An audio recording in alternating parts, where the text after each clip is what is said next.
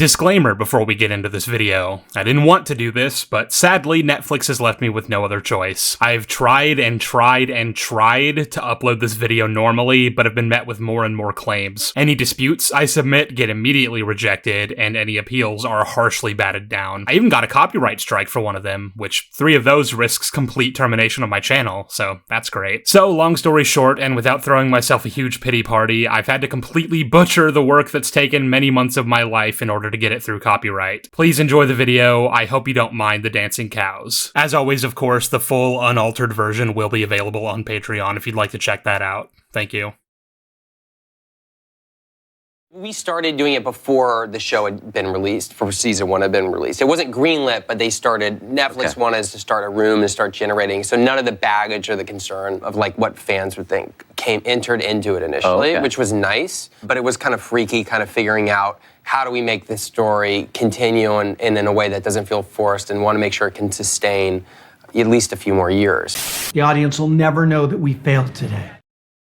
Holy fuck. Holy fucking fuck. What fresh hell have I just awoken into, and why do you crusty thunder waffles insist on calling it a story? Who put you in charge of my eternal damnation, and who do I speak to about getting a transfer to the fucking boiler room? Stranger Things Season 5 just released, and to what I hope is no one's surprise, it was bad. Like, really bad. I expected as much going into it, but at the time, the naive optimist that I was expecting it to be about on par with Season 3, which is genuinely terrible, but not the worst thing in the world. And instead, we're seeing discussions about which is the worst finale between this and Game of Thrones. And you know what the worst part is? I genuinely don't know if I know the answer to that question. I don't want to waste too much time with preamble because we've got a lot of ground to cover, but before we get into it, I guess I should lay out my general thoughts on the rest of the show as a whole. This was intended to be a much longer section of the video, but like I said, we're short on time, so this is gonna have to be extremely broad strokes. Season 1 is really good. It's certainly not without its flaws, and at its best, I still wouldn't rank it anywhere near the best of the best in terms of what I've seen from excellent television, but it's got a lot of heart. The character work is very well done, and it serves as the emotional crux of the entire narrative, tying it all together beautifully. Something I absolutely adore about Season 1 is how there really aren't any superfluous characters. Everyone present in the cast serves a purpose, even if it's minor, and that's something I will absolutely never take for granted about this show anymore. It has a really solid and intriguing mystery with multiple different storylines interwoven and intersecting throughout that have their own distinct feel. The adults have a kind of spy thriller conspiracy cover-up plot line, the teenage characters are in a classic monster movie, and the children's plot is more akin to the likes of E.T. or The Goonies. They're all different aspects of the same mystery, and they converge into one storyline by the end, but they all have their own unique presence that fits the maturity levels of the characters involved in each of them, and that helps ground the show into something real and that we can latch onto. It's a show called Stranger Things, but at its core, it really isn't about those supernatural elements at all. It's about grief. It's about how different people deal with losing a loved one, and the fantastical elements take a back seat to that narrative, only popping up when and where it needs to feed those themes. And because those supernatural elements don't ever intrude on the central focus of the story, the character dynamics and arcs or the overall themes of trauma and loss, they're allowed to remain shrouded in mystery, which is what makes them compelling. I know I'm nowhere near the first person to say this about the show, but the more and more it tried to unravel and explain the mystery, the less interesting it actually became. And I can say this much, on my most recent rewatch, that definitely feels true. I understand the mechanics of the Upside Down a lot better now, and instead of being able to fully invest in the characters trying to grapple with information they don't understand in order to find Will, I was mainly just looking at how those mechanics operate logistically, which definitely ruined the magic just a little bit. But that is in no way the fault of Season 1, and is something we're going to dive more deeply into as we progress, but for the time being, this season did a wonderful job keeping you in suspense about what was really going on. We're learning all this information as the rest of the characters do, and it's genuinely really nice to go back to a time when all the things they uncover here were new and terrifying, rather than trivial and boring. This season is overall very good tonally. It's well shot and directed, has a great score, excellent character writing, and pretty good acting from all involved, even the children. I was already planning to do a video on Season 5 after the absolute catastrophe that was Volume 1, but what officially solidified that motivation was this scene right here at the end of Season 1. Come on, kid! Please wake up!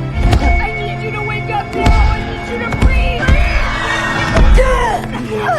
I was reminded of how this show used to actually mean something, and no amount of gaslighting from supposed fans of the series about how it's just a silly fantasy show will take away how strong the writing was when it first started, before it fell into the pitfalls of every other popular streaming show. It's genuinely great, hard-hitting, and beautiful, and I'd give it an 8 out of 10. It's often been said that the show should have stopped right here and allowed the few threads left open for potential sequels to linger in ambiguity, and I can't really say I disagree with that. I'm fine with not knowing if Eleven's really out there or what it means for Will that he's still hallucinating the Upside Down and coughing up slugs. It's a perfect homage to the types of 80s horror that this show is ripping from, where they left a few things open-ended, and we just didn't need a season 2. That being said, I don't actually mind season 2 too much as a continuation. I consider it a massive step down in quality with multiple annoying contrivances, like the entire explanation for how Eleven survived and ended up being found by Hopper, or basically everything to do with the Nancy and Jonathan plotline this season. But overall, I think this season adds a lot more than it detracts from the show. It creates new character dynamics that are barely present in season 1, if at all, that are so ingrained into my mind as part of this show that it's kind of weird thinking they didn't exist initially. The obvious ones being Steve and Dustin's brotherly dynamic, which worked so well and was so endearing that they basically refused to pair either of these characters up with anyone else for the rest of the show, and it got kind of annoying after a while, but that's for later. For now, it works pretty well, and it's absolutely one of the highlights of the season. And the other is, of course, Hopper and Elle. This was a pretty obvious pairing, considering each of them represent the other's emotional voids and can therefore create a really strong, natural dynamic. Hopper saving Will did a lot for his own journey of self-forgiveness after losing his daughter, but finding a new purpose in raising and protecting another lost and scared little girl has the potential to fully realize that arc. Meanwhile, Elle has, of course, spent most of her life in a constant cycle of abuse by someone she knew only as Papa, but who was in no way a father to her. The first adult figure to show her even an ounce of real kindness was immediately murdered for it, and until this point with Hopper, she's had a severe lack of parental guidance in her life, so it only makes sense to use these characters to fulfill each other's needs. I do think what they give us here is sufficient for driving a natural wedge between the two so that Elle will go off on her own journey of self-discovery later in the season, and Hopper will have his arc about learning not to be so overprotective. It makes sense that Elle would become frustrated with the measures he's taken to ensure her safety, and it makes sense that he would respond with anger to her lashing out against his rules. But I think it would have been a lot stronger if they'd leveraged the fact that Hopper kind of sort of sold her out to Brenner at the end of last season, and as is, that's never addressed. For those who don't remember, he gave Elle's location to Brenner in exchange for the promise that the rest of the children would come to no harm, and that he and Joyce would be allowed to go into the Upside Down to get Will, and we know the information he gave him was accurate because,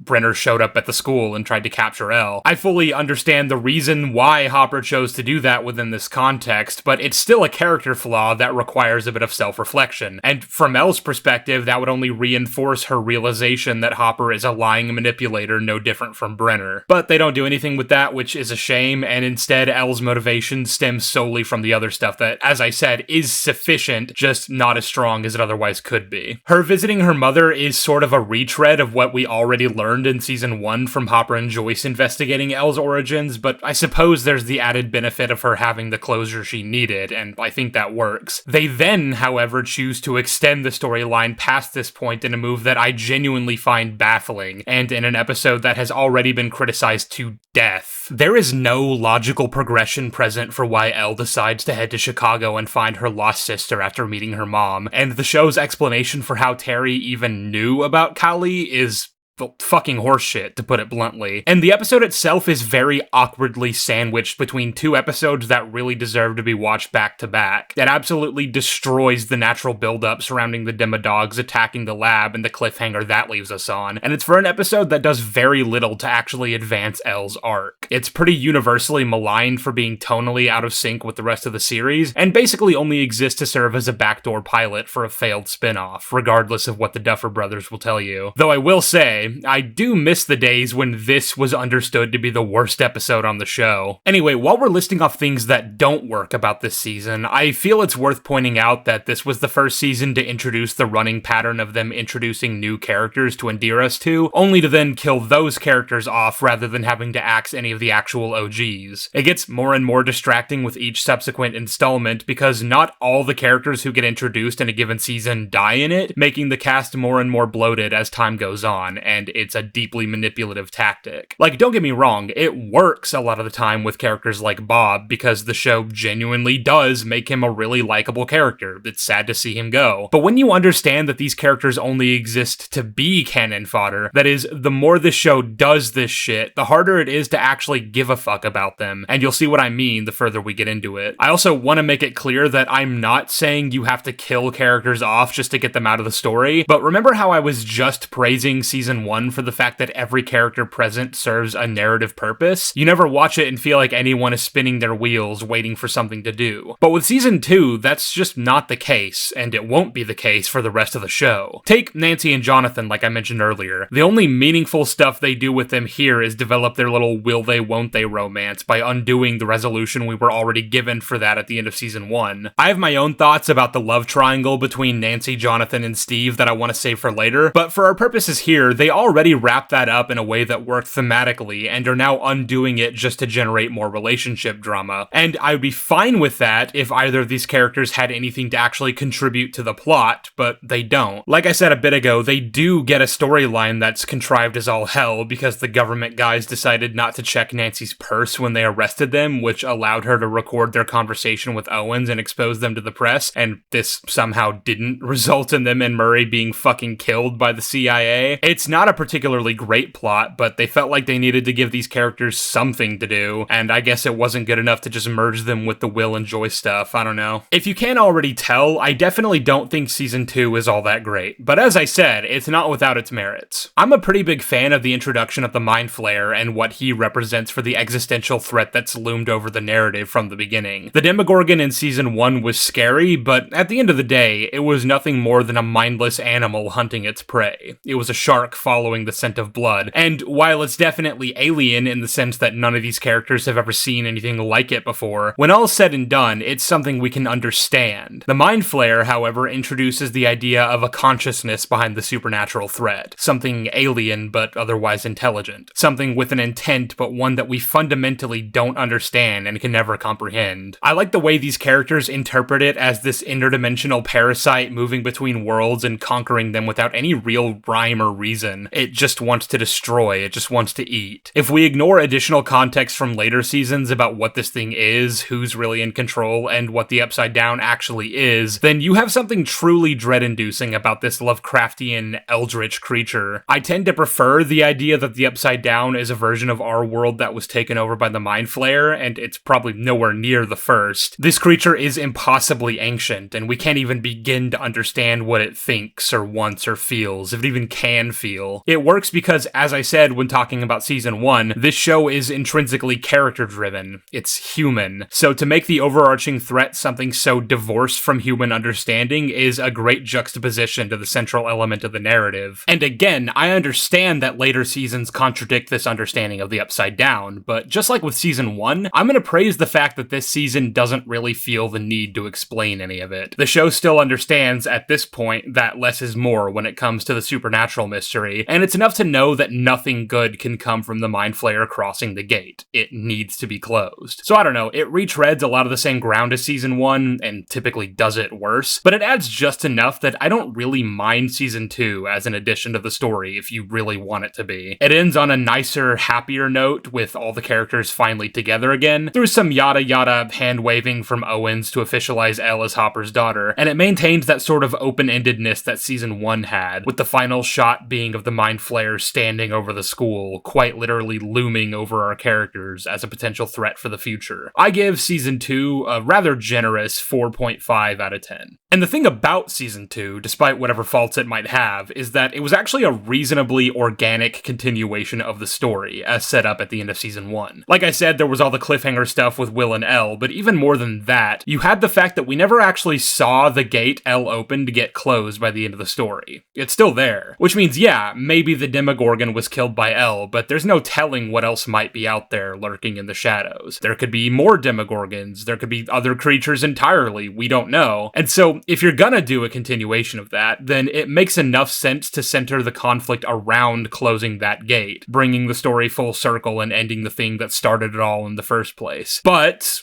well, season 2, did that. So, if you want to make a season 3, if you want to keep that conflict going, they had to get real creative. In season 3, we're introduced to the Soviet Union, because of course we are. It's the 80s. Season 1 already had references to them with the fact that Brenner's entire program with the psychic kids stemmed from the US trying to use them to spy on the Russians, but now they're being elevated to a main antagonistic force. And this is because somehow they know about the Upside Down and they want to get to it for some reason. They try multiple times to do so in Russia, but just can't get it to work, so they decide to go to the source of the whole thing and build a secret Russian super lab underneath a mall right in the middle of Hawkins. Yes, you heard me right. A Russian super lab underneath Hawkins, entirely in secret. The mall was built sort of as a front for the construction of the lab, with the Hawkins mayor helping cover it up and officialize land deals and stuff for them, but I don't think we're fully appreciating just how much time and the amount of resources it would take to do something like that, let alone in secret, and especially given the fact that Hawkins would be of special interest to the US government, for the same reason it was for the Russians. I know the CIA got driven out of town at the end of season 2 through sheer plot bullshittery, but that doesn't change the fact that the government would be keeping a close eye on Hawkins, and there's just no way that they wouldn't notice an army of Soviets pulling up and building a really intricate structure hundreds of feet below the surface. Do you guys remember when Better Call Saul dedicated like a season and a half to the storyline about Gus Fring building the meth lab? And he was doing it in secret from local DEA authorities, not Washington, D.C. itself. It took time, careful planning, and it nearly all went to shit because just one rogue scientist almost blew the entire operation. And I understand Better Call Saul has always been a much more grounded and realistic show than Stranger Things, but I am not accepting that excuse as a counter to this criticism. Like I said, season 1 had a lot of fantastical elements, but what made it work was that it never felt out of the realm of possibility beyond the basic supernatural premise. It was a character drama with a supernatural backdrop, and it was successful because it remained grounded in reality. It maintained stakes. This is the first time I think I can really say that the show jumped the shark, and unfortunately, the existence of the Russian super lab generates the very premise of the season. The Russians open another gate, which allows the supernatural element to return, and the Soviet threat itself is the crux of 2 of the storylines this season. You got Dustin, Steve, Robin, and Erica investigating their presence in the mall itself, and you got Joyce and Hopper looking into the larger conspiracy and fighting the Terminator?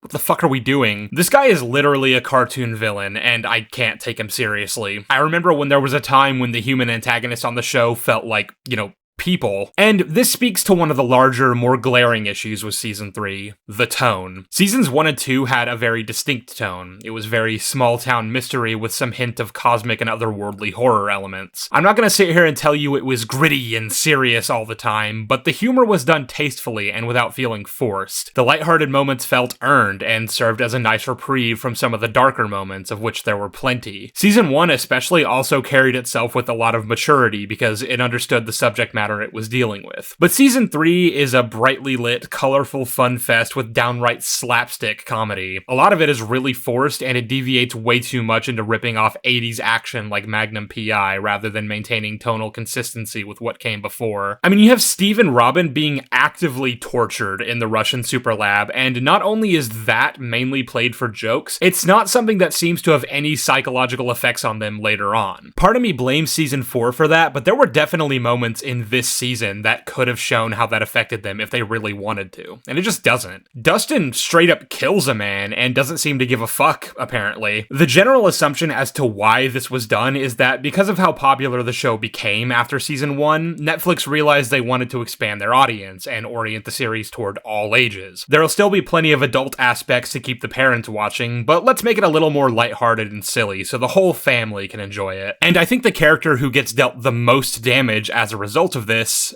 is Hopper. Hopper was actually my favorite character coming out of seasons 1 and 2. I really resonated with the grief he felt that motivated him so fervently in saving someone else's child. I really liked how he found a new purpose in protecting someone without a real father figure, someone who was alone in the world, just like he used to be. I found the conflict between him and Elle genuinely compelling and thought it flowed very naturally based on who they were as people and how they would react to information. And I thought the conclusion to that arc was really powerful and meaningful. real. It showcased a level of maturity and understanding that they'd both discovered, and as I said earlier, it was a standout aspect of an otherwise not great season. But season 3, for reasons that I cannot fathom, decided to completely undo that entire arc just so it could do it again, but significantly worse. And in the process, it completely destroyed Hopper's character. Not only is he overprotective and prone to anger just like he was last season, but also he's constantly drunk and abusive toward Elle. He's struggling to get through to her as her relationship develops with Mike, and it gets to a point where he has to go to Joyce for advice.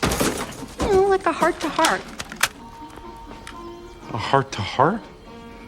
What is that? This scene genuinely pisses me off in a million different ways. What the fuck do you mean Hopper doesn't know what a heart-to-heart is? Is he fucking 7? One aspect of his character that I absolutely loved from the first season is how emotionally intelligent he is. He's a smart character, first of all, so he understands basic concepts about human connection, and many of the interactions he has with the other characters showcases his ability to empathize and understand them. He's firm yet kind with the kids when they want to go off and investigate Will's disappearance on their own. He's compassionate with Joyce as she grieves her son, and never condescends to her when he thinks she's being insane. And then there's this moment right here. And you think I don't know my own son's breathing?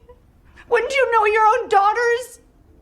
This line clearly cuts deep, and why wouldn't it? But he never once holds that against her because he understands more than most what she's going through, and all he wants is to help. I will never pretend Hopper was without flaws of his own. He was an alcoholic junkie destroying himself and pushing away any and all real human connection when we first met him. And as I said, he can be prone to lashing out in anger during moments that would have been better served by maintaining a calm demeanor. But to act like he doesn't know how to talk to his own child is to fundamentally and completely misunderstand his character. And the way he actually chooses to solve this particular problem is to lie to Mike about his grandma being injured and then fucking threaten him into spending less time with Elle. And when this causes tension in their relationship, when he sees that his daughter is unhappy, he fucking celebrates.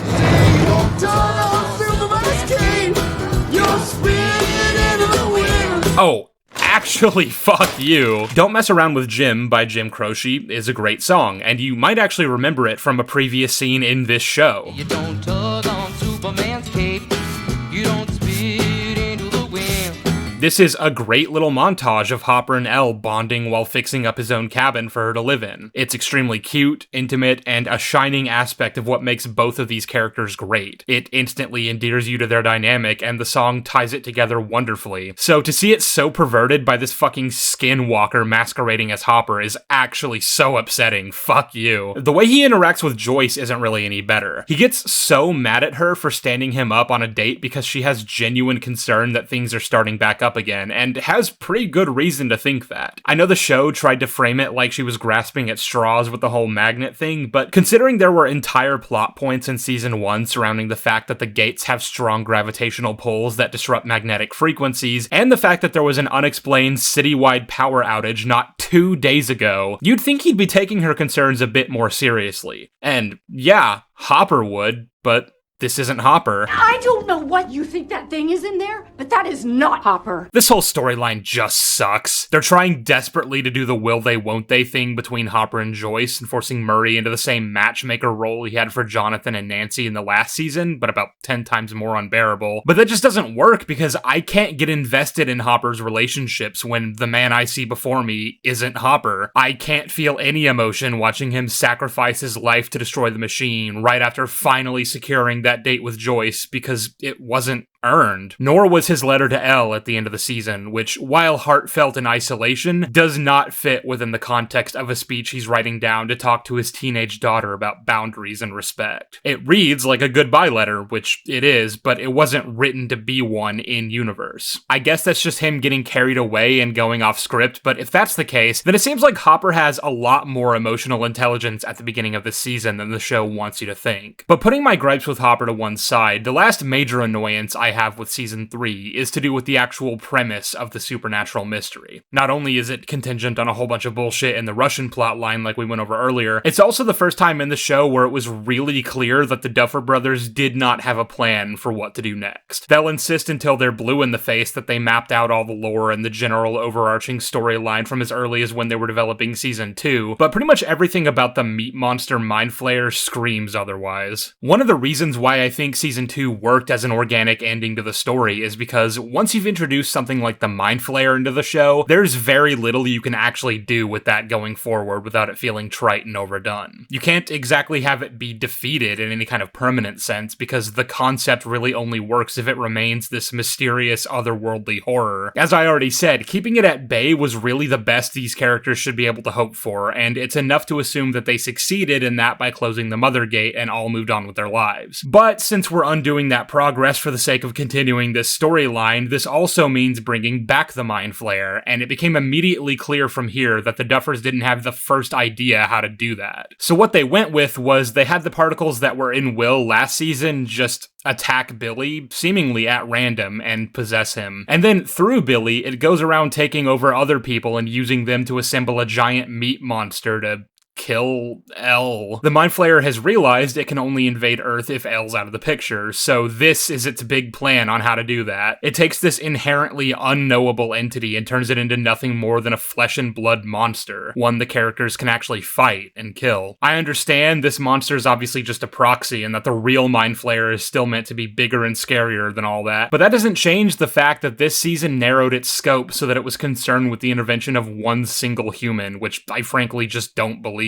I also just don't understand how this hive mind is supposed to work. Like, okay, in season 2, the Mind Flayer sent a bunch of particles into Will and possessed him, maneuvering him as a spy and generally using him to do its bidding. And toward the end of the season, when the plan is to close the Mother Gate and cut off the Mind Flayer's connection to our world, the immediate concern is that that's going to kill Will, just like it does to the Demodogs. So they devote an entire subplot in the finale to the characters forcing the particles out of Will in a sweat lodge, and they're successful in the end. The particles leave Will and end up lying dormant in some abandoned warehouse until the portal gets reactivated in season 3. But then also, in this same sequence, Will senses the particles being reactivated because he's still connected to the hive mind. And throughout the season, and across the rest of the show, that connection never actually goes away. So my question is, why is Will still connected to the hive after it got smoked out of him last season? And if he is still connected to the hive, why is he not dead? If it's the case that Will can survive without the particles being active because he was already a living creature before the Mind Flayer possessed him, and apparently that's not the case for the Demogorgons, then not only does that mean this entire subplot with the Sweat Lodge was pointless and a waste of time, but also, that doesn't even make sense anyway, because this season ends with them closing all the gates once again. It's actually pivotal that all the gates are closed, because if they weren't, then the Mind Flayer would still have a foothold in our world and the meat monster wouldn't have died. But if the Mind Flayer doesn't have a connection to our world right now, and the Demogorgons can only survive while the hive mind is active, then how is there a live Demogorgon just hanging out in Russia by the end of the season? And I guess that brings me to the final thing I need to say about this season. This post-credit scene with the Demogorgon, of course, teased the idea that Hopper was still alive and in Russia somehow, but in a way that never explicitly stated it was him. The Russian guards made reference to an American prisoner, and that was about it. Then, like 2 years before season 4 even came out, we got this little teaser confirming it definitively for us. And so, while I have a lot of criticisms of the Russian subplot in season 4, which we're gonna go over, I remember always being somewhat defensive of it on the basis of it's just following through what season 3 set up. It doesn't make any sense that Hopper is still alive, but they're just playing the cards they were dealt. Cards they dealt themselves, I'll grant, but I'm of the opinion that there was an actual genuine effort to course correct after the fiasco that was season 3. And again, we're gonna get into all that in just a bit. But like I said, the end of season 3 never actually said explicitly that the American prisoner in question was Hopper, so they could have backtracked on that had they not released that teaser 2 years ahead of time. If they did that, they honestly could have just ignored Russia altogether and pretended like that shitty storyline never happened. And yeah, that would have been messy, but if the goal here is course correcting, I think that's the best option. Never take us back to Russia, don't bother explaining the Demogorgon because that'll just never make any sense. Just sweep that under the rug, keep Hopper dead, and do the best you can with what you have. But obviously that's not what they chose to do, so before we get into all that, here are some closing thoughts about season 3. It sucks. It sucks so fucking bad. I'm really trying to limit just how much I say about each season because this section's already going on way longer than I wanted it to, but even just the stuff I've already laid out is more than sufficient to paint a picture here. There is very little in this season that works, and the stuff that does is typically isolated to a few cute scenes here and there. Robin's coming out scene is pretty good, and it does a lot for both her character and Steve's, which I really appreciate, and it's actually pretty relevant to bring this up considering what happens in season 5, but we will get to that. There's stuff here that works, but the vast majority really doesn't, and if I dedicated an hour to season 3 alone, I couldn't cover all of it. 2 out of 10, I really wish I could say this was the worst season. And as for season 4, I have a lot to say about season 4. Like I said, I do genuinely believe there was an attempt to fix the problems with this show this season, and that's immediately noticeable by the tone. Season 4 works really hard to remind you of how the show felt in season 1, having darker lighting and more serious and mature interactions between the characters, and it does a pretty good job of it for the most part. You almost feel like this season is a return to form, and then some big bombastic action sequence will happen, and you'll be reminded that as the show has gone on, it's tried harder and harder to adhere to the philosophy of bigger equals better. This is the biggest season we've ever had in terms of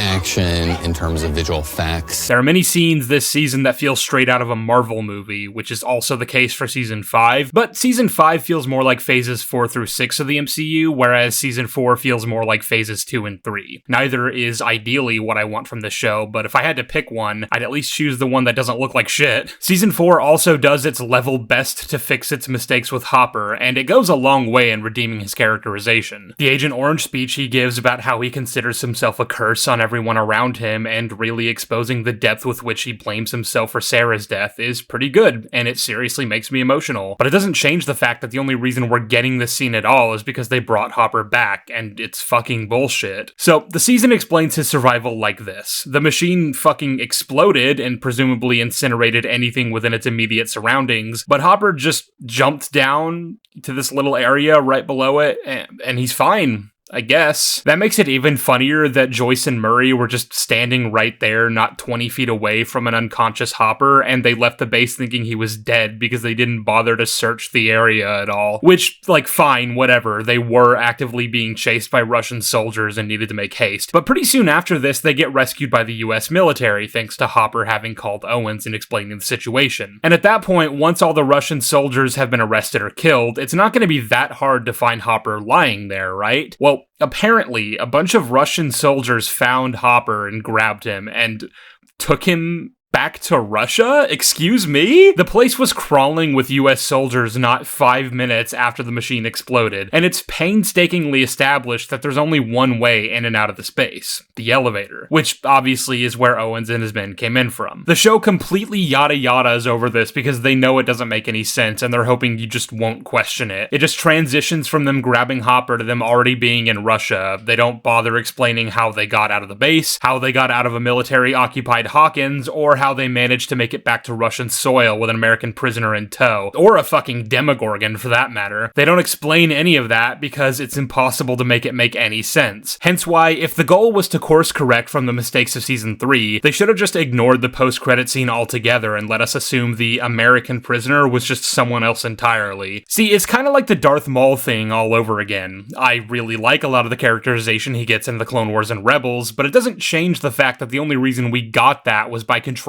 absolute nonsense to explain him surviving the Phantom Menace. Giving Hopper one great scene does not justify all this, and this Darth Maul comparison actually crops up again when it comes to Brenner surviving getting slimed by the Demogorgon in season 1. There's some pretty decent stuff between him and Eleven this season, but it doesn't make a lick of sense that he's alive, and I honestly don't even think we needed him to be in the 11 plotline. I understand he represents her having to face and come to terms with her own trauma in order to get her powers back, but considering the whole Nina experiment was designed to do exactly that anyway, I don't see why this program couldn't have just been run by Owens. Cutting out the Russian subplot has many other added benefits too. One thing this season suffers from probably the most out of any of them is the pacing. There's just too much going on, and there are at least 2 or 3 plot lines going at any given point that just aren't that good, so it really bogs down the stuff that actually does work. If Hopper isn't alive, we don't have to deal with Joyce and Murray going to rescue him, and there are other ways of cutting down the stuff in California, which is desperately needed for the sake of this season being bearable upon rewatch. I'm not exactly breaking new ground with this opinion, but there's basically nothing interesting going on with the Byers characters this season. Joyce's only relevance is connected to Hopper being alive, which we can and should do without. They're doing the absolute bare minimum to set up Will's inner conflict, but I honestly just don't think he's a character that belongs in this story anymore. Finding Will was obviously the central aspect of season 1, which means he and all the characters in his immediate orbit are necessary to the narrative being told there. But that was 3 seasons ago, and neither he nor Jonathan has really had that much to do since season 2, which only gets more frustrating when you find out what they've been doing with Jonathan this season. They clearly had no idea what they wanted to do with him after putting him with Nancy, so he hasn't had anything meaningful to contribute for 3 fucking seasons at this point. Now, Jonathan is a stoner shirking all his responsibilities and actively detonating his own relationship with Nancy, because we gotta have that drama, baby. Apparently, he and Nancy had this plan that they were gonna go to Emerson together after they graduated, but we find out he never applied because he didn't want to be away from his family. As a side note, I could have sworn the show made a big deal once upon a time about Jonathan's dream school being NYU, but whatever. Where does Jonathan want to go to college? We get that money anywhere he damn well pleases. NYU, Lonnie! He's wanted to go to NYU since he was 6 years old! So then he goes to NYU! I don't really buy that he doesn't want to leave his family, though, given that they're about as far away from Hawkins as you can get at this point. But there might have at least been some compelling aspects to this drama if the reason he didn't apply to Emerson was because that was Nancy's vision of their future, one which he didn't share. But that never gets leveraged, so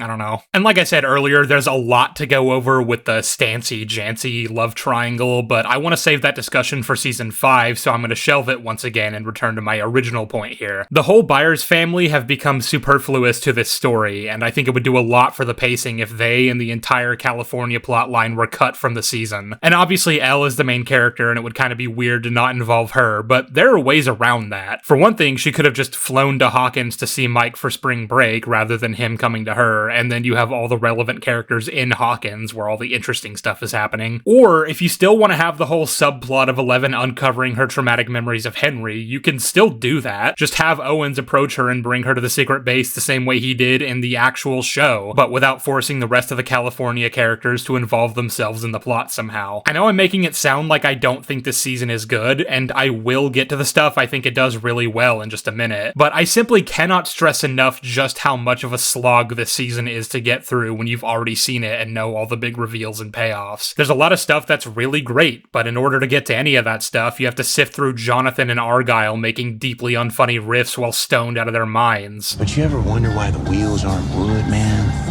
Or metal? That's so people don't get hurt when they get schmacked.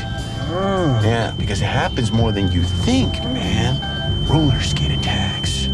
Now, before I can continue any further, I think it's time to properly address the elephant in the room here, which is that showrunners Matt and Ross Duffer have spent the last several years insisting that all the mythology of the show was planned out from the beginning, or at the very least was roughly outlined as of the making of season 1. Throughout the video thus far, I've been speaking as though a lot of the Mind Flayer stuff has been them clearly making it up as they go, because that's definitely what it reads like. The meat monster in season 3 was them clearly trying to figure out a way to make the Mind Flayer a more tangible, comprehensible monster to give the heroes a fighting chance against it. And based on how badly that creative decision was received, one of the biggest pieces of course correction season 4 had to do was salvage the supernatural threat, and I think that manifested in the creation of Vecna. See, on the one hand, I think Vecna, at least season 4 Vecna, is a pretty well-written character who adds a lot of interesting thematic ideas to the show and to the characterization of Eleven. I think he's a genuinely terrifying threat to the main characters, and I think his big villain monologue to CGI Baby 11 is pretty good, without ever feeling overindulgent. But, on the other hand, I think his addition to the larger canon of Stranger Things doesn't make a lick of sense, and when you start actually trying to break down his timeline and motivations, the waters get muddy really quickly. So this season tells us that the entire time, there's actually been this dark wizard calling all the shots and sending all the Demogorgons and stuff through the gates and the Upside Down for his own nefarious purposes, which are to invade Earth with his army of monsters and turn it into an apocalyptic apocalyptic hellscape and wipe out all of humanity. You see, he himself was born human, but he always found their rules arbitrary and restrictive and never fit into society, especially when he found out that he really was different, that he had special powers. Our boy Henry murdered his mother and sister, and his father was framed for the crime, and then he got taken by Brenner and became the first psychic kid in the program 11 comes from. He becomes 1. Only at some point, I guess Brenner realized he was too powerful to control, so he created some kind of power-suppressing device and implanted it into his neck, which has a whole host of world-building implications on its own that I'm not even going to get into. Brenner kept him around as an orderly to help oversee the other children for some reason, and thanks to this, Henry was able to manipulate a 7-year-old 11 into removing his power-dampening chip, allowing him to go on a rampage in the facility and massacre all the other psychic kids. He doesn't seem all that concerned with killing Brenner for some reason, though. Like, he throws a door at him really fucking hard, which, to be fair, should have killed the guy, but we already have a history with this man surviving things that he should not be able to survive. I'm just saying it's a little weird that Henry wouldn't have checked for a pulse and made extra sure, but whatever. Then he gives his little villain monologue to 11, asks her to join him, she refuses, they fight, and she manages to overpower him and send him through a gate to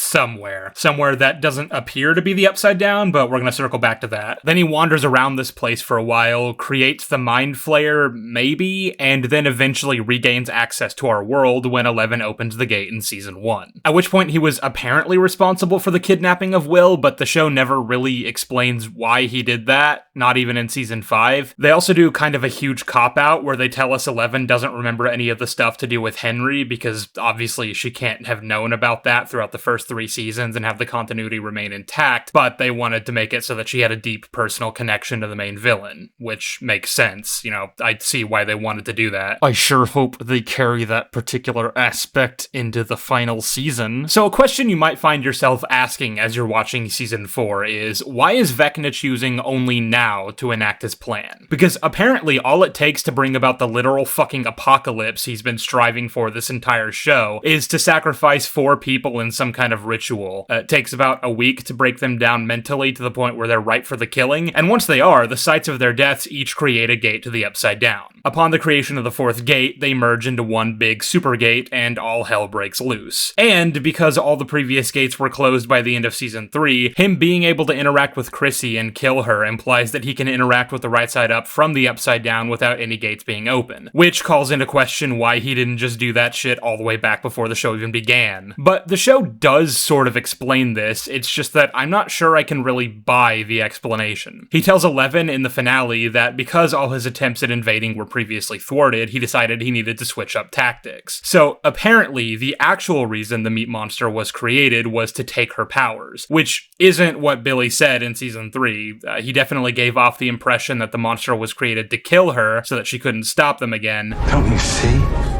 All this time we've been building it for you, and we're going to end you.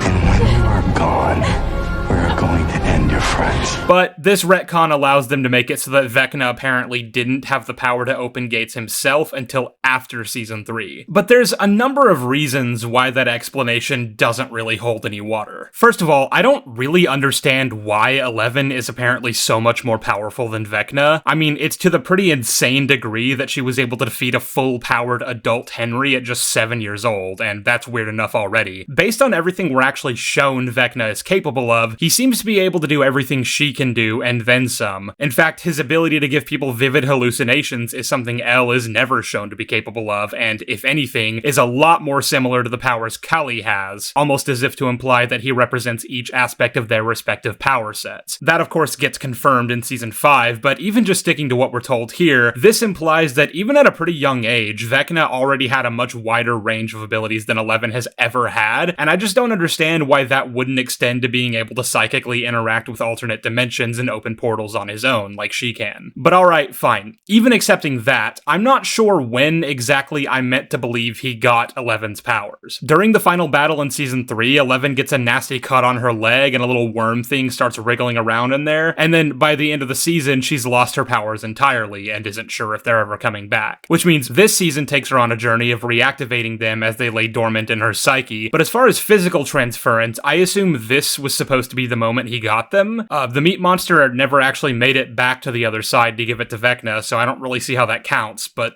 Fine. I'm just gonna accept that, too. The problem is, even with all that in play, that means he obtained Eleven's powers as of the end of Season 3, and then proceeded to wait nearly an entire year to do anything with them. Season 3 takes place during the 4th of July, 1985, and Season 4 picks up in late March of the following year. And even accepting that Vecna didn't have the ability to create portals until now, we still know that even low-level creatures like Demogorgons can create interdimensional gates wherever they want as long as an existing gate is already open. And the same is true for Vecna. As long as a gate is open, he can interact with the real world no problem, and that's been the case the entire show. Which makes things a little hairy because the mother gate that Elle opened at the beginning of the series remained open until the end of Season 2, during which time the forces of the Mind Flayer were actively invading and building a secret network of tunnels for the Vines to hang out in, which means for about a year between November 1983 to November 1984, the mother gate was open, and Vecna could have done his little ritual at any time. And by the looks of things, it doesn't take much to find yourself on Vecna's chopping block. For some reason, when I originally watched this season, I thought you had to feel some sort of guilt over someone's death, which still would have applied to characters like Hopper, Nancy, even Jonathan and Joyce when they believed Will was dead. And I think the reason I thought that was because obviously Max is the main character who gets stalked by Vecna, and her vulnerabilities stem from the guilt she feels over Billy's death. Plus, there was that one kid who was apparently responsible for a guy dying in a car crash, and for some reason, I assumed Chrissy's haunting had to do with her mother being dead, but that's explicitly not the case. Plus, the other guy who gets targeted is one of Lucas's basketball teammates who has abusive parents. Chrissy is also a victim of abuse from her mother, which means my initial belief was wrong. All it really takes is for you to be mentally vulnerable at all. And that widely opens the floodgates for who Vecna could target. There's all sorts of characters to pick from to enact this ritual, and he had access to them for an entire year from the beginning of Season 1 to the end of Season 2. And all this is important because the characters eventually realize a way to counteract Vecna's attacks, at least temporarily, which stops him from going after Max and completing his ritual. But if he was simply working on more than 4 people at a time, then the fact that he can't kill Max wouldn't really matter that much. He could just go after someone else. But also, if he'd just enacted these rituals during the events of the first 2 seasons, he wouldn't have been hindered at all, because the main characters never would have figured out how to stop him in time. Robin and Nancy learn about the music thing after looking into the Victor Creel case, which apparently they didn't even know about until Vecna's murders started up. That doesn't really make any sense considering they apparently happened in the town where these kids grew up, which would have made him a local legend, but it's important to note that they don't, because that means it's contrived that Nancy finds out about it at all. She just happens to talk to the one guy who's apparently made the very obvious connection to the Creel murders, which sends her on a shot-in-the-dark path that leads her to interrogating Victor directly and learning all sorts of things about Vecna's origins. And that only happens through a sheer number of contrivances, but I realize I'm veering into nitpick territory, which you guys know I'd normally be fine with, but I really do gotta move it along. The larger point I'm trying to make here is this. If Vecna's existence was apparently always the plan from at least when they were writing Season 2, then there are a lot of things that just don't make sense here. My speculations about them making things up as they were going along makes a lot more sense given everything I've just laid out, and will continue to lay out as we progress, but since they're so insistent on this point, I think it would actually be much funnier to simply accept their claims as true. So from here on out, I'm going to be judging this show as if it had a cohesive plan from the start, and I'm going to point out all the different ways that makes this so much worse. For instance, let's circle back to the discussion about whether or not Vecna created the Mind Flayer. This scene in Season 4 sorta always gave me the implication that he did, and that this was just the Duffer Brothers' way of trying to establish a more human-level consciousness behind the supernatural threat, an evil mastermind who's been secretly pulling the strings the whole time, and who has an actual history with our main character, which, again, I think is a great idea. But I don't think Vecna creating the Mind Flayer works at all on a thematic level, because that completely takes away from the Lovecraftian horror elements I was praising from Season 2. It takes an unknowable, incomprehensible creature of unknown origins and turns it into just something created by a guy who,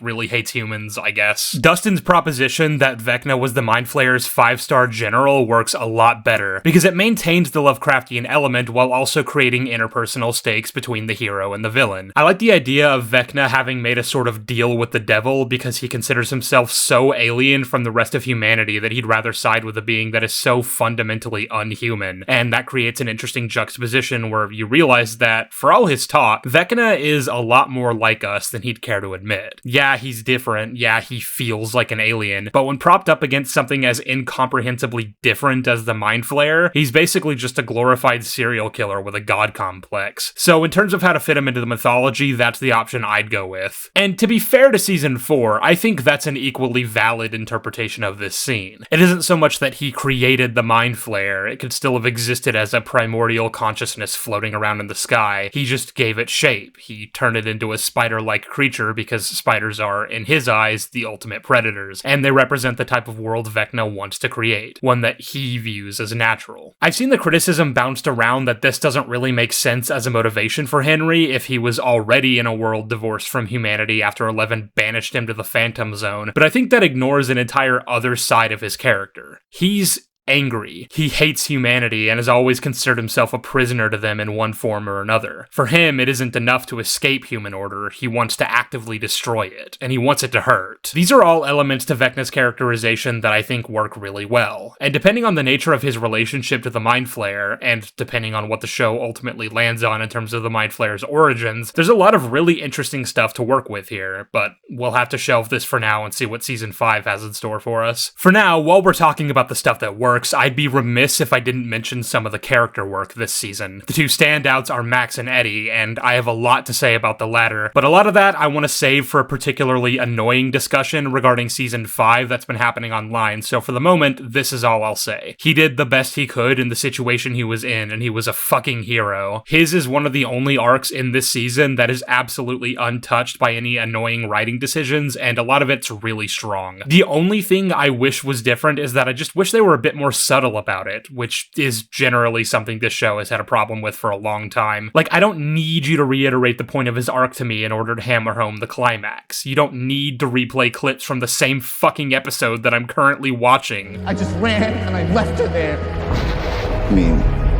look at us. We are not heroes.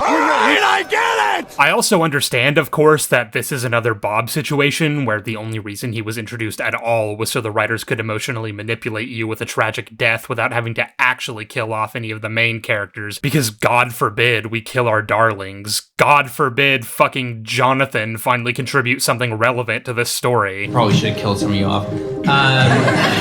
But that doesn't change the fact that it's really good when you divorce it from its meta context, and the impact it has on Dustin is so fucking powerful. I genuinely can't watch this scene with him talking to Eddie's uncle without bursting into tears. But of course, in that earlier vein, when discussing this show's unwillingness to kill off its OGs, let's talk about Max. She's not like technically an OG like she was introduced in season 2, but you know what I mean. I was honestly surprised by Max's characterization this season. She wasn't someone I particularly cared about all that much in seasons 2 and 3, but this season solidified her as one of my favorites. It actually leverages her relationship with Billy in an interesting way, and one that I didn't expect. I mean, I knew that she'd obviously be grieving his death. He had a big, heroic, last-minute redemption arc that didn't feel particularly earned, but he died saving her and the people that she loved, so of course that's something that's absolutely going to sit with her. It's going to eat her up inside. But what I worried about was that the show was going to sort of romanticize the relationship she actually had with the guy, and I was pleasantly surprised that they didn't shy away from the ugly truth. Her feelings about Billy are really complicated, and it's hard for her to sift through. At the end of the day, they were never particularly close. They didn't even really grow up together, as both of them were a fair bit older by the time their parents got together, and then, of course, there's the fact that he was abusive to her and an all-around shitty guy. Billy was himself abused by his father, and there are elements of his character that can be sympathized with, but that obviously doesn't excuse the way he treated her, or the way he treated many of the other characters. I mean, he was pretty straight up just fucking racist to Lucas. Like, I don't really think that's up for debate. Dude had it out for that kid from day one for basically no reason. So, with all these things in mind, I really like Max's admission that part of her was relieved he was dead, and that relief only further fed into her guilt. Max had a great arc about acceptance, about forgiving herself, and about picking up the broken pieces and trying to move forward, accentuated by the support network she had from the people who really cared about her. Despite her efforts to push them all away, they never gave up on her, and that's what she realized in the graveyard scene. There's gonna be some stuff to say about the Kate Bush Mindscape stuff that they try to pull in season 5, and I find really annoying, but I will always stand by the fact that she understood in this moment that her friends were there for her, and that's what gave her the strength to escape Vecna, not the music. The music as a mechanical device functioned to jolt her out of the immediate danger she was in, but that's never what actually saved her. And the only reason she wore the Walkman all the rest of the season was because of how well it serves as a tether to reality. All of this, of course, culminates in the tragedy that, in the end, Lucas wasn't able to save her from Vecna. Circumstances outside of either their control interfered right at the wrong moment, and it cost them. With her death, Vecna was able to make the final sacrifice and bridge all the gates. This is a genuinely gutting scene. Lucas cradling Max in his arms, screaming out for anyone to help while she understands they were too late. And she's scared. I want to die. I'm not ready. You're not gonna die. Please just hang on. I want to go on. I don't want. Just when she was finally starting to allow herself to live again, it gets snatched away from her and she dies.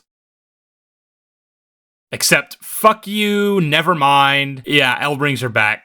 Somehow. It's just something she can do, I guess. It annoys me on a meta level because it absolutely obliterates the stakes, but also because this was a genuinely really good send-off to her character. It was tragic, but it was meaningful, and it really would have driven home the complete and utter failure our characters faced this season. They gave it their all, but this time it just wasn't enough. The bad guy won, and now they have to deal with the fallout. And all of this is still the case, barring the bullshit they end up doing in season 5, but it's a significant deal less impactful than it otherwise could have been, and the show is all the poorer for it. Although, as aggravating as this is, it isn't like there weren't any consequences to Max getting Vecna'd, right? I mean, she's still in a coma, and, based on that scene toward the end where Eleven tries to look for her in her mind and can't find her, there's still the implication that she might not have even brought her back at all. Like, maybe what she revived is just a shell, and the soul is gone. Or something along those lines to drive home the point that Eleven just meddled with things she should never have fucked with, and maybe she genuinely just prolonged the overall suffering of this virtually dead character for her own selfish reasons. Maybe tie that back into her own self-reflection she's been having all season about the darkness within her or something. I don't know. I guess we'll see what season 5 has to say on the matter. In terms of who else I think should have died this season, I actually think it would have been a lot more interesting if Steve, Nancy, and Robin were successful in their mission to kill Vecna. Not just because they should have been, like, holy fuck, I know this guy has superpowers, but he's still just a guy,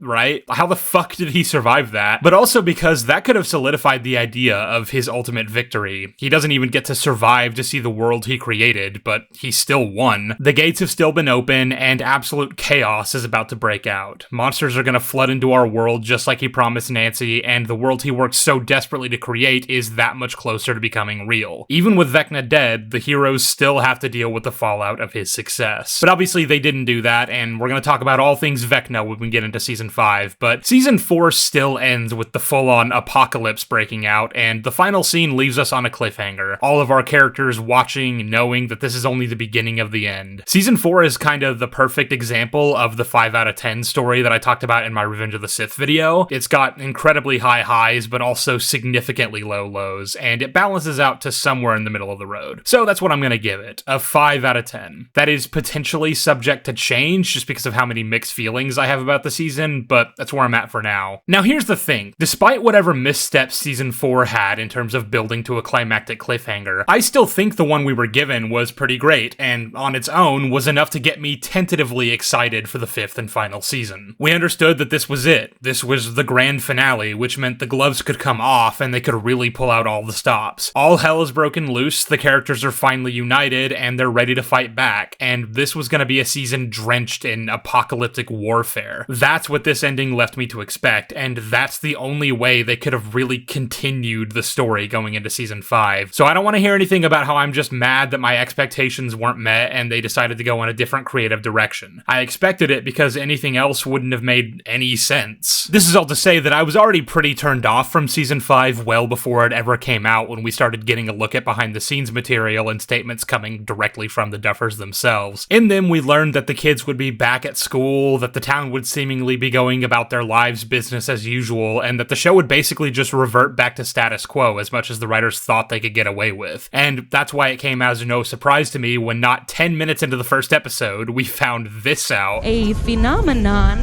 now covered up by a giant metal band-aid. Oh boy. So Robin has a little radio show, and the show uses that to quickly exposition dump a few things right off the bat. It establishes that there's a heavy military presence that's quarantined off Hawkins, Hawkins, which makes enough sense, given the fucking apocalypse just broke out. It establishes that the government apparently managed to cover up the fucking gates to hell with sheet metal, because God forbid we break away from the status quo, and it establishes through the fact that Robin is even allowed to broadcast in the first place, that the military is apparently not interested in rounding up any of Elle's loved ones who live in Hawkins to force her into turning herself in or otherwise interrogate them for her location. This is a problem with season 4 as well. The military sort of already has a foothold in Hawkins as of the beginning of the season, because this guy Sullivan has been given orders directly from the top to eliminate Elle. Evidently, he and whoever he answers to thinks she's responsible for all the calamity that's been happening in the town, which doesn't really make much sense because you'd think they would know about the Upside Down and all the many supernatural creatures that inhabit it, since, you know, they're the ones who fucking discovered it. I mean, fuck, the Russians knew about this shit somehow, but the actual US military considers it preposterous?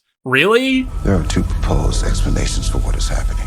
Explanation 1, an invisible boogeyman from another dimension is slaughtering these kids. Now, you might say that this is because Sullivan simply doesn't rank high enough to be in the know about that sort of thing and is just following orders from above, which is reinforced in season 5 by the introduction of Sarah Connor, who we find out he answers to. But the problem with that is that Dr. K explicitly wants Eleven alive this season, and we find out it's because she needs her blood to restart Brenner's program. Apparently, all the psychic kids actually got their powers from Henry's blood, and not through Brenner fucking with the minds of their parents in order to unlock some latent psychic capabilities like season 2 told us, which to be honest is a lot more interesting. And for some reason, Eleven is the only psychic whose blood is pure enough to replicate Henry's. So it doesn't really make much sense to send Sullivan and his dogs out to kill Eleven if Kay's actual goal is to have her brought in alive, because, you know, what if they actually succeed at their jobs? It's almost like Kay's entire existence is a retcon that doesn't fit at all with Sullivan's previously established motivations, because the show couldn't think of what they wanted to do with the military plotline this season. But I don't know, if you just had the fucking apocalypse break out like you said you would last season, then Sullivan could have played a pretty instrumental role in helping our heroes deal with that. But fuck me, I guess. Like I said, anything to maintain the status quo. And in that vein, this is what we find when we catch up with our heroes. The Byers family have been living with the Wheelers since coming back to town at the end of the last season, and I'd assume that's because nobody is allowed to leave Hawkins thanks to the government quarantine. Fair enough, but it's been a year and a half since the end of season 4, so it's a little weird that they're still living here. Maybe it's just that it's hard to find housing right now given some of the chaos, but they fixed up Hopper's cabin, and that's where he and Elle have been staying. I'm not really sure why they can't just crash there. From what we see, Joyce spends all day with Hopper anyway, helping with Elle's training, so I don't want to hear any shit about how that would be risking the military finding her. If anything, Joyce coming all the way out here every single day is only putting her in greater danger. Obviously, this goes back to what we were just talking about a minute ago, about the government not seeming to give two shits about any of Elle's associates. I mean, for fuck's sake, Joyce adopted Elle as her daughter in season 3, and Sullivan's men are unambiguously aware of that fact since they tracked Elle to her address in California. If you're not gonna arrest her, at least fucking follow her. Now, presumably, of course, Joyce is taking every precaution not to be followed, which she's able to do thanks to a sophisticated and intricate network of tunnels underneath Hawkins that the main characters travel around in, and which manifests itself as a plot device for many points in the season. This would be the same tunnels that were created in season 2 by the Mind Flayer that never really went addressed, though you'd imagine they're not going to be very intact given that the fucking Earth split in 4 last year, but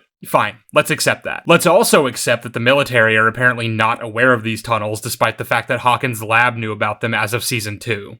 Whatever. The gang have spent the last 18 months pursuing Vecna throughout the Upside Down, with the intention of killing him if he is indeed still alive, as Will confirmed at the end of season 4. The way in which they're able to do this is that the military has established their own makeshift base around what used to be town square. There's a giant gate open on the side of this building, which I don't really understand. I thought the mega gate opened up on the ground. And the military sends regular convoys in there to ferry supplies to Dr. K's base in the Upside Down. Why the military have a base in the Upside Down? I actually have no idea, but we'll get to that later. For now, the plan is this. Hopper can get into the base through one of the secret tunnels that just so happens to open up right underneath a radio shack within the military zone and sneak aboard the convoy. At which point, he'll jump out of the vehicle, search the specific zone, and theoretically, if he finds Vecna, he's supposed to run like hell and report back, but I'm not really sure how he's expected to do that. Isn't this the extremely powerful dark wizard you guys know gets into people's minds and fucks with them? What the fuck fuck is Hopper supposed to realistically do if he gets anywhere close to the guy? Well, either way, regardless of if he finds Vecna, his job is to, I guess, make his way back to the supply convoy, stow aboard, and escape back through the Radio Shack tunnel. There is so much wrong with this plan, I don't even know where to begin. For one thing, even assuming he gets into the base through the tunnel without anyone noticing him, they're making a pretty big assumption that he'll be able to just sneak onto one of these vehicles without being seen. But here's how the show tries to counter that little hiccup. There's a church pretty close to the Max Z with a bell tower, which Mike and Lucas are able to go up to and scout down to the base. From there, they can tell Hopper when he's clear to move, and, I beg your pardon, sir, but do you know what he's talking about? I don't know, guys. You'd think the army might have some soldiers stationed up there, or at the very least be checking to make sure regular Hawkins citizens aren't coming up there to spy on the military's goings-on, which is exactly what the gang is doing right now, by the way. I'm just saying, a normal person who doesn't know about the supernatural stuff is probably gonna freak out if they see a giant fucking gate to hell open up in town square, with creepy vines screeching as the army men burn them alive. Well, again, I say that, but most of the people in this town didn't really seem to give a fuck about it beforehand, so what the fuck ever. But if the military were acting even remotely competently right now, they'd want to control the situation in Hawkins as much as they can by not causing mass hysteria. So it wouldn't be so easy to spy on them that a couple of 15-year-olds with binoculars could do it. This is also all contingent on them even knowing when the shipments are going into the Upside Down, and the way the show deals with that is with everyone's favorite character, Murray.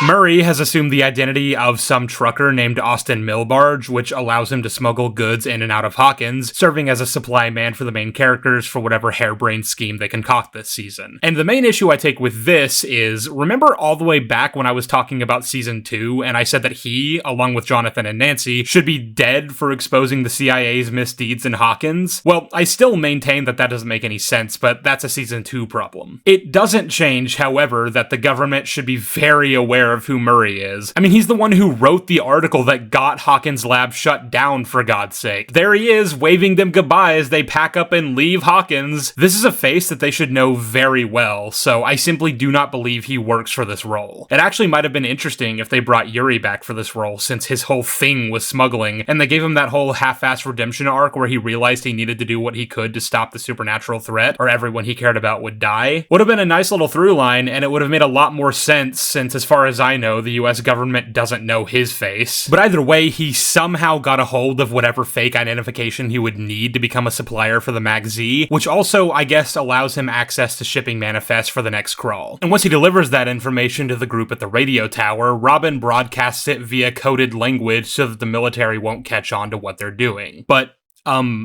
question, since these characters have handheld radios that allow them to maintain regular contact with each other, which they use several times in these episodes anyway, and these characters all meet up on a regular basis, wouldn't it make more sense to just forego the coded radio broadcast altogether and deliver it to all necessary parties directly? That way there's no chance of the military figuring out what you're doing, since it's heavily implied that they monitor Robin's show fairly closely. I told you to stop thumbing your nose at the military. I was reiterating their goddamn rules, encouraging compliance. Nancy and Jonathan can get from the radio station to Hopper's cabin or to the junkyard where Elle does her training through the tunnels, so there's no reason for any of this, and it's a serious risk. But all these factors end up not being an issue, and the plan is actually going perfectly until a Demogorgon attacks the convoy and kills a bunch of soldiers, forcing Hopper to flee into the woods. Now, this is the same Demogorgon who then immediately goes on to kidnap Holly, and that implies that the attack on the military convoy was intentional on Vecna's part. In fact, I'd say that's downright confirmed, since Will finds himself looking through the Demo's eyes, which we eventually learn is something he can do since he's apparently still connected to the hive mind. He can jack into it, as it were.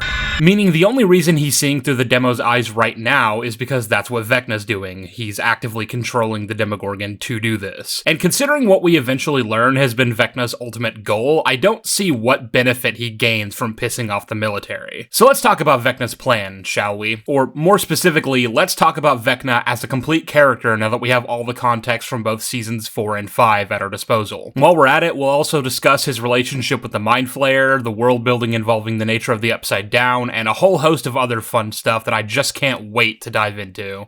Let's go. So right now, Vecna is sending this Demogorgon to go kidnap Mike and Nancy's little sister, Holly, because as the characters slowly figure out over the course of the next few episodes, she's one of 12 children with dormant psychic powers that, when activated, will allow him to cast a spell to merge our world with another. The world he was sent to by Elle back in Season 4 that I alluded to briefly earlier. A world they call the Abyss, which is from a D&D campaign, but I'm mainly just going to call it Dimension X, because that's what it's been known as by the fans for a while now. And when I say these children have dormant psychic powers, I'm getting that information from what Henry says to them in this scene here. You're special.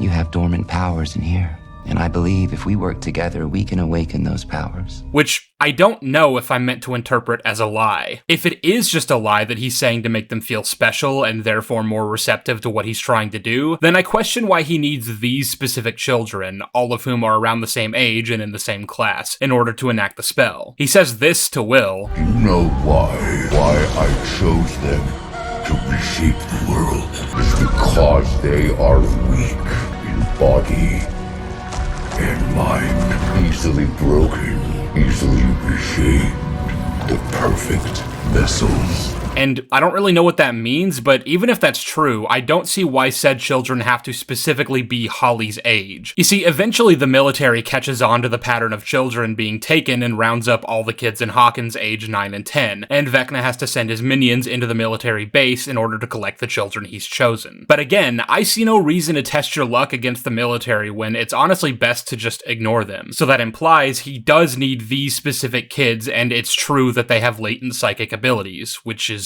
contrived, to say the least. There are two ways I can think to interpret that implication. One, there's psychic potential within everybody, like what's implied with Elle's mom and Brenner's program before the Henry Blood retcon, in which case my point still stands that Vecna could pick literally anyone he wants to enact this ritual. Or two, there just so happens to be 12 children in this one small town who all have unique psychic potential, and they all happen to be around the same age, which is just insane. The only alternative explanation here is that none of these kids have psychic potential. That's just a lie Vecna told them, and we're back to asking why he needs these specific kids to do the ritual. But in any case, he does need these specific children to enact the ritual, and for reasons that are never explained and frankly feel arbitrary, he needs to enact it on November 6th, the 4-year anniversary of the day Will was taken. Can you believe the show's trying to pretend it's only been 4 years? And like I said a minute ago, this ritual will apparently merge Earth with Dimension X because the two planets are connected by an interdimensional wormhole known colloquially as the Upside Down. That's right, ladies and gents, the Duffer Brothers felt it was time to finally explain exactly what the Upside Down was, and what they went with was it's a wormhole. It's a bridge between our world and the Abyss. I don't even know where to start.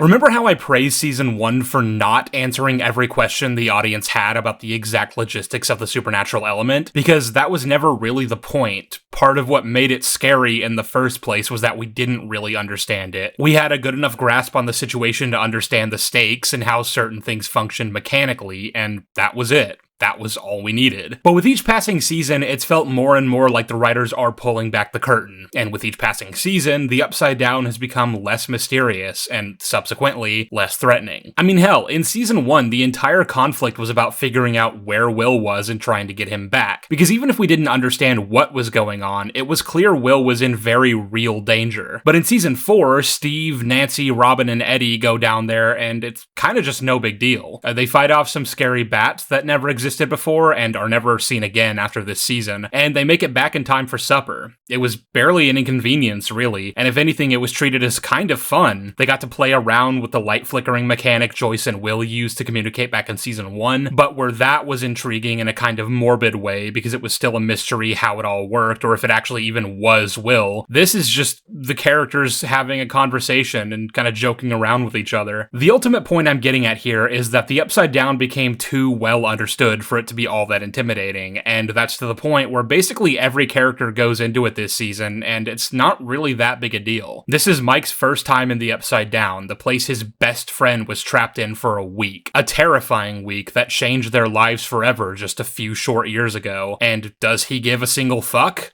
No? Well, that's actually just downright consistent for Finn Wolfhard's performance this season, but still. And this season 4 episode established another thing about the Upside Down that I've always considered a mistake, and which has been carried into the lore of this season. This diary should be full of entries. It's not. The last entry is November 6, 1983. The day Will went missing. The day the gate opened.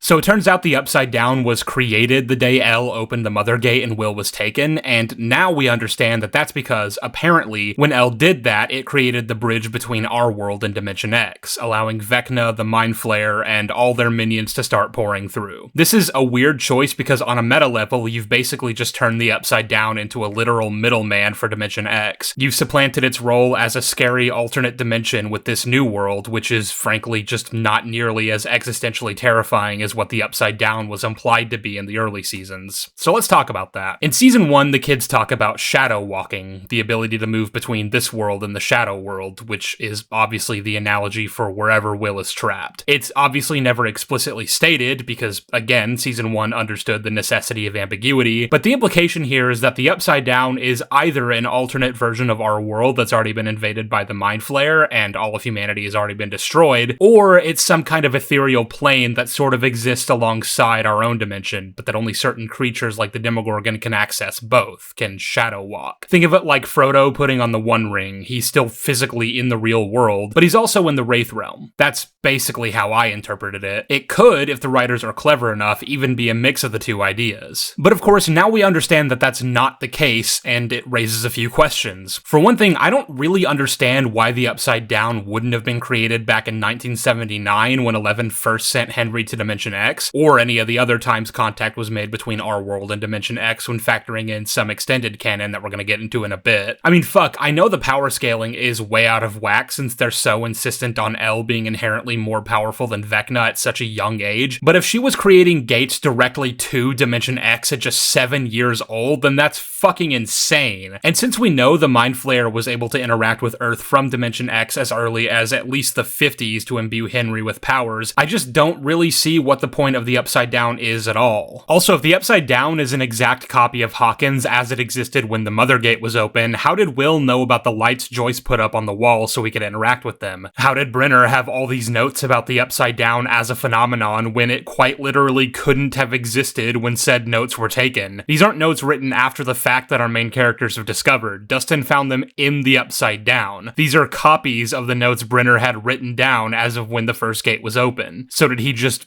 guess and manage to get it exactly right? These are little details, but this is the kind of thing that makes it pretty obvious they did not plan this shit out. I'm not even going to try to work out the physics of any of this, by the way. I know it's not scientifically accurate and not how wormholes work, but that is way above my pay grade. All I know is I don't understand why there's only gravity on one side of this thing when theoretically this place should have an exact copy of Dimension X on the other side that operates the same way as the Upside Down Hawkins does. When I raised this point on Twitter, I got various different explanations about how the exotic matter only exists on this side because this is a side where the bridge was created, and I don't really even think that makes any sense. I mean, if the wormhole is going to take the shape of a sort of hourglass, wouldn't it make the most sense if the exotic matter was directly in the center of the thing? Wouldn't that make more sense if it's its job to keep the bridge gravitationally sound? Whatever, like I said, that's above my pay grade and not actually relevant to the ultimate point, which is that the show has completely demystified what was once a really cool, scary concept and introduced a shit ton of holes in the story along the way. And all in service to a plan that I don't really think makes any sense. Like, do Vecna and the Mind Flayer know merging the two planets will have the desired effect, whatever that may be? I assume their vision of the future involves both realities becoming one somehow, filled with monsters and shit, but wouldn't it make much more sense if the merger just destroyed both planets? Remember how in season 4, Vecna's goals seemed to be a full-on invasion of him and his forces from the Upside Down, effectively turning our world into another desolate, nightmarish hellscape? Remember all the shit he showed Nancy in her vision? I saw a dark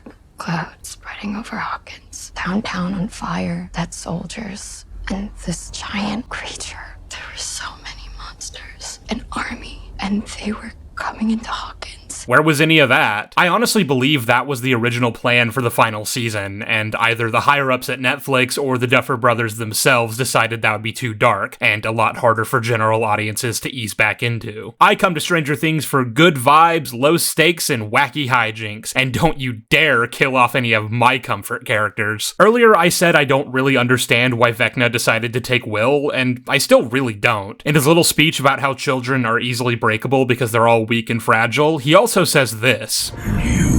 You were the first, and you broke so easily.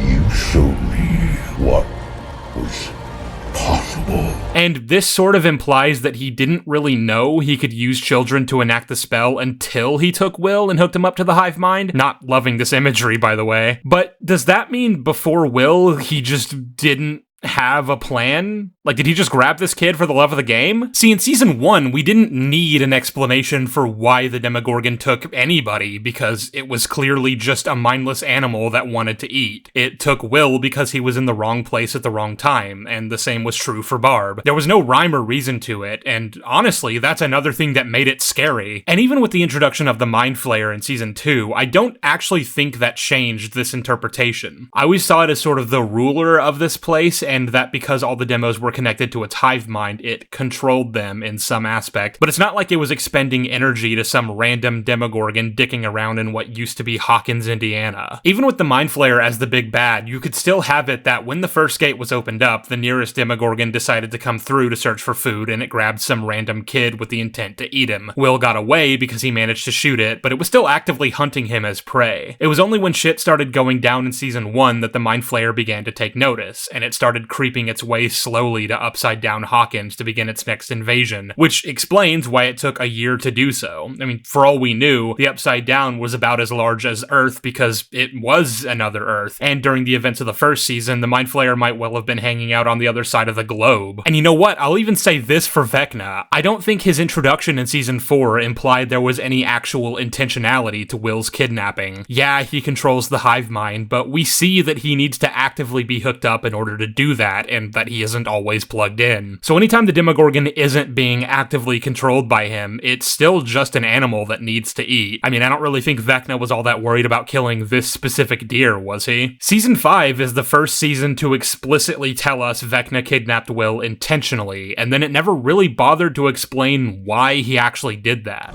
Long rest.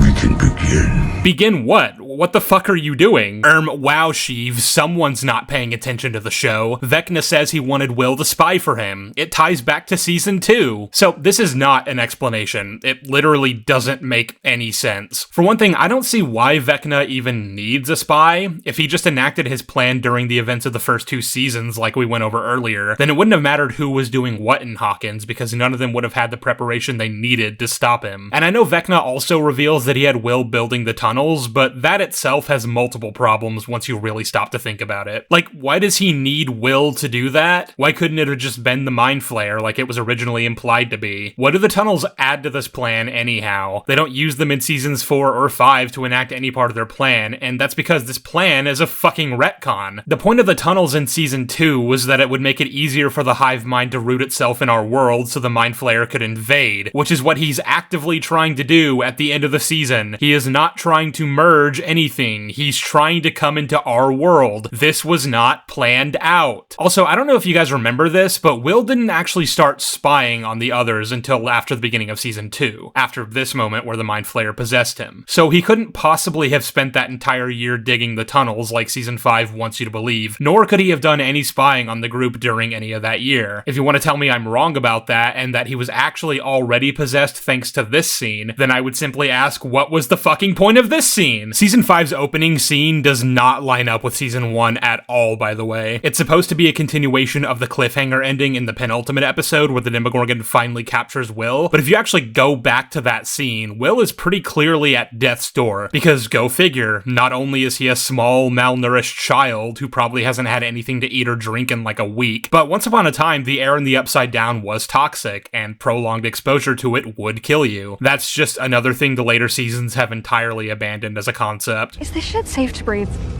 Unclear.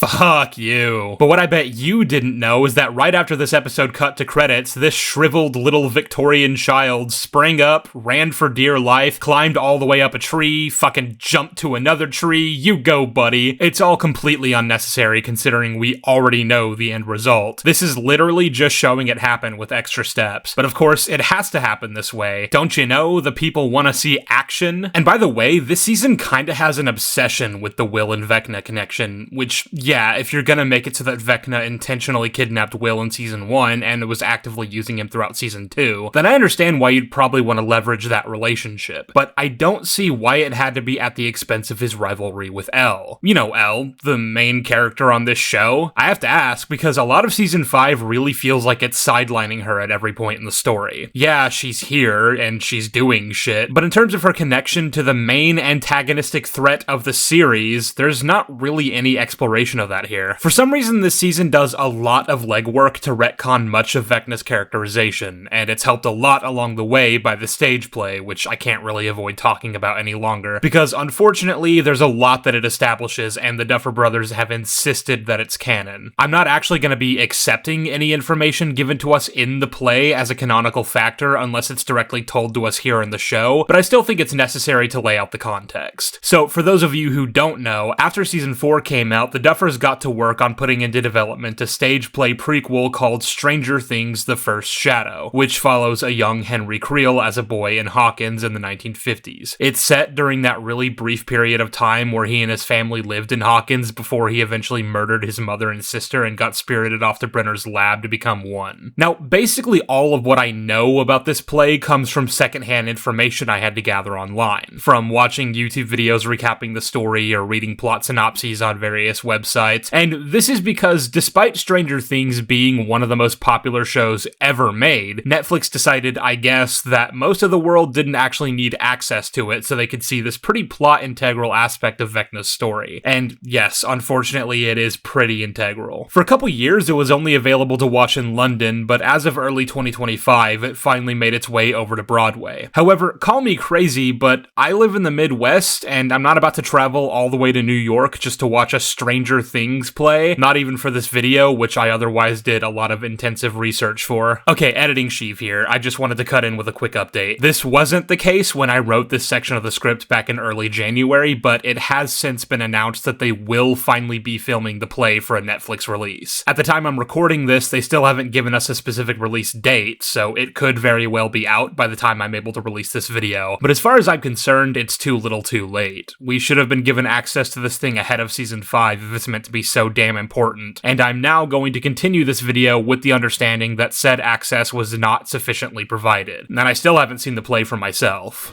So all that being said, if some of what I understand about this play isn't entirely accurate because wherever I learned it from got information wrong, I do apologize, but as far as I'm concerned, you can take that up with the Duffer Brothers. From everything I know about this play, it completely contradicts the entirety of how Henry was characterized in season 4, and that has since been carried over into season 5. It tells us that he actually wasn't always a psychopathic little boy born with mind powers. He actually got those powers while exploring a cave system near his home in Nevada. It was in those caves that he discovered a bunch of scientific equipment that transported him to Dimension X. I should back up, by the way, and say that the only reason any of this equipment was even in that cave was because Dr. Brenner was already doing research into Dimension X because, in 1943, his father was captain aboard the USS Eldridge, a real historical ship that's already the subject of some urban legend, with people claiming that it was part of a research project to do with cloaking and teleportation. But apparently what actually happened was the Eldridge was teleported to Dimension X by the Mind Flayer, and the crew spent an entire week there before it was sent back. I want you guys to put a pin in that because there are several implications this has if we were to take the play as canon. But eventually, on his deathbed, Brenner's father told him about this experience, which activated a deep fascination with trying to unlock the secrets to interdimensional travel. That's right, everybody, we're now saying Brenner already knew about all this shit before even Henry came along. Before he was born, even. And I guess he didn't think his father's testimony was terrifying enough to want to steer clear from that place forever, so he started conducting experiments in Nevada, where one of his scientists went rogue and stashed a bunch of equipment in that cave for young Henry to find. He was then teleported to Dimension X and spent 12 whole hours trapped there, and this is where his connection to the Mind Flayer began, and he was given his psychic powers. The rest of the play is about this scared little boy who absolutely does not want to become evil, having to resist the Mind Flayer's constant barrage until he eventually gives in and embraces his inner darkness, killing his family. This is the extremely abridged version of events, but it's all the context we really need for our purposes here. The reason I hesitate to factor this play into the canon, despite the Duffers' insistence that it is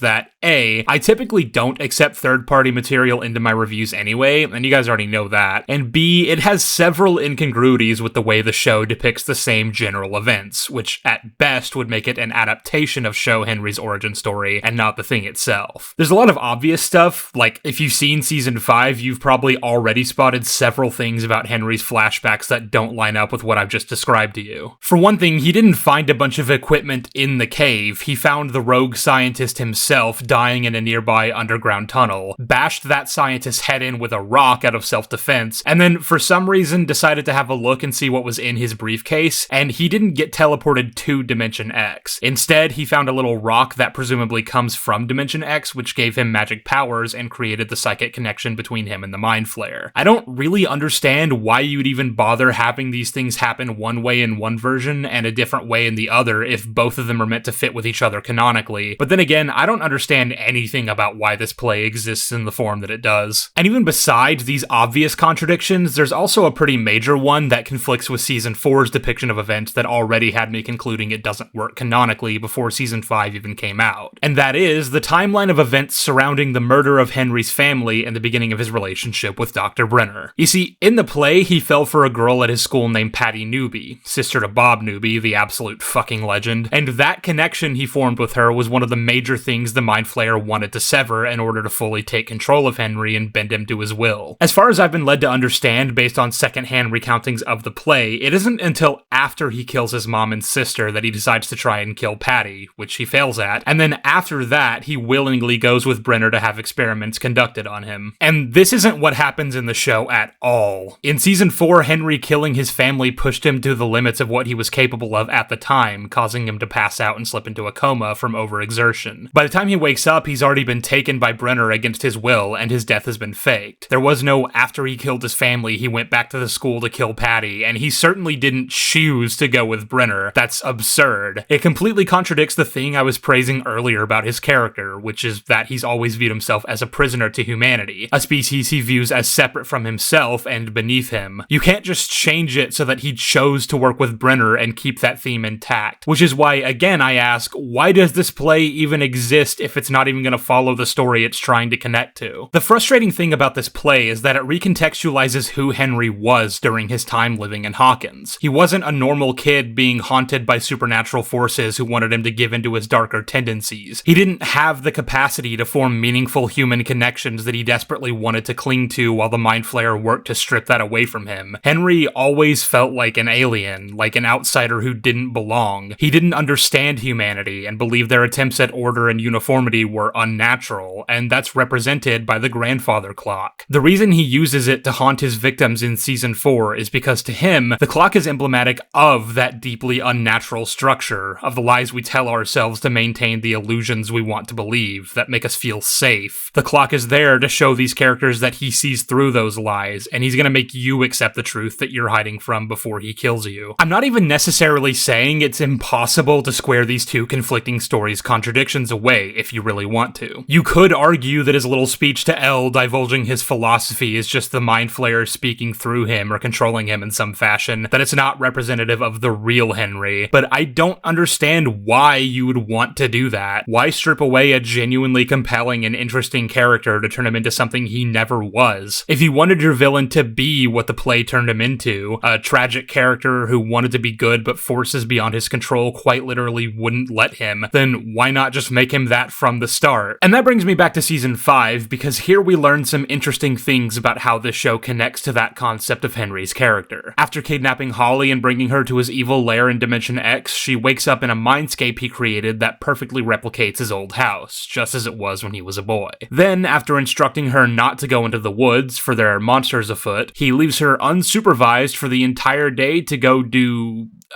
something? I don't really know. And this is where Max comes into the picture. Apparently, after falling into her coma last season, she wound up trapped in Henry's mind and started running around in his memories until she nearly escaped but failed, which is something we're gonna get to later. Vecna then started chasing her around and trying to kill her, but he hasn't quite mastered the concept of running yet, and he's conveniently forgotten about his telekinetic abilities that function inside the mindscape, and this allows Max to escape him by hiding inside a cave. As she describes it to Holly, she realized in that moment, as Vecna refused to enter the cave, that he was deeply afraid to go in. And since we understand what happened in the stage play, we can see where this is going, can't we? The cave is used several times throughout the season as a convenient refuge for characters while trying to hide from Vecna in the mindscape, but in the season finale, he finally enters it. This is something that's shown to take considerable psychological effort, but is nonetheless possible, and all of this only strongly reinforces the pretty natural assumption that whatever memory he's unwilling to confront in the cave, it has something to do with how he came to be the person that he is. And this all culminates when he chases the children into the tunnel, where he's forced to relive the trauma of that memory, and again, it deeply affects him. Will witnesses this through his connection to the hive mind, and it's at this point he thinks he finally understands. Henry was just a kid. He was just like Will. He never asked to be the monster he's turned into. He is a victim. The show makes you think they're trying to do some kind of Darth Vader-esque redemption arc before he then turns that back around on Will, saying that no, actually he's perfectly aware of the influence the Mind Flayer has had on him his entire life, and he's chosen the path he's taken, which creates some issues. The first of which is that I simply don't believe this level of self-awareness from Vecna, and it reads almost like someone else reading off a summary of his character rather than the character himself, if that makes any sense. Like, it comes across like he understands he's not a real person, and that this is the role he's been assigned to play this season. But it doesn't fit with the version of him from season 4, who, like I said, hated humanity for the very constraints he felt were imposed on him by their oh-so-precious natural order. In the mind of Henry Creel, he's a victim of societal expectations and the exploitation of other humans who might use him for their own ends. He doesn't consider himself evil, he considers himself the most natural form of what a person should be, someone who sees past the dogma and embraces the reality, which in turn makes him superior to everyone else. But there are even more fundamental questions that this raises if Vecna apparently knows about this memory and fully embraces it at the moment he became his true self, as the moment of his real birth. If that's the case, why would he consider it a traumatic and terrifying memory and not a moment of triumph? Why is he scared to return to that memory? And if it is a traumatic memory, why would he cut a hole in the lens cap of his spyglass that, when lined up with the mouth of the cave, pinpoints the exact location of the entrance to this tunnel? Oh yeah, let me just mark the spot of this deeply painful memory that I never ever intend to revisit. People are comparing it to that scene in The Rise of Skywalker, and others are saying, no, silly, it's a Goonies reference. But no, sorry, in Goonies it actually made sense. Nothing about this makes sense, so the Rise of Skywalker comparison seems more apt. And as for his relationship with the Mind Flayer, we talked about this earlier, how in previous seasons it felt like the show couldn't make up its mind about who the real big bad was, who created who, and who answered to who. And ultimately they ended up settling on both.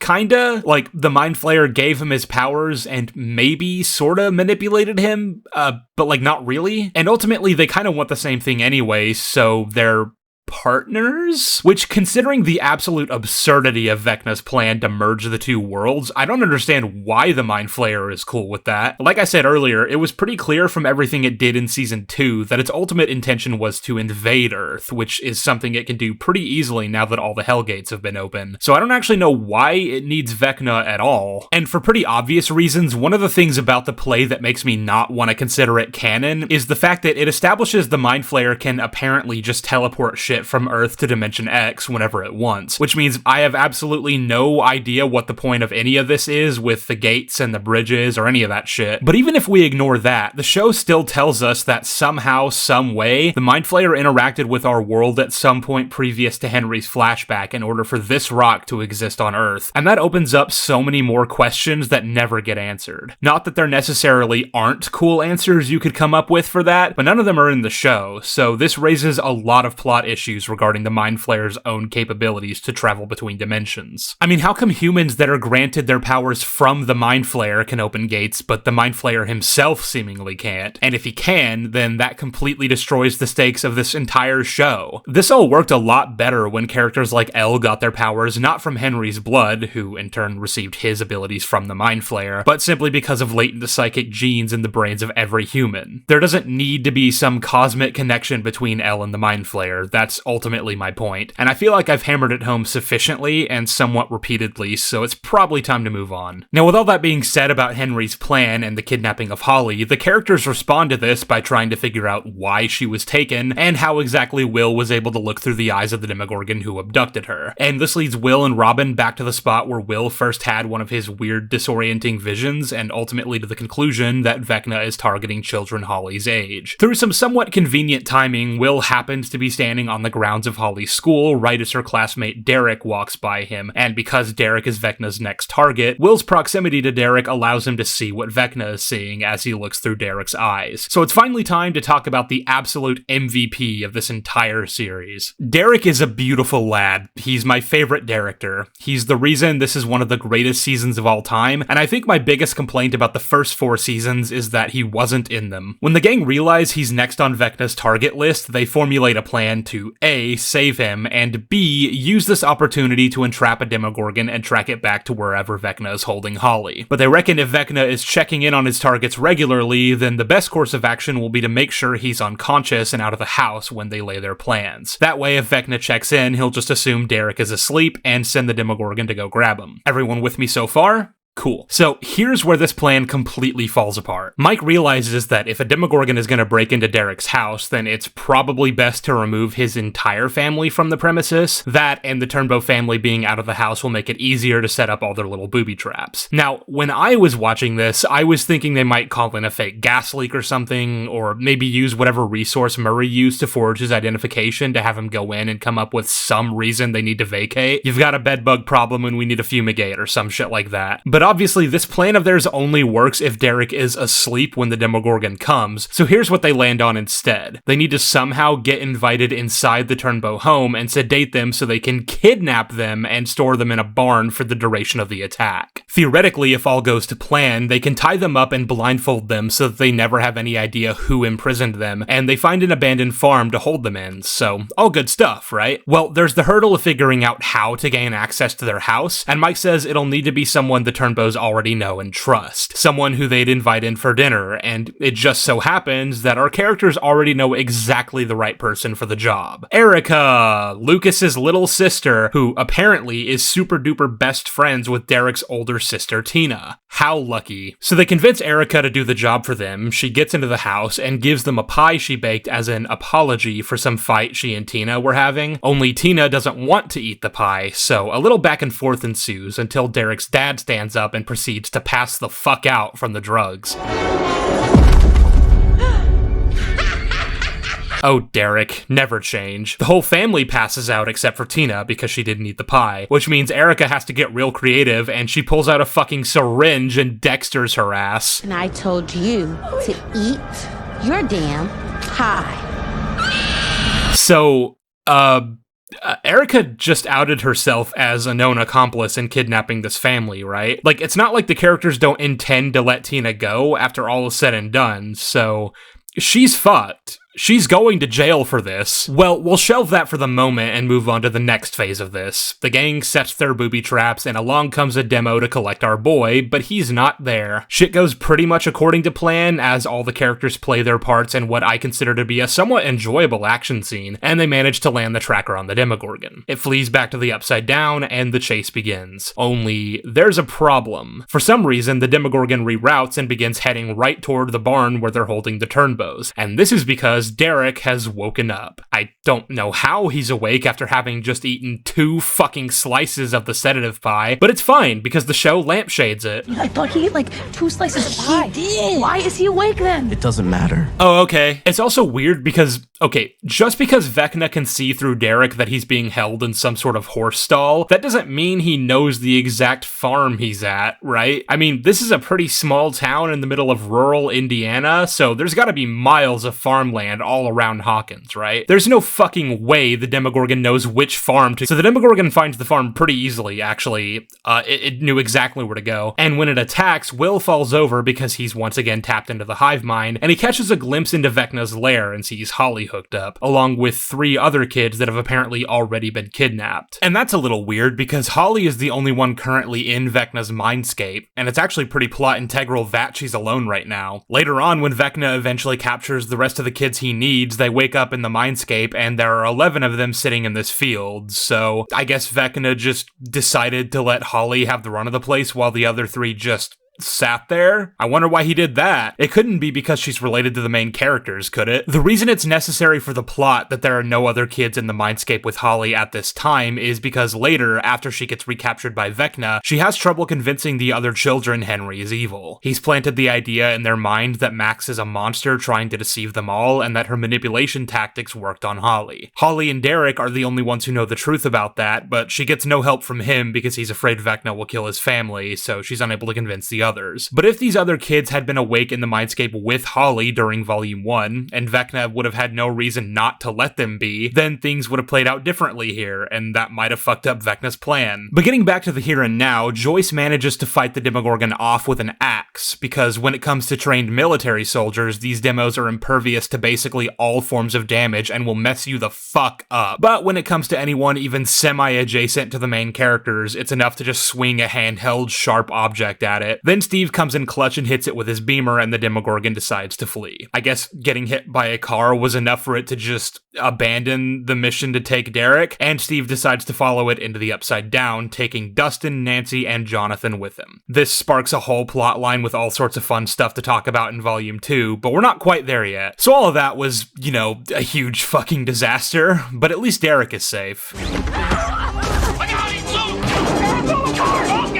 And at this point, the military has picked up on the pattern of which kids are going missing, so, like I said earlier, they decide to round up all the children within Holly's age range and bring them back to the Mag Z. They decide not to simply evacuate them to somewhere out of town because Dr. K, for some reason, believes 11 is the one behind these kidnappings, and she wants to use the kids as bait to lure her out. Coincidentally, Mike and Lucas see this happening and report back to the rest of the gang. This is when the super convenient tunnels come back into play because they figure out that there's one which leads right underneath the barracks where the children are being held. So Robin devises a plan ripping directly from The Great Escape, even down to using its music, because fuck you. I like dick. Wrong! The plan is to get right underneath the barracks, break a hole in the bathroom floorboard, and ferry the children one at a time to Murray, who will then take them out of town to safety. I don't really know why the military isn't regularly checking the contents of their supply delivery trucks before allowing them in and out of this heavily quarantined zone, but it must be the case that they aren't, otherwise this plan would never work. And along the lines of things wrong with this plan, there's a pretty glaring one that the characters raise. How would they convince the children to go with them? Well, presumably whoever Vecna intends to kidnap will have had a visit paid to them by Mr. Whatsit, the friendly persona he puts on to convince the kids that he wants to protect them from monsters, as inspired by the character Mrs. Whatsit from A Wrinkle in Time. For some reason, Vecna needs to do this before simply kidnapping them, though I don't really understand why. Either send a Demogorgon after them and hold them prisoner in the physical world rather than this weird mindscape, or if for whatever reason you need them to all consent to the ritual, then I don't really see the point in sending monsters to attack their homes rather than using the Whatsit persona to talk them into isolating themselves in the woods or something. But also, we know that they don't have to consent to it because Holly quite literally doesn't. Anyway, if the theory holds true that all the kids Vecna intends to kidnap will have encountered Mr. Whatsit, then all they need to do is rally all the children who have seen him into one group and convince them that they work for him and that they're here to save them from the monsters. And this is where Mike hatches the rather brilliant plan to send Derek right into the belly of the beast to do the job. The idea being that he can gather the Whatsit children and send them into the bathroom one at a time to safety.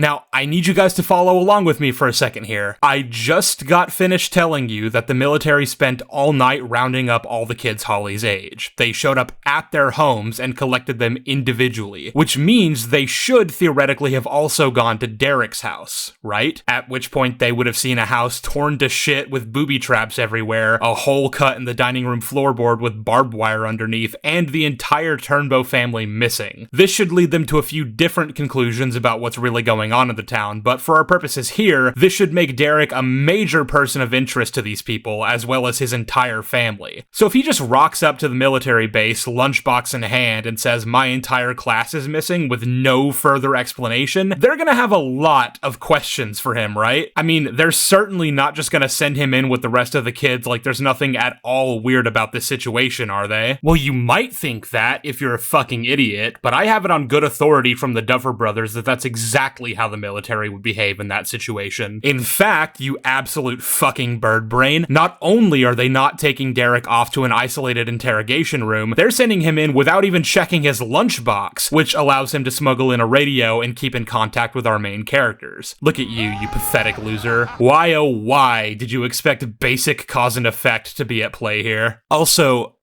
where the fuck are the Turnbow family? Last we saw them, they were still tied up in this barn, and none of the main characters supervising them are still there, so did they let them go? Either the Turnbows are still there, unattended and scared out of their minds, waiting in an abandoned farm for rescue as they slowly starve to death or die of thirst, or the gang set them free, at which point they would have gone to the police and are probably also being interrogated by the military right now. And fuck me, Erica can sure kiss her freedom goodbye. She's in deep shit, and honestly, Lucas probably is too. I mean, where the hell are their parents? I'm sure it's all fine. So Derek gets into the barracks, gathers all the children after hitting him with that signature Derek stare, and the plan commences. Mike and Lucas have to break through the ground and floorboard of the bathroom stall in order to make a hole for the kids to escape through, and for some reason, none of the soldiers hear that. I mean, I know these kids are being loud, but fuck. Unfortunately for our heroes, however, they accidentally strike a pipe, which inevitably causes the sink to burst, and they have to go up and fix it. Mr. Watson?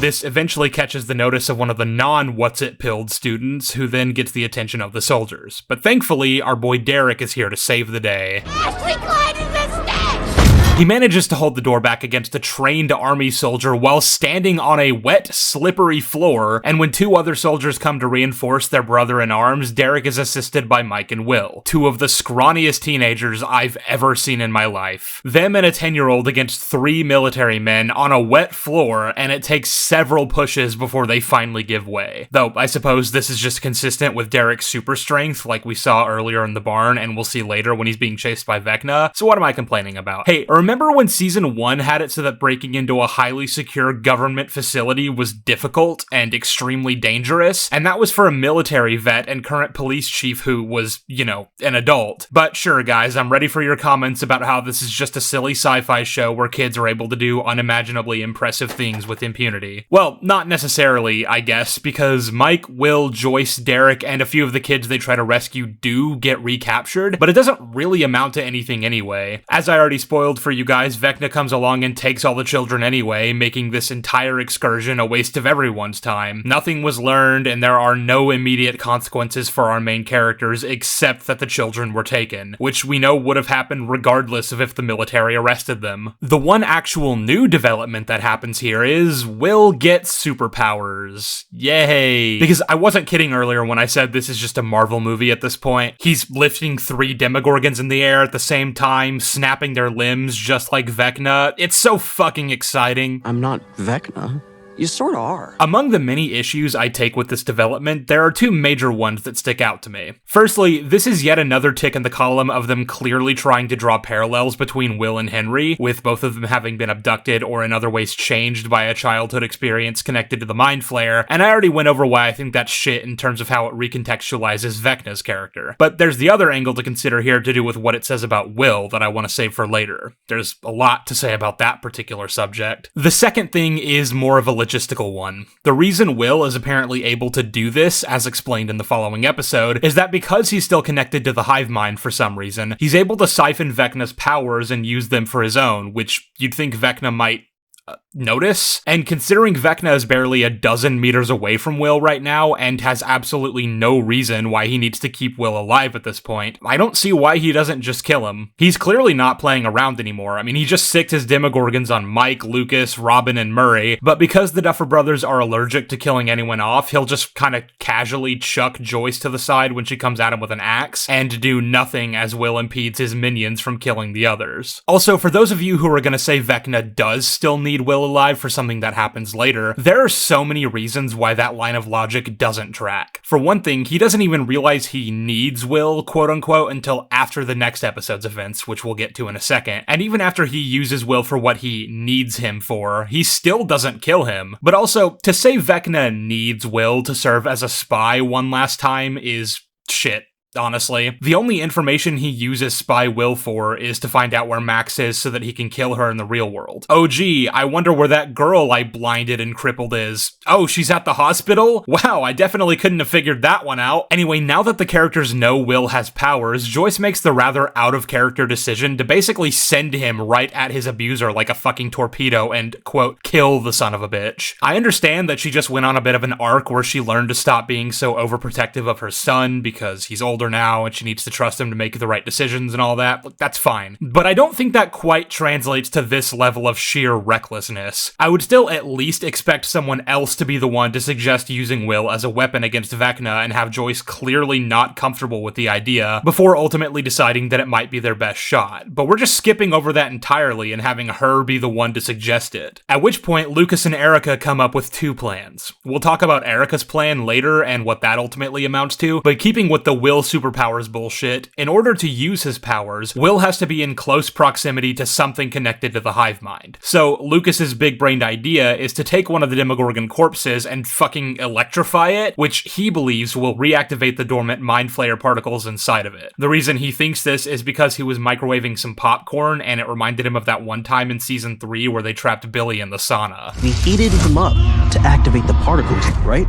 They were dormant, just like these kernels. But that's not actually what happened in that scene. It's established multiple times in season 2 that the Mind Flayer likes it cold. So this thing, this shadow thing, you told your mom it likes it like this? It likes it cold? So all they did with Billy in the sauna was heat him up in order to agitate the Mind Flayer. They weren't just sitting dormant until the heat woke them up. They were already awake and active, and the heat made them uncomfortable and forced Billy to lash out and attack them. So I think it's kind of a leap to just assume Frankensteining a Demogorgon will have the same effect, but whatever. It should come as no surprise to you guys when I tell you this shitty fucking plan actually works. The thing is, if the Mind Flayer particles are the only thing keeping the Demogorgons alive, as seems to have been the established lore since the second season, then if these particles can still animate, shouldn't that make the Demogorgons virtually unkillable? I mean, I'm just saying, if I'm Vecna or the Mind Flayer and I clearly want these people dead, why does Will snapping the Demos' necks even work when that did nothing to kill the particles themselves? When they shock the Demogorgon, it does reanimate, and it only finally dies after they crank it to the extent that the particles fly out into the night. So what I'm getting at is that this effectively implies the Mind Flayer has an undead army akin to the White Walkers with the Whites, and they do nothing with that. Anyway, once Will jacks into the hive mind, what he finds is Vecna chasing Max and Holly through the mindscape, and he has Max by the throat, choking her out Vader style when Will takes control of him. At which point, you'd think his next move is to snap Vecna's neck, crush his skull. He can do literally anything he wants to him right now, and it'll work. And if you kill him now, this all gets a lot easier. But instead, he decides to just snap his leg, causing Vecna to fall to the floor in a visual that looks really goofy and drains any ounce of threatening aura this villain might once have had. And then he does this. Max, you hear me? You need to run! Which, again, if you just killed him now, Max and Holly wouldn't be in any danger, but whatever. Also, maybe it's just me, but I feel like if I were in Will's position right now, I might take this opportunity to communicate literally anything at all to Max that's more important than a generic run for your life message. Yeah, dude, I'm pretty sure she's got that part down. But either way, Will is able to hold Vecna off just long enough for the girls to get away, and then Vecna proceeds to eject him, sending Will into a coma trance. I guess it'd be a Vecna trance because, again, Vecna has decided he needs Will alive now for the really stupid reason we just went over a few minutes ago.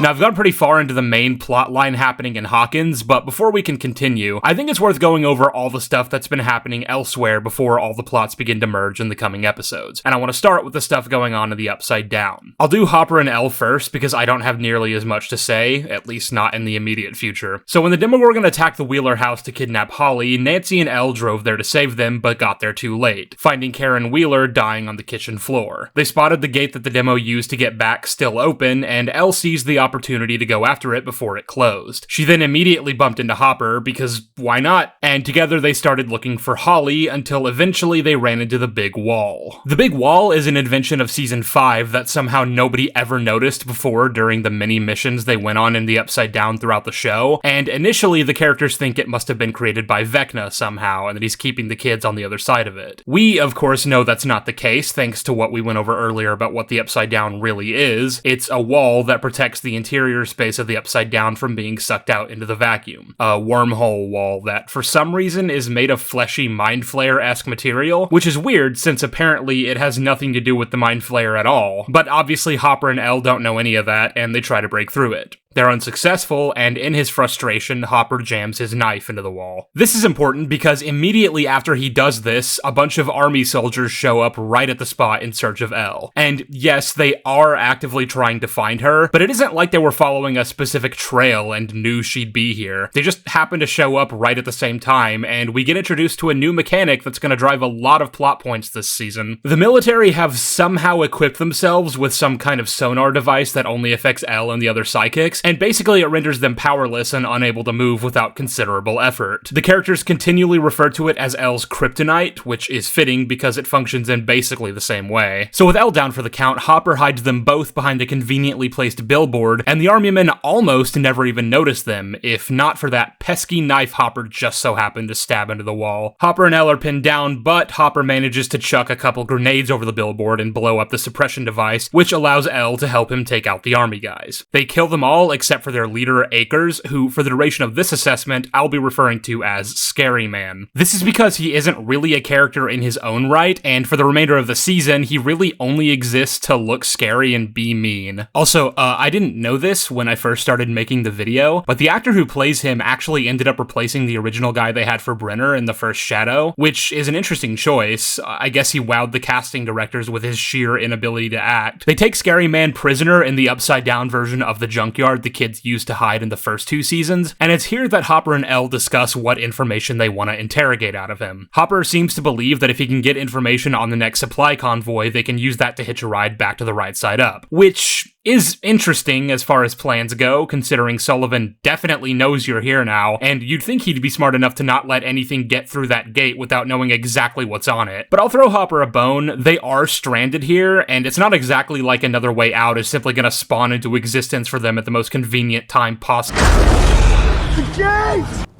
Oh. Elle, however, has a different agenda. She assumes because Scary Man peed on the wall, he must know what it is and considers it not dangerous, which is a hell of a leap, but it actually does raise some salient questions. Like, for instance, does Dr. K know what the wall is, and do her underlings know about it? If Scary Man does know, then he should absolutely consider it dangerous and should have orders to not disturb it in any way, but that also makes me wonder why he has access to certain bits of sensitive information and not others. He apparently doesn't know what's on the other side of the door where Kali is being held, based on the way Elle's interrogation goes, and I'm not really sure why that's the case, given part of his charge is to make sure she doesn't escape. You'd think if you were Dr. K, you'd want your men to know exactly what they're dealing with if a psychic prisoner with the ability to alter your perception of reality were to get loose, but fuck it, I guess she was really relying on that kryptonite, huh? But also, you'd assume K should know everything Brenner knew about the Upside Down, at least in theory, because the notes Dustin finds are the Upside Down copies of whatever he would have written down in the real world, and I don't see any reason why Kay wouldn't have access to them. But even if she didn't, because, I don't know, Brenner hid them or something, we also see later that she sent people to the Upside Down version of Hawkins' lab. Many of them died from the melting exotic matter shit, but I'm gonna assume Kay sent more people after them, right? Like, she's not just gonna send in a few guys and then write them off just because they don't report back in time. So my point is, I kinda don't believe she wouldn't have found the Upside Down copy of Brenner's notes before Dustin Dustin did. I don't care if they were in a secret room. Kay should have had access to the building schematics. But if Kay doesn't have access to the notes and she doesn't know what the wall is, then I maintain that she would have a strict off-limits policy in terms of interacting with it until they have a better understanding of what it is and how it works. And you'd imagine she'd have set up the base to be near the wall, but she didn't, and we see no attempts at all to study it, despite her clear interest in figuring out what all this shit in the Upside Down is. So the best you can really say is that Scary Man has been consistently depicted as someone who doesn't always follow her orders, and would therefore make the decision to touch it anyway against Kay's wishes. But then that just means Elle made an incorrect assumption that ultimately led her to finding information that was actually useful to her, which is that in the Upside Down base, the military are clearly holding some kind of powerful agent behind that door. Someone they'd have to use kryptonite on, just like with Elle, and Elle assumes the person in question is Vecna. So they go to the base after leaving Scary Man alive, despite having had no qualms about killing the rest of his men, and that's gonna come back later to bite them in the ass, and agree on a plan to infiltrate the base and kill Vecna. I find it funny how Hopper correctly points this out. He's if Vecna's in there, he doesn't have his powers. If he doesn't have his powers, how could he have anything to do with Holly's kidnapping? But neither of them stop to rethink if anything about this plan actually makes any sense. They're both dead set on getting into the base, and Elle has an idea.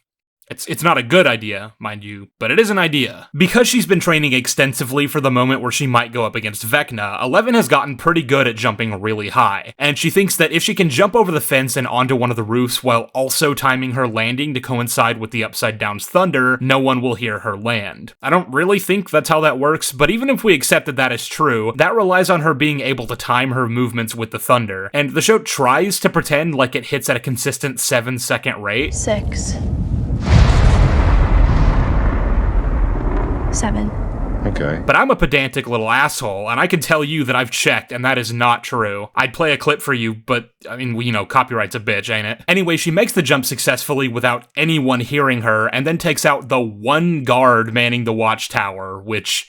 Why is there only one guard? Why, when they know this is a world infested with monsters, one of which having attacked one of their supply convoys as recently as like 2 days ago? It's not like Kay somehow didn't know they existed until that point either, because her explicit goal, aside from capturing Elle, is apparently to use the Demogorgons as weapons against the Soviets. And if you had just done your job and found her, then I wouldn't have to repeat myself, and we'd have those monsters in Moscow where they'd be killing Soviets instead of Americans. I don't really know how she expects that to work, but whatever, that's honestly beside the point. The plan seems to be going off without a hitch, except, wouldn't you know it, the guy they decided to let live for no reason at all got free and made it back to the base, and now the place is on lockdown and the kryptonite is activated, once again rendering 11 down for the count. Scary Man and his men find a body hiding in a supply cabinet that Hopper stashed as a decoy, and they make the rather interesting choice to shoot it, despite having no way of knowing if the person hiding in there is Elle. Hey, doesn't Dr. K want this girl alive? There's definitely no way that silhouette can be mistaken for Hopper's big burly ass, so...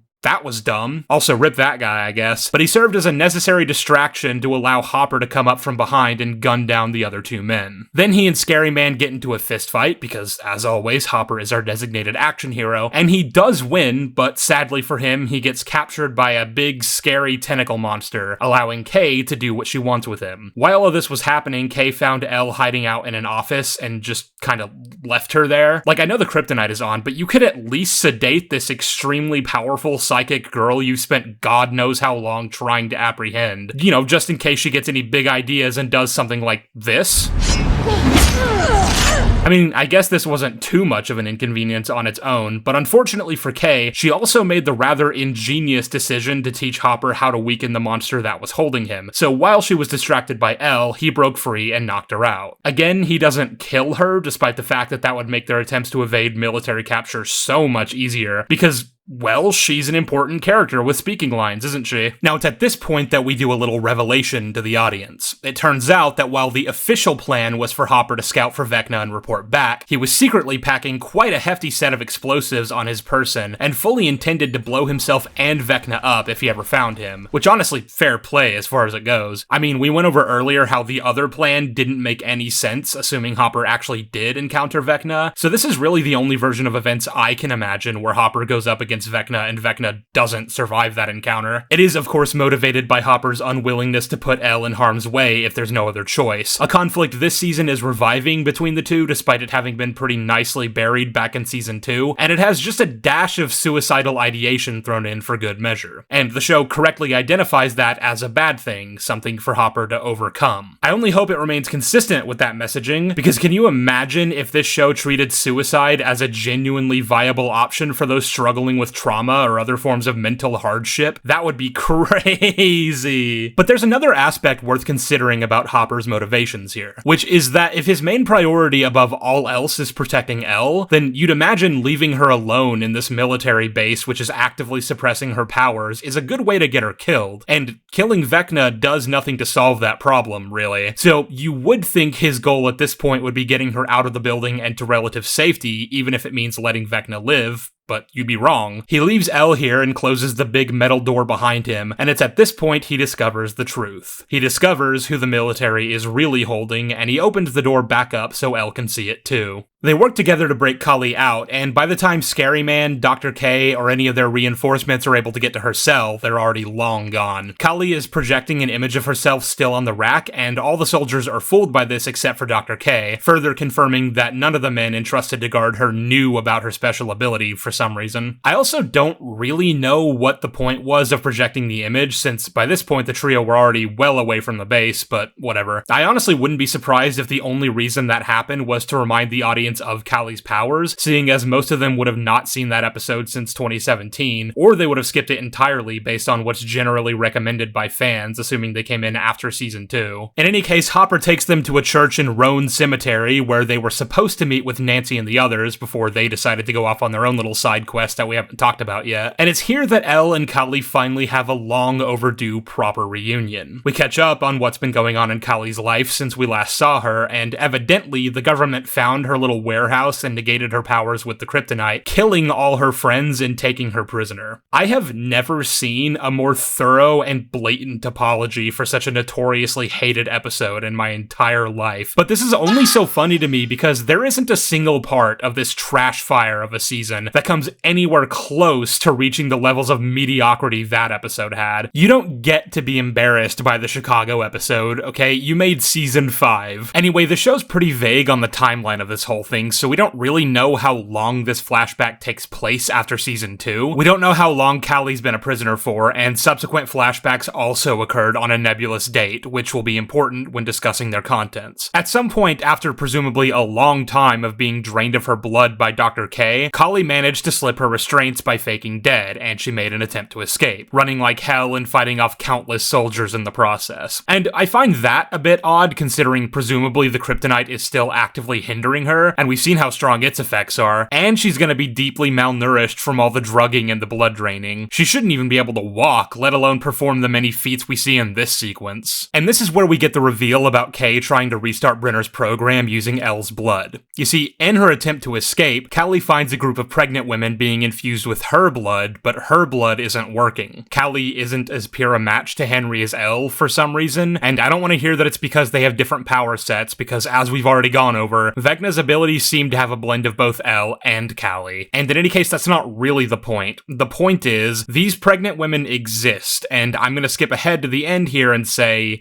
they never really get addressed again. Toward the end of the season, our heroes make a plan to destroy the exotic matter and take the Upside Down with it, after they've successfully rescued the children and killed Vecna, which for some reason nobody acknowledges could very easily destabilize the bridge between the two worlds in such a way that it destroys both of them, by like creating a black hole or something. But that's the plan, and they stick to it. However, the pregnant women are in the Upside Down, and nobody is even going to consider diverting resources to getting them out first. You're willing to risk life and limb and the potential emergence of 2 planets just to rescue a dozen children, but pregnant women? Fuck them, I guess. Now, I posted about this exact thing on Twitter right after the finale came out, and for some reason that tweet blew up and it got a lot of pushback. It also got this reply from a bot account that just assumed I was talking about Israel, and I found that very funny. I find the arguments exceedingly unconvincing and would now like to go through them in an orderly fashion. To start, I'll address the fact that, again, these pregnant women are in the Upside Down, but for some reason a lot of the comments disagreed with that fact, so let's look at the evidence. Kali says this to Elle. I never knew how close I was to making it out. Now, thanks to you and your policeman, I do.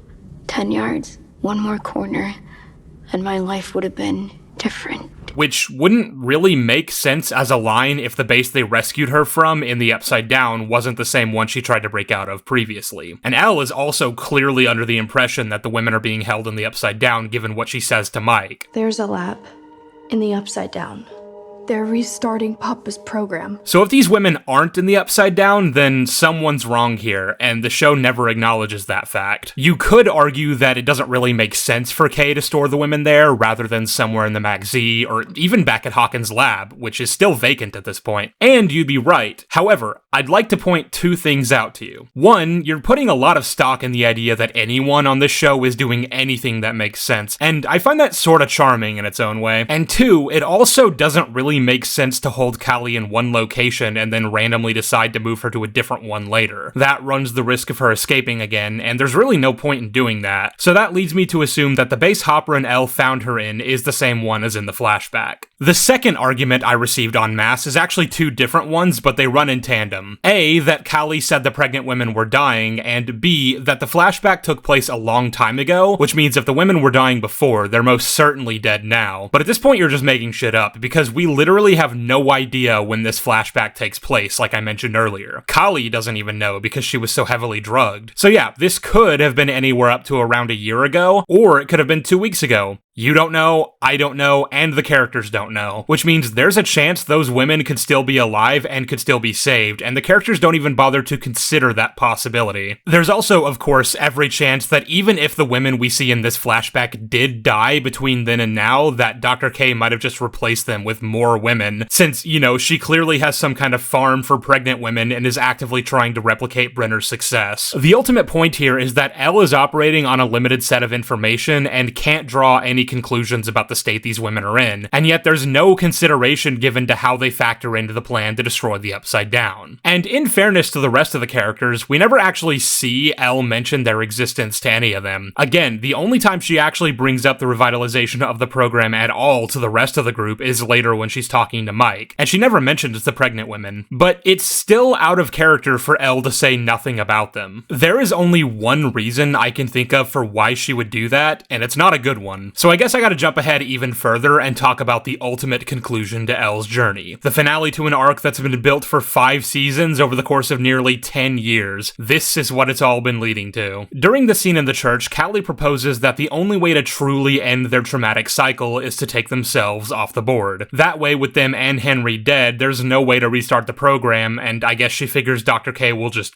give up on trying. Like, she'll just stop experimenting on the pregnant women that she's actively imprisoned for nefarious goals. That seems a bit naive, and if I were to put money on it, I would assume that the best outcome you can hope for these women, provided you do kill yourselves, is a summary execution to keep them quiet. But I suppose that's a perfectly fine alternative for Callie, since she's clearly already written them off as dead anyway. Now, this suicide plan doesn't really have a solid shape until after the rest of the gang figure out it's possible to destroy the Upside Down, at which point Callie tells Elle that after they kill Vecna and rescue all the kids, they can simply remain behind in the Upside Down when the bomb goes off and let it take them with it. Elle doesn't give a definitive answer at the time, as she's still conflicted, but once they actually get back into the Upside Down, shit hits the fan and Scary Man attacks them and Hopper at Hawkins' lab. I'm skipping over a lot of details about the way these final episodes play out in order to arrive at my point, but don't worry, there's a lot to say about the logistics of all this, so don't think I'm letting it off the hook that easily. Anyway, Scary Man and his troops arrive with a kryptonite helicopter, and Callie and Eleven are once again rendered powerless. Murray, of all people, eventually destroys the helicopter, but not before Hopper and Callie get taken prisoner by Scary Man, and in the ensuing explosion, Scary Man fires a shot that ends up striking Callie in the stomach. Elle takes out the troopers and finally kills Scary Man in a way that's super cool and badass, but she doesn't make it in time to save her sister. We watch Callie bleed out, with her final words being, "Don't cry, Jane. My story was always going to end here." Yes, very sad. Anyway. Then skipping ahead even further, after the big climactic finale where they kill Vecna and the Mind Flayer, they set the C4 to destroy the exotic matter and give themselves just enough time to make it back through the gate. But when they get there, oh no! Dr. K and the entire military force in Hawkins are there waiting to arrest them all. Because of course they are! I didn't mention this, but at the very end of the previous episode, they all stormed the Mac Z and killed several soldiers in order to get into the Upside Down, with Nancy being a regular John Wick with her machine gun and taking out 3 military-trained troops herself. And then there's this moment where they all lock eyes with Kay and just don't kill her. Again? What is it with you people and leaving named characters alive who want you dead or otherwise imprisoned? Why are all these soldiers perfectly valid cannon fodder, but when it comes to Scary Man and Sarah Connor, all we know how to do is trade soulful looks? It's because of this that Kay was able to do all sorts of things throughout this episode, including but not limited to arresting a bunch of their friends and figuring out that they're using the radio tower as their base of operations. But for our purposes here, what matters is that all the main characters are now in one spot and completely at Kay's mercy, and there are several kryptonite trucks surrounding them on all sides, so there's no getting out of this with psychic powers. Elle seems to realize this, and so she just kind of stands there. She somehow gets past all these armed soldiers, makes her way to the gate, and waits on the other side. Our characters watch as she gets swept up in the explosion and is killed. And when I say they watch, I mean they watch. There's a whole extended scene where Mike and Elle have a final goodbye in their little black void mindscape thing. No, please don't do this. Please don't do this. Oh, I'll be getting a lot of mileage out of that clip. And the show has never given the implication that time moves differently in here, which means all the time currently passing in this scene is happening in real time. All of our characters are apparently just standing there watching these two communicate in a trance state, and then there's another near minute after the fact where nobody makes any moves to go grab her. You know, the one person that will allow Dr. K to restart the program, nobody even tries to go arrest her.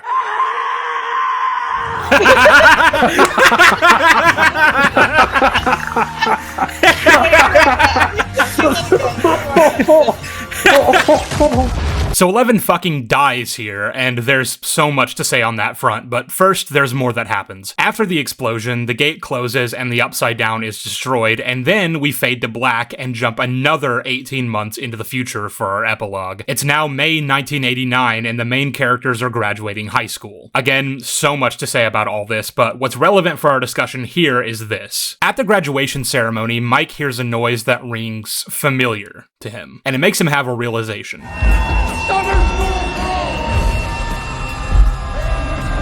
Eventually, in the final scene of the show, he voices that realization. He says to his friends that it doesn't make sense that Elle was able to use her powers to communicate with Mike through the mindscape because of the aforementioned kryptonite trucks, so he posits a different interpretation of her ending. According to Mike, when Callie got shot way earlier in the episode, there was more to the conversation than we previously were led to believe. Don't cry, Jane. My story was always going to end here, but yours doesn't have to. Basically, Callie only pretended to be dead, projecting an image of her lifeless body for Hopper to find, and when the bomb went off, she used her powers to project a fake version of Elle standing at the gate, while the real Elle was rendered invisible and allowed to escape through the Radio Shack tunnel. Mike speculates that if this is true, she's probably off somewhere in a faraway land, isolated but safe, and with the possibility to form new relationships and move on with her life. The reason, apparently, that she wouldn't have reached out to any of her loved ones in Hawkins is because it would be too dangerous and risk exposure, and the show leaves it ambiguous which of these interpretations is actually true. The characters each take turns voicing their belief in Mike's theory, but it's ultimately up to the audience to decide. But here's the problem. Regardless of which interpretation you pick, there are massive holes in the story, both from a plot and narrative perspective. Let's take it one step at a time. Assuming the original version is true and she actually did die here, then Mike correctly points out an in-universe plot hole that never has sufficient explanation provided for it. If the kryptonite was active at the time, she shouldn't have been able to use her powers to communicate with Mike in the mindscape, so that doesn't make any sense. The show is acknowledging the issue, but positioning it in a way to strengthen the alternative explanation. And so you might be thinking, well, then it's not ambiguous and it just means she's definitively alive, right? But that doesn't really make sense either. For one thing, by the time the characters all get out of the Upside Down and are arrested by Kay, Kali would have gotten shot a long time ago. Like, at least an hour in universe, and honestly, that's being conservative. In the time between her death and now, Elle and Hopper made it up to the roof, had a whole conversation that lasted for several minutes. Elle jumped all the way up to Dimension X, fought the Mind Flayer, fought and killed Vecna, and rescued all the kids. They then would have taken the kids all the way back to the rift above the radio tower, ferried them down into the Upside Down, climbed all the way down the radio tower, and driven back to the Mac-Z gate. All of this happening while Kali is just sitting there bleeding out at Hawkins' lab from a very real gunshot wound. But even accepting all of that, this is also contingent on Elle accepting Kali's proposition, which I don't believe is even remotely in character for her. Considering Kali is apparently savable enough to survive for a good while with this wound, you could at least try to have Murray take her somewhere and get patched up. I just don't believe Elle would leave her there knowing her sister was still alive, regardless of if Kali was apparently cool with dying here. Plus, Kali would then have to time it exactly right and project Elle's image from a pretty considerable distance while injured, and we know there's a range limit to how far she can project before losing the image. I lost it. We're too far.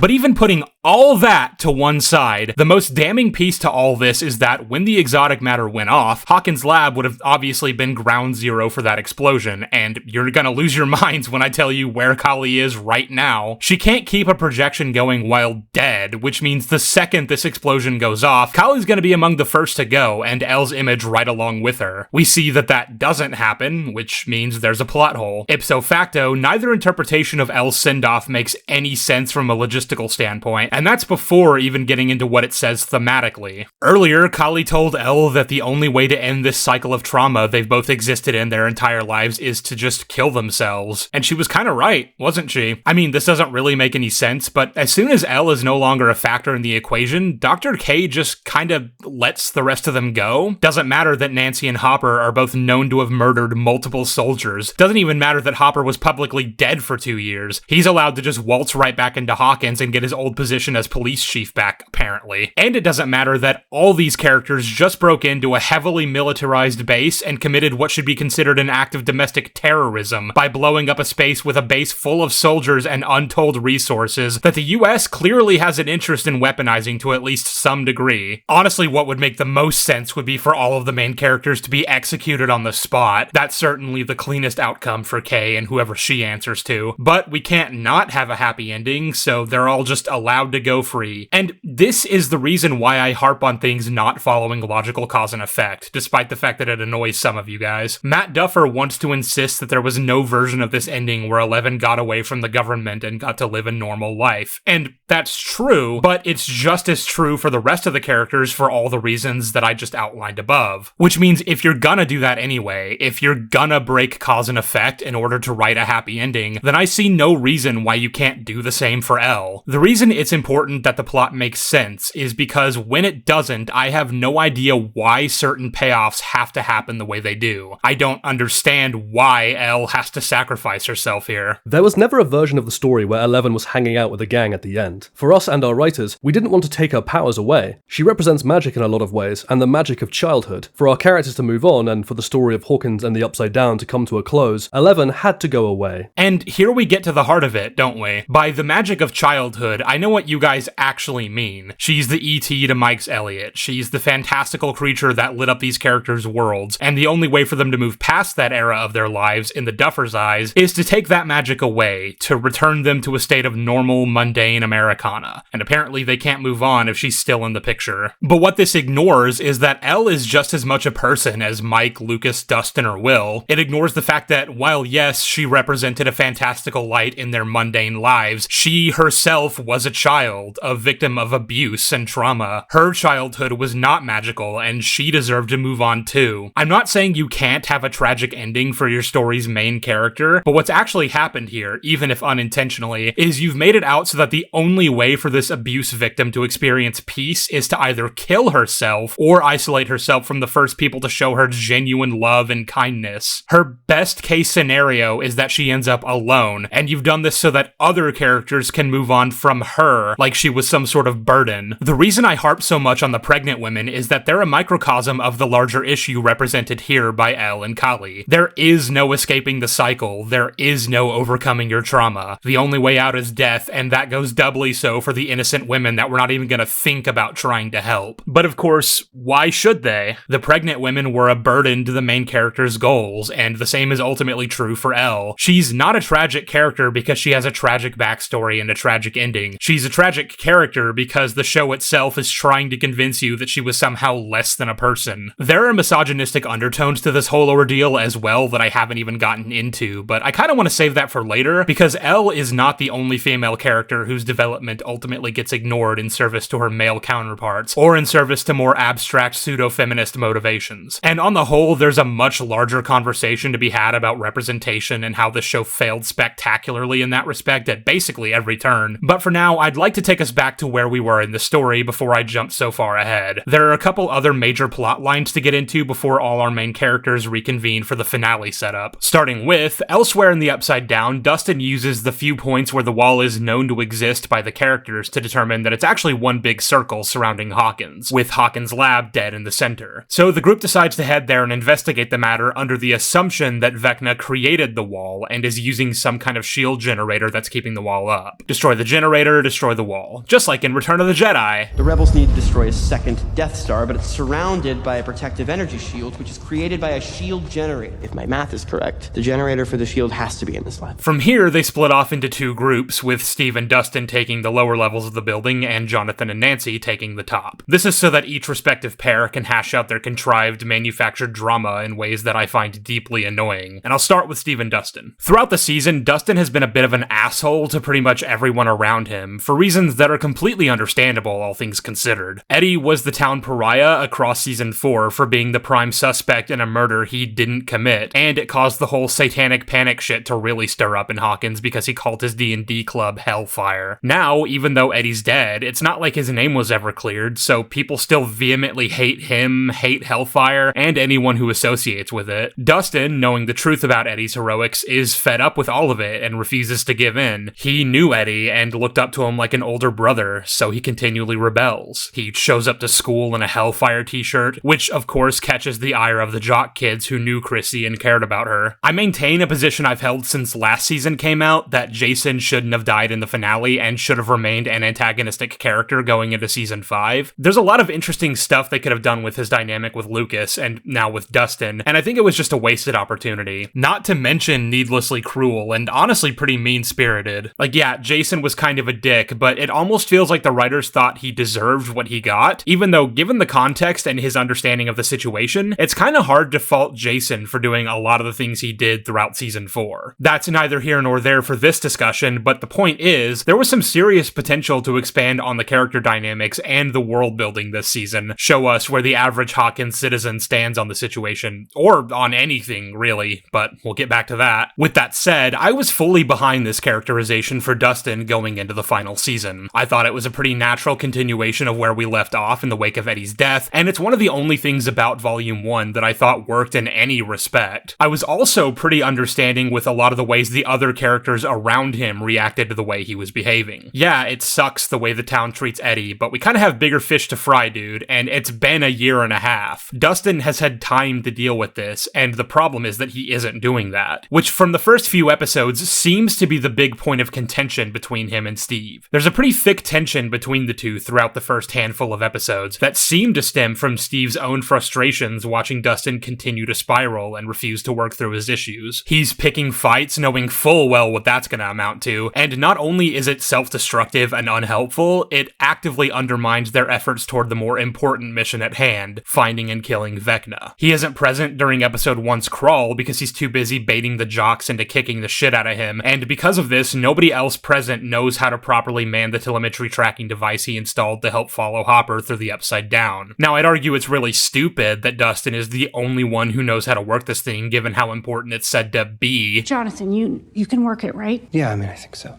You better not think, you better know. You lose me out there, I'm not coming home. You'd think the more responsible adult characters would make Dustin teach others how to use it, for specifically this scenario where he's unavailable during a crawl, but whatever. The point is, I was totally fine with this tension between Dustin and Steve when I thought it was born from Steve's genuine concern for his friend's well-being. But as they traverse further into the lab, they make it to the Rainbow Room and have their big blowout. Dustin says Eddie was the only person to ever care about him, which is a bit weird considering that's obviously not true. And I didn't really think that was why he was acting the way he was acting, but I guess I can chalk that up to him being emotional in the heat of the moment. What I can't accept that excuse for is what Steve says in response. Well, if I'm such a goddamn idiot, how come I'm the one still standing here? What the hell is that supposed to mean? He tells Dustin that Eddie's death was pointless, and that if he hadn't been so concerned trying to play hero, which Steve specifically advised against, Eddie would still be alive. This obviously causes Dustin to fly off the handle, and a fight breaks out. Remember when these vines were like super dangerous to interact with and not just vaguely creepy set dressing? Anyway, I take serious issue with Steve saying this because, first of all, it establishes that the annoyance he had toward Dustin for the way he was acting was apparently not rooted in concern, but jealousy. And yeah, there was a bit of that in season 4 on Steve's end, with him sort of feeling like Dustin doesn't need him as much anymore, but that was mostly played off as a joke. You're just jealous because I have another older male friend. And it was resolved by the end anyway. Henderson told me you were a badass. Insisted on the matter. In fact, wait, Henderson said that? Oh yeah, shit. Kid worships you, dude. But secondly, this isn't something I believe Steve would believe, and that he blurted it out in the manner that he did strongly implies that he does. He'll later go on to apologize for saying this, and in that apology, he acknowledges that this was wrong, but if he never even believed it to begin with and was only saying it to hurt Dustin, then I don't believe that either. Steve has never been a character that was ever outwardly cruel, past a few small moments in season 1 before his big character arc, and I just don't believe this was in character for him to say. The only thing I could accept is that if he said something along these lines without realizing the implications of what he was saying, only to then immediately realize he took it too far and try to take it back, but by then it's already too late and Dustin is triggered into attacking him. But that's not what happened. He chose a cruel thing to say, and then even after realizing what it meant, he doubled down on it. And that's shit, frankly. Which is why now, in order to continue generating this conflict and its ultimate resolution, you're asking the audience to buy into something that, on its face, just doesn't work. In the next episode, Steve attempts to do something extremely dangerous that Dustin knows will get him killed, and this is the moment where all these emotions boil over into a climactic resolution, one where their friendship begins to finally heal. Stop being so selfish, please. If you go on there, you're gonna die, and I can't deal with it again. You can't die because I can't deal with it again. Don't let it happen again, please.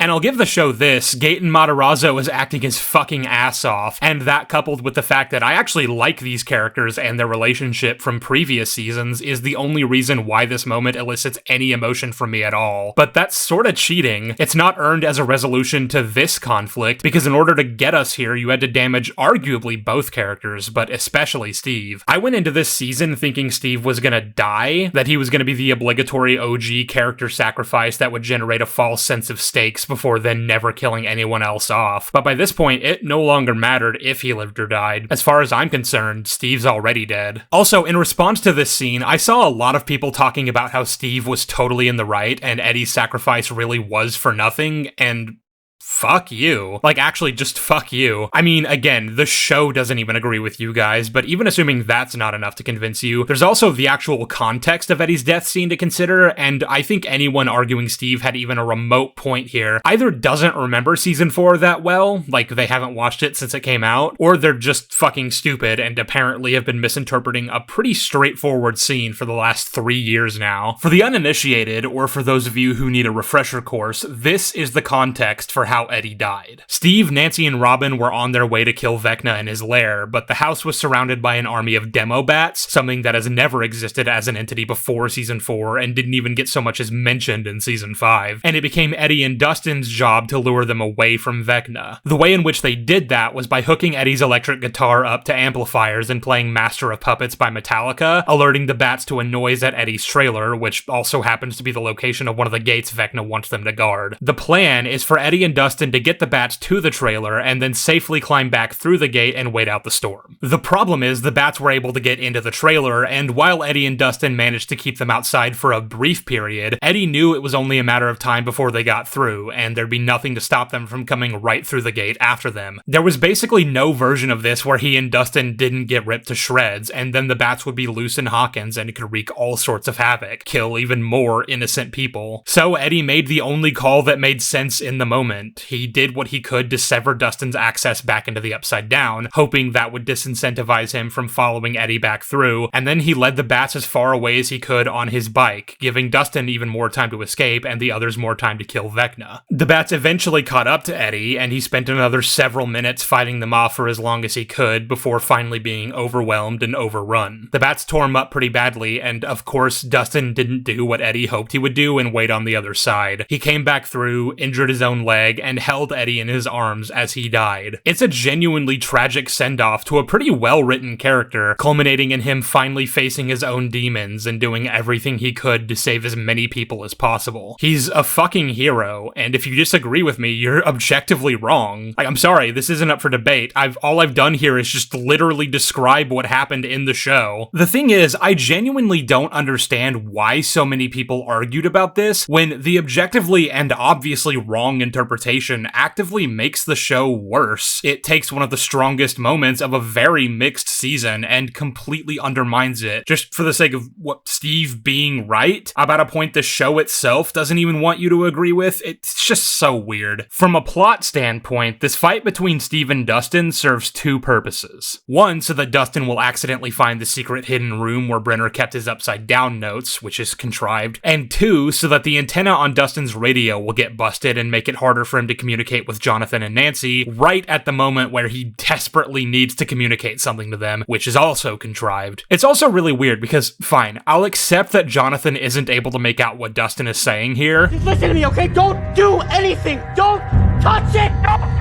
But Dustin is clearly speaking with urgency in his voice, and I don't know about you, but if I was in an apocalyptic hell world with my friends and one of them was radioing panicked gibberish at me, I'd probably assume he was in danger, right? Maybe even ask my skilled marksman of a girlfriend to come with me in search of Dustin, just in case there's a fucking Demogorgon attacking him or something. I'll tell you what I definitely wouldn't do, and that's go forward with the harebrained plan to shoot the invisible energy ball of mysterious origin that we just found floating above the roof. Not until I was sure that whatever Dustin wanted to tell me wasn't, don't shoot that invisible energy ball of mysterious origin, because if you do, we're all gonna fucking die. I know they think they're here to destroy this thing per Dustin's theory, but I'm just saying, if Dustin himself is screaming something at you through the radio, maybe it's a good idea to go see what he has to say before doing anything too crazy. You sure about this? No.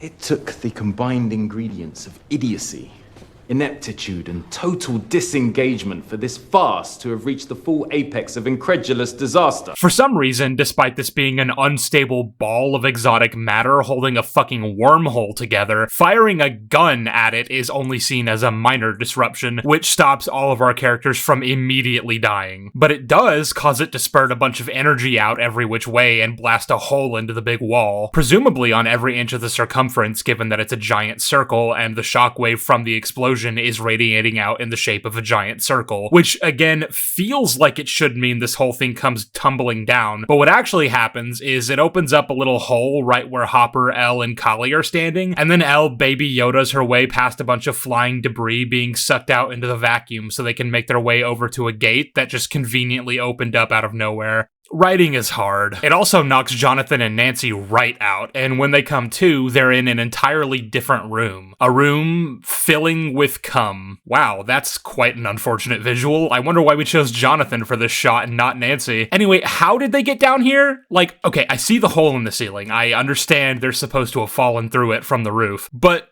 we're just accepting that, and they're just fine? They fell an entire story down onto a really hard-looking floor and aren't concussed or injured in any way, and they somehow missed the table that's right underneath where they would have fallen and somehow ended up on either side of it? Okay. Now, as I said, this room is rapidly filling with cum, because for some reason, when the exotic matter is disturbed, it causes some of the shit in its immediate surroundings to melt. I don't know. And the immediate worry for our characters is that if they don't find a way out, they'll drown, which is strange. There's a hole in the ceiling, guys. Did you forget that? If the cum rises all the way to the top, you can just climb out through there, right? Well, the show is having the characters treat that like it's not an option, and they can't get out through the door because, would you look at that? The doorknob is melting too, and they can't bust it down. It feels like a million different contrivances are happening all at once to facilitate this, but sure, let's go with it. These characters are trapped in this room, and all of that is happening so that they can finally address their relationship problems, something that this show has been hanging out to dry as a subplot for like a season and a half by this point, so it's about time. But before we get into the contents of this scene specifically, I think now is a good time to finally unpack all my thoughts on this rather annoying love triangle they've been doing between Nancy, Jonathan, and Steve across the show. I've been teasing it for hours now, so why don't we just dive right in? In season 1, Nancy was much more of a regular teenage girl. Before she knew about monsters and interdimensional hellscapes, her only real concern was fitting into the status quo, being the hot, popular girl dating the jock, even if it meant not being true to herself, which Barb consistently tried to point out before she got yoinked. Jonathan was the standard outcast archetype, the misunderstood loner that the girl always ends up choosing over the handsome jock in the movies, and that's kind of something season 1 subverted in a way that I really appreciated. Nancy talks about not wanting to become her mom, who married a man she didn't love for financial stability and comfort, and was now resigned to live at the end of the cul-de-sac pumping out babies for her perfect average nuclear family. Jonathan points out that in her attempts at rebellion, she's doing the exact same thing as everyone else, and her relationship with Steve as it was at the time was representative of that. Because she was denying who she really was in order to fit in, rejecting that part of herself so that she could give her virginity to Steve in what ultimately amounted to meaningless sex, she was becoming exactly like her mother. And this is why you think they're gonna do the stereotypical thing where she ends up with Jonathan, but what they did instead was have both Steve and Nancy genuinely change in ways that were true to themselves. They end up together by the end of the story, but it's not a tragedy. It's not Nancy giving into the status quo she wanted so desperately to avoid. It's choosing him because she actually wants him, and he wants her. I thought this was a fine ending to the love triangle, one that showed growth and maturity from all three characters. Steve gave Jonathan a new camera after breaking the last one, for reasons that I will maintain until the day I die were completely justified, and I probably would have done the exact same in his position. And he did it because he's a genuinely kind person, someone that Nancy can feel a real connection with, and not just one she's supposed to have. Now, in season 2, they dig it back up despite it being dead and buried, but I honestly don't really mind that too much. They take it in a direction that, again, really showcases maturity, especially in Steve. Nancy realizes she doesn't love him after all, and has a major crash out over her guilt involving Barb's death. She ends up with Jonathan by the end of the season, but instead of becoming jealous or toxic, Steve recognizes that it's just not in the cards for them. It hurts like a bitch, but he really does care about Nancy, and Jonathan for that matter, and he wants them to be happy. By the time we pick up in season 3, the love triangle is no more, and Steve has moved on. He's still trying to find a girlfriend, and he has kind of an arc where he realizes that he still puts way too much value in the sorts of things we prioritize when we're teenagers, things like status and popularity, but one of the only things that I can give to season 3 is that it doesn't try to revamp him pining after Nancy. As much as I like the resolution they went with in season 1, I honestly kind of prefer a version of these characters where they aren't together, but they remain friends because they actually care about one another, and that's exactly what season 3 gave us for as little as the two actually interacted. And then season 4 came along. Not only are we now contriving relationship drama between Nancy and Jonathan, which we'll get to in just a bit, but we're also randomly injecting the idea that Steve still has feelings for Nancy. The entire season has them working together to stop Vecna while Jonathan's off on his own little misadventures, and it seems like even Nancy is questioning if maybe Steve isn't so bad after all. Otherwise, who'd have been in charge?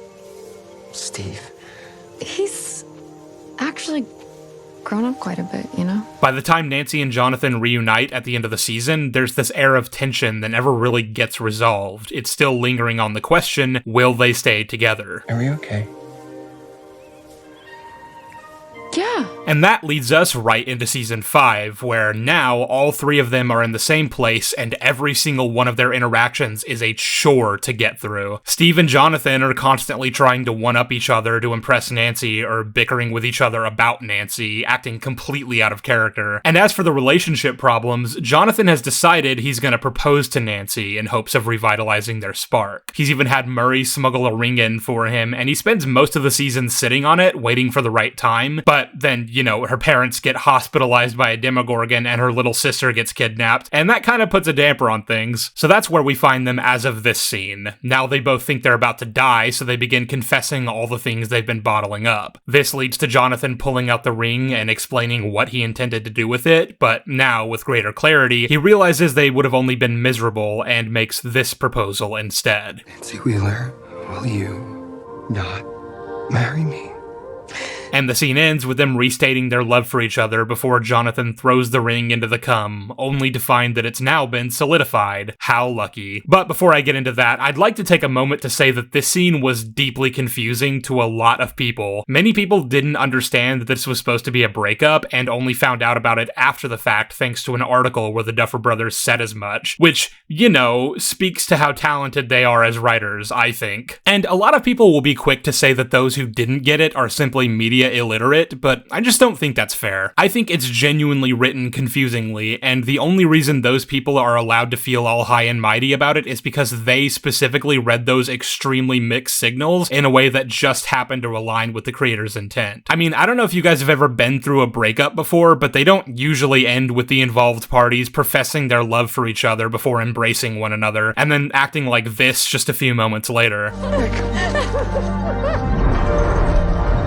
I've never done this with my ex. I think the thing a lot of people like to point to say that it was obviously a breakup scene is the whole unproposal thing, but honestly, I don't even think that's very definitive either. Like I just went over, Jonathan's reasons for wanting to marry Nancy were short-sighted and silly, bound to inevitably doom them into a loveless marriage, which is what he'd finally come to realize, and that's what he confessed to her here. Him saying, "Will you not marry me?" and then throwing the ring away really only means that they're both in agreement that marriage isn't the right choice for them, at least not at the moment. And that's totally fair. Again, it shows a level of growth and maturity, but it does not mean that they've decided to break up. There are plenty of couples who decide they don't want to get married right now and continue being together anyway. And lastly, the bulk of their dialogue in this scene where they unpack their trauma has a pretty uncharitable read of what the relationship was in the first 2 seasons, with them talking about how they clung to their shared trauma because they found comfort in it, but that ultimately it ended up being suffocating. And people are interpreting that as them saying they aren't a good fit for each other, but I think you can just as easily interpret this as them saying they were simply avoiding their issues with each other because they were afraid of destroying a relationship that they both desperately wanted to make work. And yeah, that could mean we were never a good fit for each other, and that would reinforce the idea of this being a breakup, but I'm afraid seasons 1 and 2 exist, and they disagree heavily with that evolution of their relationship. My overall point here is that the intent of the scene was communicated extremely poorly, and anyone acting like it wasn't are kind of just lucky that they happened to get it right. I'm not even advocating for overt, explicit dialogue here. I don't need to be spoon-fed every little thing, but I think it's probably a good idea when writing a breakup scene to at least have the characters break up. And what's funny is that for the rest of the show, it's not even really like the two act any differently than they have been for the past 2 or 3 seasons now. I don't know if it's just bad acting or because the actors don't have good chemistry, which would be real concerning since they're together in real life and have been for like 10 years. But if I hadn't heard from an external source that they're supposed to have broken up here, I probably would have just assumed they were still together and working to fix their issues. If anything, I don't even think them being separated and going to different schools at the end of the show is any indication that they're no longer together, because that ties back into what I was talking about way back in my season 4 review. Jonathan never wanted to go to Emerson. His dream school was always NYU, and this scene even has a line that kind of implies the reason he didn't apply to her school had more to do with the fact that he just didn't want to go there. I just felt like I was doing like something wrong. Like I was going against the natural order of things. He didn't want to go to Emerson, but it almost felt like he was betraying Nancy by not applying, and that caused much of their relationship drama at the start of season 4. So you could honestly headcanon the interpretation that they didn't break up here and just assume they came to a mutual agreement to go to different schools, and it works just as well. I want to make it clear, by the way, that I'm by no means a shipper. I honestly don't care one way or another if Jonathan and Nancy end up together. I'm just pointing out that it's so poorly communicated that they were supposed to have broken up here that you can quite literally just pretend they didn't, and it changes nothing about the story. Anyway, as I said, they throw the ring away and it lands on solid ground. Evidently, for reasons that seem entirely arbitrary, the cum has dried up and solidified quicker than cement, and the melting has completely stopped. Shooting the exotic matter with a fucking rifle from less than a dozen feet away was not only not enough to completely destabilize it, it actually just pissed it off for a little while. It threw its little temper tantrum and then calmed down, and not a single character was dealt so much as a concussion as a result. Wonderful. I love when my favorite shows have zero stakes. It's all just fun vibes. From here, the four of them reunite, and there's only one other eventful thing that happens to them while they're here in the Upside Down. But in order to talk about that, I need to first lay out the proper context. We need to once again jump plot lines and talk about something that's only really been in the peripheral of this assessment so far, but something I have a lot to say about. It's time to finally talk about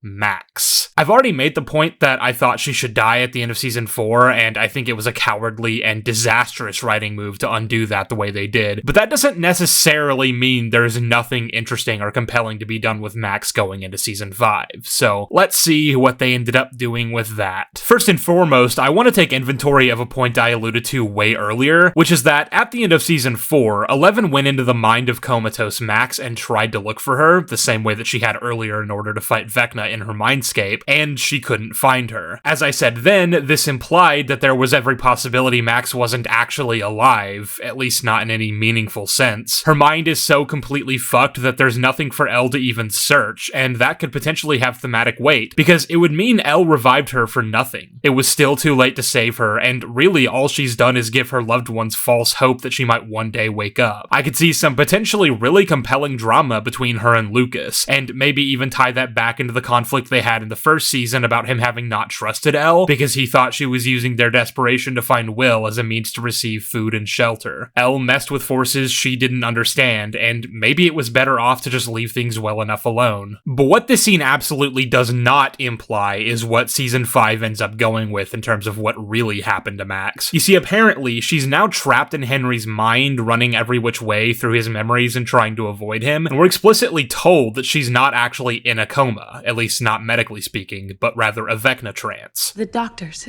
they never understood why Max was in the coma, right? What happens when Vecna captures you? You go into a trance. No wonder the doctors are so clueless. Max was never in a coma. She was in a trance. And the reason this seems to run counter to what season 4 set up is that if Max is still conscious in any capacity and simply entranced by Vecna, then shouldn't that mean Elle should still be able to find her by going into her mind, like she literally did in the finale of season 4? Or does it not work like that because Max is technically in Henry's mind and not her own? Because if that's the case, I need to better understand the parameters of how this mindscape thing is supposed to work. Her and Vecna's minds are interconnected, as is literally shown in the fact that she's able to traverse between them while running from him. In any case, she spends a good while going through various Vecna memories, helped along the way by running up that hill by Kate Bush, which I'm sure won't become annoyingly overplayed by the end of this season, until she eventually makes her way to the red mindscape area, and she sees a portal leading back to her body with Lucas sitting at her bedside playing the song. She describes feeling his hand touching her own and the love radiating off of him, and she stands there for several seconds and wastes precious time so that when she does finally start toward the portal, it closes before she can get through. Extremely unluckily for her, the tape stopped playing and that apparently severed the connection. We know from season 4 that this is a 46-minute loop of the Kate Bush song. I wish we had a longer loop.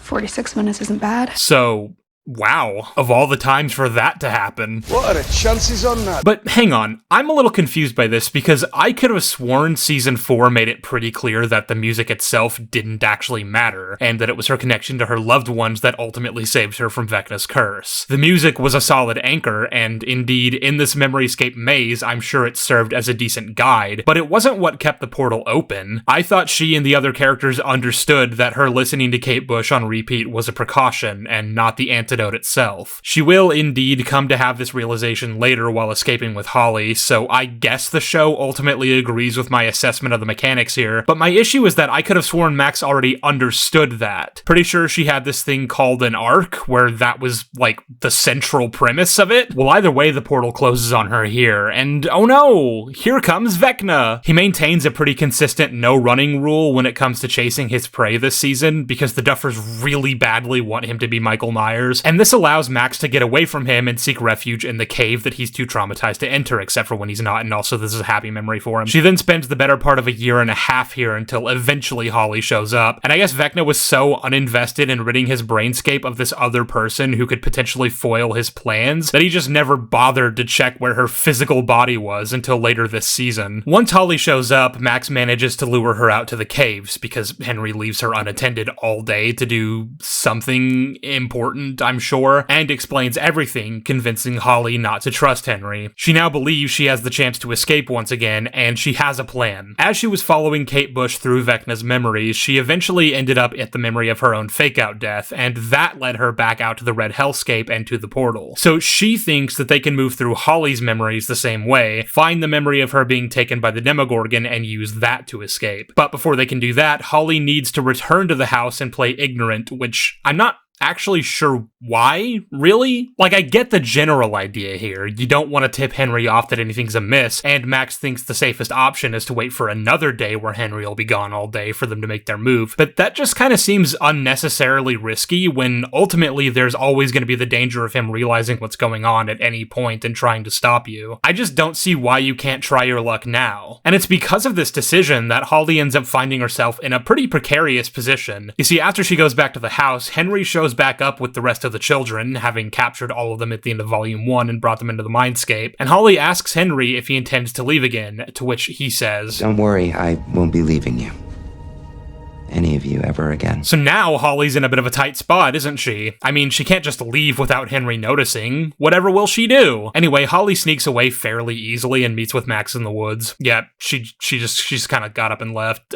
It was actually pretty easy, really. And I understand Vecna is monitoring a dozen children all at once, but most of them are just sort of hanging out in one room. They're not exactly presenting much of a distraction for the guy, so I don't really believe he wouldn't have noticed this, especially considering Holly was previously left alone for an entire day and could have gotten up to anything in that time. Vecna knows Max is around and could have gotten to Holly while he was away, which is why it's so fucking stupid he left her alone all day in the first place. The scene tries to imply that Holly made sure she wasn't followed. Did anyone see you come here? No, I was careful. Please, just listen. But if you're about to tell me this little girl with absolutely no experience in this sort of thing managed to shake Vecna, I'm gonna laugh at you. And besides, that's contradicted pretty much immediately when the girls realize Holly actually was followed. It's Derek! Derek, who, by the way, should also be someone Vecna is paying extra close attention to, given he should know Derek was conspiring with the main characters to stop him, and would therefore be fully aware Henry isn't really who he says he is. But both of these children are able to just wander off into the Forbidden Woods, and Vecna is just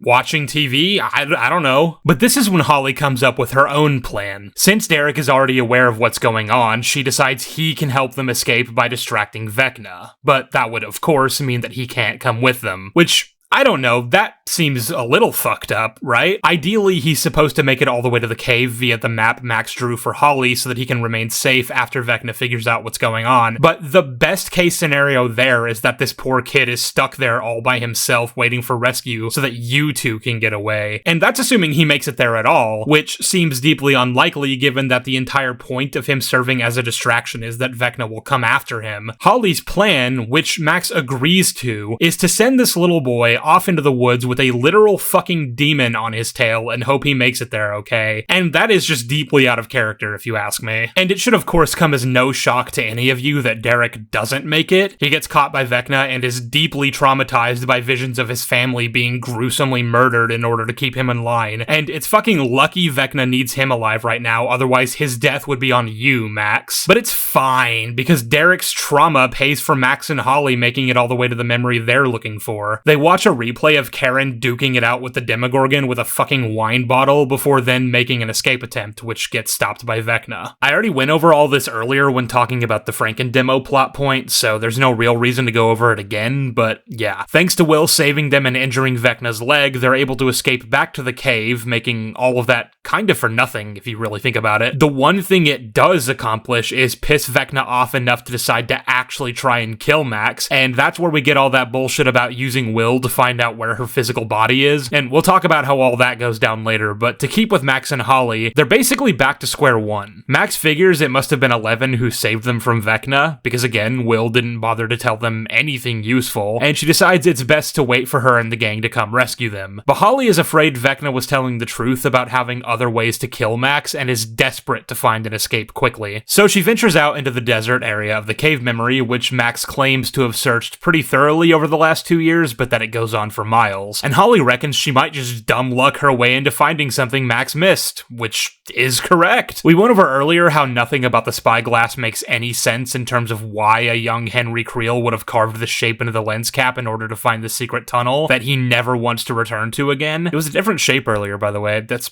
a little weird. But I also just want to point out that the only reason Holly even thinks of this is because throughout the season, every time she's gone to use the spyglass, she's forgotten to take the cap off like an idiot.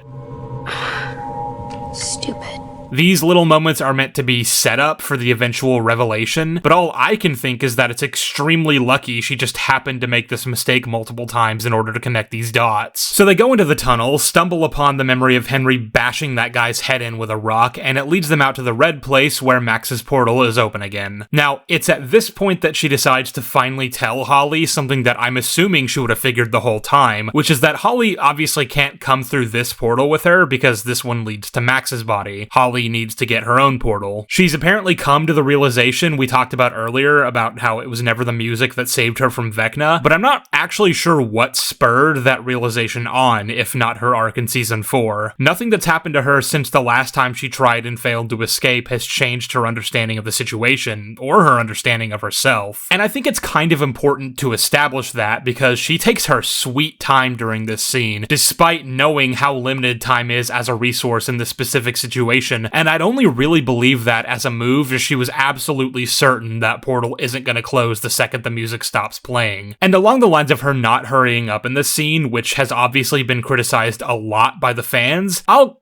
kinda defend it a little bit, but only a little bit. Like, it'd be pretty messed up of her to just leave Holly alone in this place without at least trying to give her the tools she needs to escape back to her own body, so I don't really take issue with her stopping to talk her through all this. But once Holly's portal does open, I absolutely have a problem with both of them just fucking walking slowly toward their respective portals. Like, fucking move! Yeah, there you go. I also used this visual way earlier in the video to illustrate the point that the Marvelization of this show has reached critical mass and spilled over into phases 4 and 5 territory. And this is what I mean. Look how fucking ugly this entire sequence is, and then compare it to Season 4, which looked a lot better. That scene also worked so well because they'd yet to overdo it with the Kate Bush stuff, so playing Running Up That Hill actually meant something and was emotionally impactful. By this point in the show, I've heard it so many times that I feel like if I ever hear it again, it's gonna activate some latent part of my psyche and turn me into the fucking Winter Soldier. Anyway, they each wake back up in their respective bodies, but before we can talk about that, I have to rewind us one more time and go over what's been happening in the meantime with the rest of the characters. After Will saw Max with Holly, they figure out what's going on in the mindscape in a really roundabout fashion, and by employing an unnecessary and convoluted visual aid, because there's apparently a quota for one of these exact types of scenes to happen at least once an episode. episode, and Lucas and Robin decide to go visit Max at the hospital. Hopper, Elle, and Kali also reunite with them at the radio station and have their own little subplot where Elle tries to wake up Will, but there's not really much to talk about there. All it accomplishes is getting Will out of his trance and telling the audience what they already know, that Vecna is sending his forces to go after Max. Now, when Lucas and Robin get to the hospital, the lady at the front desk calls security, because apparently the hospital knows about Robin stealing the tranquilizer drugs they use to knock out the Turnbows. Are they safe, by the way? I feel like I keep having to ask. But interestingly, there's no interest whatsoever in detaining Lucas. You know, the guy whose sister actually kidnapped them. What's funny is, after Vecna attacked the Max Z and made off with all the kids, Lucas sustained a pretty bad injury to the chest that you'd think would require hospitalization. But I actually gave the show somewhat of a benefit of the doubt here. I figured they would have decided against taking Lucas to the hospital considering these factors, and instead they would have just patched Lucas up at the radio station and hoped for the best. They're trying to keep a low profile here, so obviously Lucas showing his face in an extremely public setting like this is a bad idea that would immediately get him arrested, right?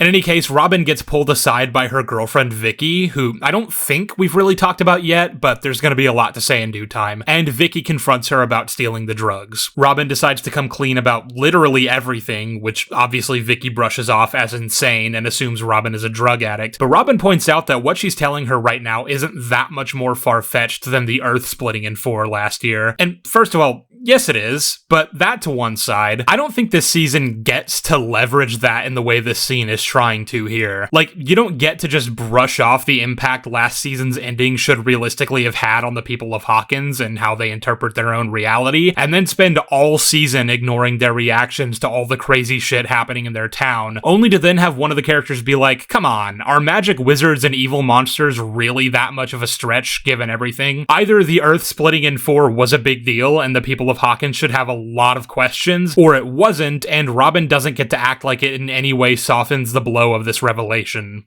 Pick a lane. I think what annoys me about this particular conflict is that if you've ever seen even one movie or TV show, you already know where this is going. You know a bunch of Demogorgons are about to attack this hospital at Vecna's behest, which means Vicky's about to find out everything Robin just said was true, and it's going to resolve all their issues, which is exactly what happens. Realistically, it shouldn't, though, considering as far as Vicky should be concerned, that still means Robin has been lying to her for the entire duration of their relationship about a pretty important aspect of her life. But I guess that's not a big deal. Doesn't even matter that the actual conflict we've been setting up between them was born from Robin standing Vicky up on multiple occasions to go deal with the Vecna stuff. You'd think that would have made more sense as the crux of their conflict, but whatever. It's while Robin is in the middle of trying to convince Vicky of the truth that a couple of army soldiers come to arrest her. And what confuses me about this whole thing is I remember assuming they were actually here for her activities and trying to steal a bunch of children from their base, or really for any of the litany of other offenses they should want to arrest her for, but it kind of seems like they actually believe she's a junkie who stole the benzos just to get high. No, you don't understand. We need to evacuate. We right don't need now. to do shit. Keep moving, junkie. And like, fine, I'm just accepting at this point that the military has seemingly no interest in arresting Elle's close associates for some reason, but it does seem a bit weird that she's being arrested by army soldiers and not, you know, regular police officers, even if the town is currently under military occupation. I think the reason for this is because, this being a pretty small town, we know basically all the cop characters, and the show is too cowardly to kill even them off, so better to introduce these two cartoonishly evil soldiers. Power outage in the hospital.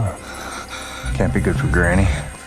Just to have them immediately get eviscerated by a couple of Demogorgons. And luckily, these demos aren't seemingly that interested in killing Vicky or Robin, which is basically the only reason Vicky is allowed to keep her face. It rushes right past her and takes out these soldiers. And you might say, well, that's because they're only here to kill Max. That's why they specifically avoid Vicky and Robin a few seconds later. But the problem with that is, if that's the case, why the fuck did they bother attacking the soldiers at all? They didn't pose a threat to them, neither even had their weapons drawn until after one of them charged at them. Robin tries to call Max's room to warn Lucas that the demos are coming, at which point Vicky asks if these creatures speak English, and Robin answers no. So Vicky activates the loudspeaker and everyone in the hospital hears the warning, including Karen fucking Wheeler, but we'll get to her in just a second. And that made me realize a question that I don't even think I would have had the characters not brought it up. Do they understand English? I mean, obviously the Demogorgons themselves don't, but Vecna does, and I would have have assumed he was controlling them, no? Like, it was my understanding that in order for the Demogorgons to actively carry out Vecna's will, they need to be connected through the hive mind, and otherwise they're just mindless animals with no real sense of direction. There's no rhyme or reason to their actions beyond, I just want to eat. I mean, that's why the Demogorgon killed that deer, right? That's why it went after Barb, right? Because otherwise, I have some serious questions about the sentience levels of these creatures. I suppose my first hint something was off should have been in the opening to this season when the Demogorgon bowed to Vecna and backed away. It understood, even while Vecna wasn't attached to the vines, that this was his boss, and it carried out his orders without having to be directly controlled. So, does Vecna have some way of communicating his wishes to them that they obey even after he releases control? Or does he not even have to be connected to the vines in order to tap into the hive mind? I mean, either way, I have issues with this. I don't see why Vecna wouldn't be actively controlling these creatures, or at least monitoring the situation, but clearly he's not, or else he would have heard the warning over the loudspeaker, and that would have presumably changed the outcome of the situation, right? Come to that, wouldn't he just sick one of the demos onto Robin for good measure, since he knows she's part of their group and she's in his sights anyway? And I'll tell you one thing these demos wouldn't do if he was controlling them. They wouldn't go to investigate a strange noise that's clearly bait to lure them into a trap that'll kill them. Lucas carries Max to the elevator and only survives this big cliffhanger shot from the trailer by kicking the demo back, because what the fuck are stakes, and he meets up with Robin and Vicky in the hospital basement where there's said to be another way out. That way out gets blocked off, so they flee into the laundry room and hide. They've been backed into a corner and are about to get eaten when suddenly a noise sounds off to stage left, and all three demos go to see what it is. There's an oxygen tank rummaging around in the dryer, and it explodes, killing the fuckers. And who should emerge from the smoke but Karen motherfucking Wheeler? What the fuck are we doing here, man? Now, obviously Karen was attacked by a Demogorgon in her house, and obviously that's something that will have completely changed her understanding of reality. Because up to that point, she'd never seen one before. She didn't know about any of the supernatural elements going on in Hawkins, and so her only real frame of reference for what's going on right now is that a giant monster tried to kill her previously. She doesn't know what a demo is, and would have no real context for any of what Robin said on the loudspeaker, but I'm willing to believe she pieced enough together to make some pretty fair guesses. I'm fine with her having at least a general grasp on the situation, and I'm fine with her knowing that they're here in the basement because that was part of what Robin said on the loudspeaker. Take the elevator, they're on the stairwell. We'll meet you in the basement. But Karen got pretty badly fucked up in the first episode. It's ludicrous in and of itself that neither she nor Ted died, but even then, her neck was thrashed to hell and she was bedridden. And that was like 3 days ago in universe, so I do not believe that she's recovered enough to lug a fucking oxygen tank down to the basement, sneak into the laundry room without any of the demos taking notice, open and close the dryer door, and set it to start without attracting any attention. She would have been mauled to death for even trying this, and it's absurd that she wasn't. All to give her this super badass action moment, I guess, but what was the point of that? Who asked for this? Elle and the others were already on their way to rescue Max once they realized she was in danger, so could they not have just had them show up and save the day? It's not even like Karen contributed anything else to the rest of the story, because they leave her at the hospital for the rest of the season so she can rest. Her voice is fine, though. Are you saying that Holly is trapped under a steel plate? Which is interesting because, again, her fucking throat was cut to ribbons just 3 days ago, and she obviously couldn't speak then. Oh, and speaking of non-lasting medical consequences, this is right around the time Max wakes up, and she's not blind anymore.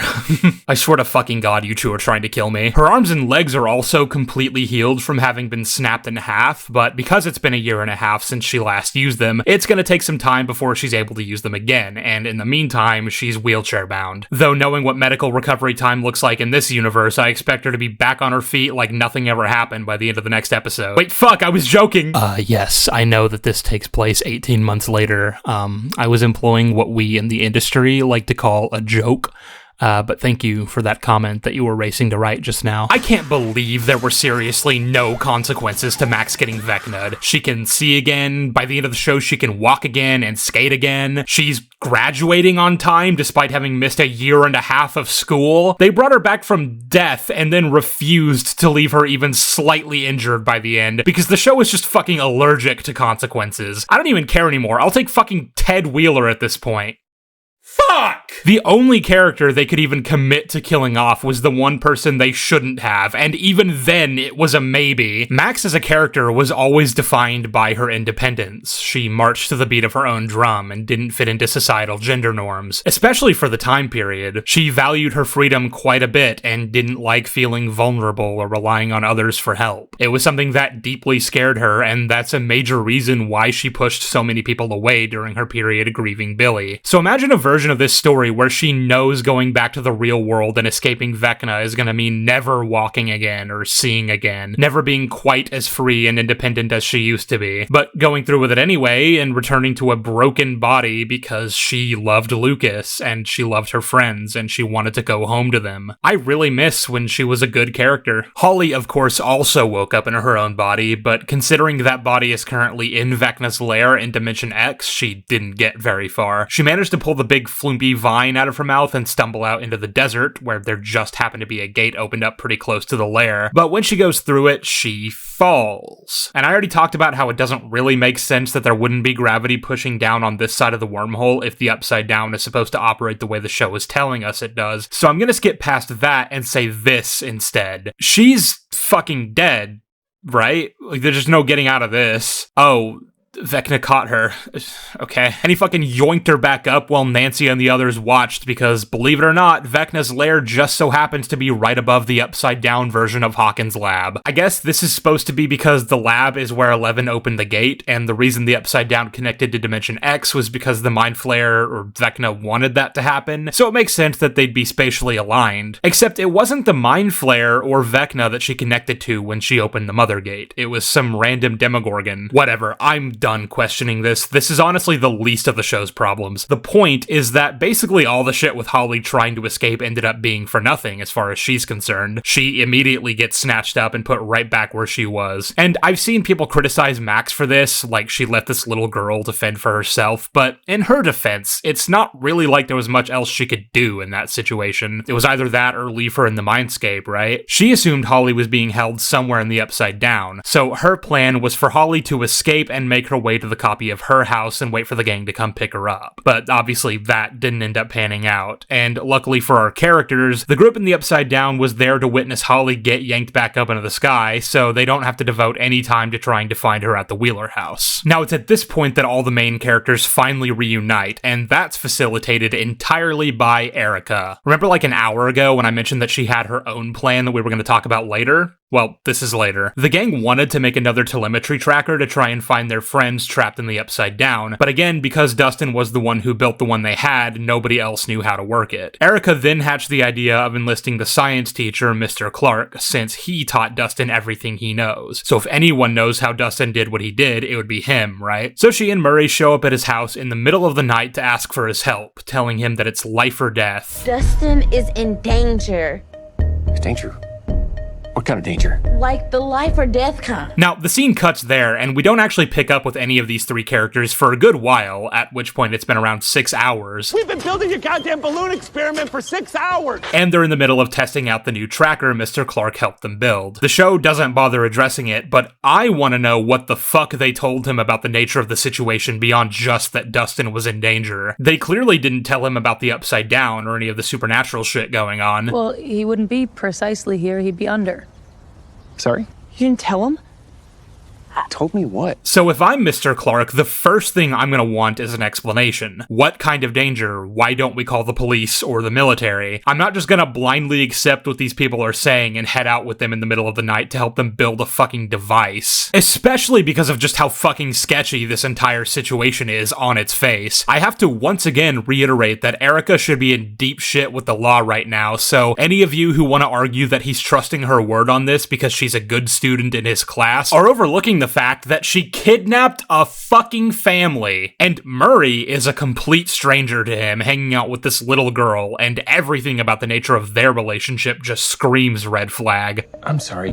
Who are you? My uncle. Babysitter. babysitter. I'd be pretty worried that maybe this is the guy who put my star student up to drugging the Turnbows and that she's potentially in danger right now. But Mr. Clark doesn't consider any of these factors because he's just not a real character with real perspectives on anything anymore. This is especially telling when he doesn't even so much as react to the fact that Hopper is alive, despite having been believed dead by everyone in Hawkins for the last 2 years. And they do this really weird, off-putting thing where Murray flirts with him in increasingly uncomfortable ways that I can only suspect are meant to be funny. Your balloon experiment is a dud, Snookums. Librarian? You get too loud in the sack, she shush you? And I'm just wondering, what is that? Why would you write something like that? I don't know if there's anything to this, but you also see them sitting next to each other at the graduation ceremony in the epilogue, so...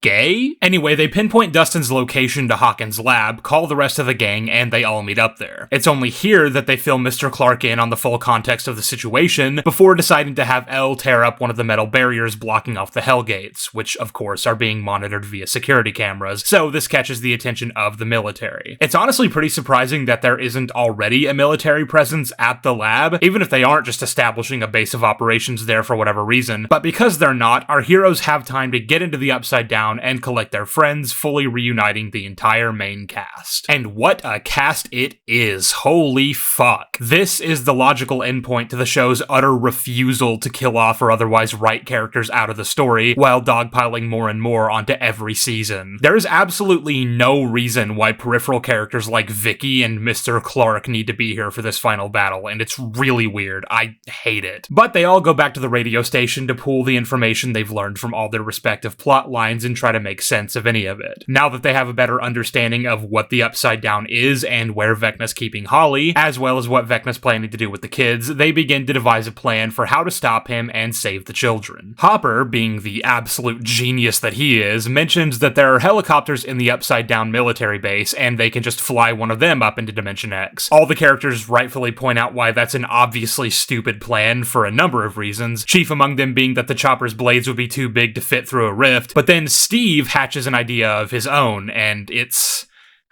Steve figures that if Vecna's planning to merge these two planets together anyway, why not simply let him and wait for Dimension X to get far enough down that they can just climb up into it from the top of the Upside Down radio tower. And instead of doing what they did just a minute ago and writing that off as the stupidest thing they've ever heard, the rest of the characters are actually impressed. They think it's a great idea. I mean, at least with Hopper's plan, there are ways of making that work. Honestly, when he suggested it, I assumed they would amend his whole fly through the rift idea by simply having Elle lift them up one at a time, which we literally know is possible thanks to Vecna doing the same for Holly. They could fly up to a rift, which cuts out the pretty obvious glaring hole in Steve's plan, which is that even assuming everything else works out the way they want it to, it relies entirely on there being a rift right over top the tower, a factor which nearly gets them all killed when they actually enact this harebrained scheme in the finale. You can fly the chopper wherever you want and pick a spot that already has a rift rather than just hoping and praying one will line up with the tower. But aside from that, there's also the fact that they have no idea how long this merging is going to take, or whether or not the ritual can even be stopped once it's been started, which means your plan relying on letting it happen in the hopes that you can just stop it at the exact right time is fucking asinine. It makes much more sense to haul ass, steal a helicopter, and break into Dimension X before the ritual ever begins. So all this seems fucking terrible as far as plans go. I hate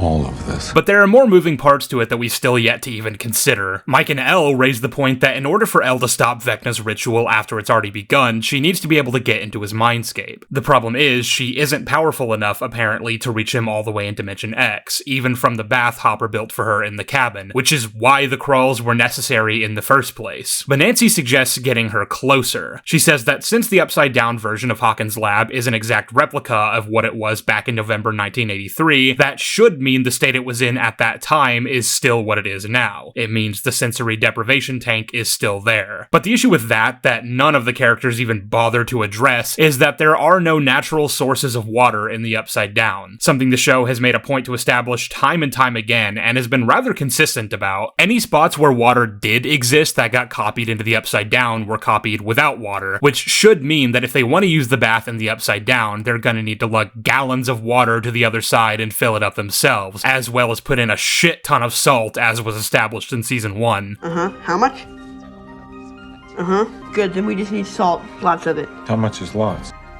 1,500 pounds. But because the show doesn't even bother addressing it, when they actually get to the tank in the Upside Down, it's just already filled. Don't even worry about it, man. It doesn't make any sense, not to mention that this water would be 4 years old and deeply distilled and unsanitary to put yourself in, but whatever. So this is the plan. They'll break into the Upside Down through the Max Z gate, rather than just one of the many ones that we know exist that Eleven can easily uncover with her powers. Hopper, Elle, and Kali will go to the tank, where Elle will project her mind into Vecna's with Kali and Max along for the ride to back her up and guide her through, respectively, and they'll stop the ritual right as the Upside Down ceiling is right above the radio tower. From there, the rest of the group will climb into Dimension X, kill Vecna, rescue the kids, and get them to safety. And one additional cherry on top that Dustin suggests is that on their way out, they set a bunch of charges around the exotic matter and blow it up, thus destroying the Upside Down for good and ending this whole thing. Now, I already addressed that there's absolutely no discussion about whether or not this is even safe. It could destroy the entire world, and because of that fact, I don't want to see a single one of you using that line of reasoning as a defense for the point I'm about to make, which is that if destroying the Upside Down was that easy this entire time, why didn't Owens just do that all the way back in season 2? He clearly wanted to, and stated at multiple points that it was all he could do just to keep the Vines at bay while trying to contain the situation, but apparently just a few well-placed charges would have been all it took, and I refuse to believe he didn't have access to his predecessor's notes after taking over the lab, so he definitely would have known about the exotic matter. Then again, seasons 1 and 2 made an effort to show how dangerous going through the Upside Down really is, and a great many soldiers and scientists who went in at the behest of Brenner and Owens ended up meeting some pretty grisly fates, so I would almost buy that as an excuse were it not for the last few seasons going out of their way to dispel the notion that the Upside Down isn't safe to travel through. There actually aren't that many Demogorgons or other creatures to contend with, so Owens could have definitely gotten the job done if he really set his mind to it. I don't know, maybe the reason all the demos are apparently absent from the Upside Down all of a sudden is because Vecna's keeping them close in Dimension X. Maybe there's an entire army of them waiting in the abyss for our heroes, right?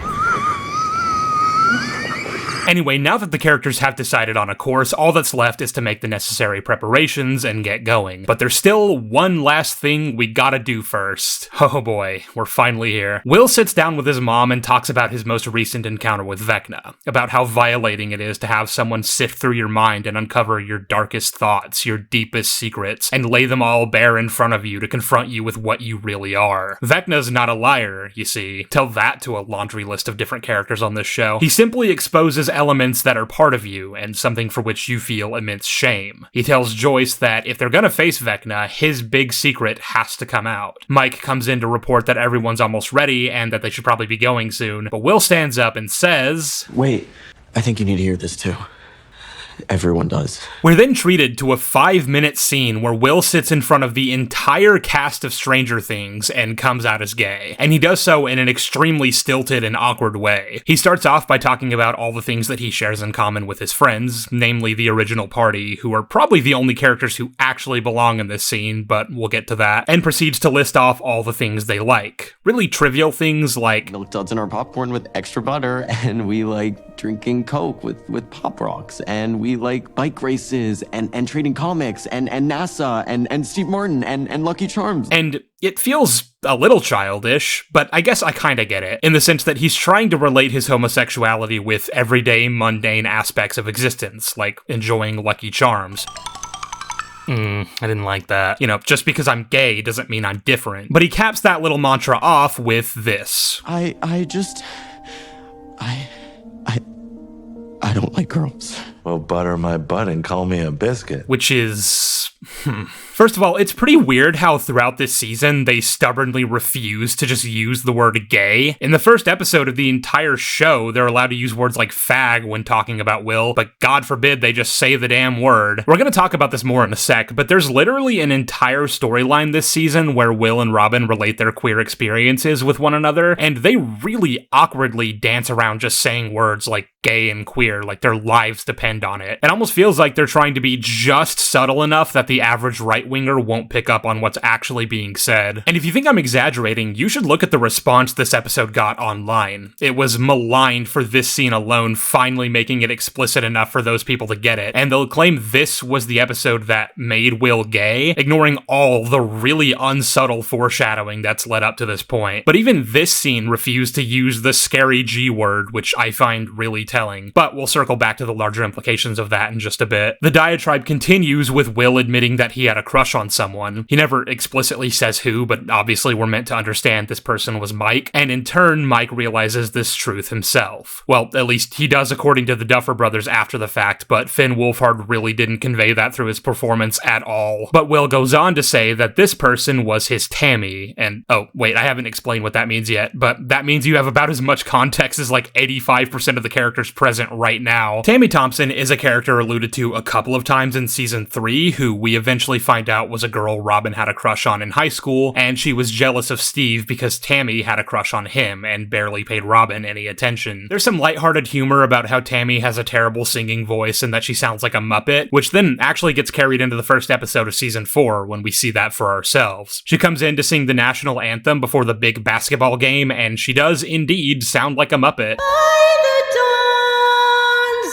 It's a scene played in good fun, but it also serves as one of the first times Robin and Vicky really talk to each other, and they share a common agreement in that Tammy's performance is terrible. And the only reason Will knows who Tammy is because Robin told him about her in relation to her own experiences and realizing that her crush on Tammy was never actually about Tammy herself, but rather about how Robin was projecting her own insecurities onto the idea of being with someone she was into, rather than accepting herself for who she is. So when Will relates Mike to Tammy in this moment, what he's effectively saying is that his crush on Mike never had anything to do with whether or not the feeling was mutual, and he's learned to accept the fact that Mike's just not into him that way. Which, there's something to be said about that in and of itself, but I don't want to just skate past the fact that nobody here even knows who Tammy is, save for like 3 or 4 people. And what's really strange about the decision to include this line is that Robin isn't out as gay. The only people in this room who know about that are Vicky, Steve, and Will, and it's obviously not Will's place to decide when and how that information comes out. So he can't even explain the context without outing Robin, which means he kind of just has to vague post about it and hope nobody asks questions about who the fuck that is. It's worth noting, by the way, that both Nancy and Jonathan might have known Tammy from their time at school together and could even start connecting some dots here if they really wanted to, which is why this is absolutely not the face Robin should be making after he said that.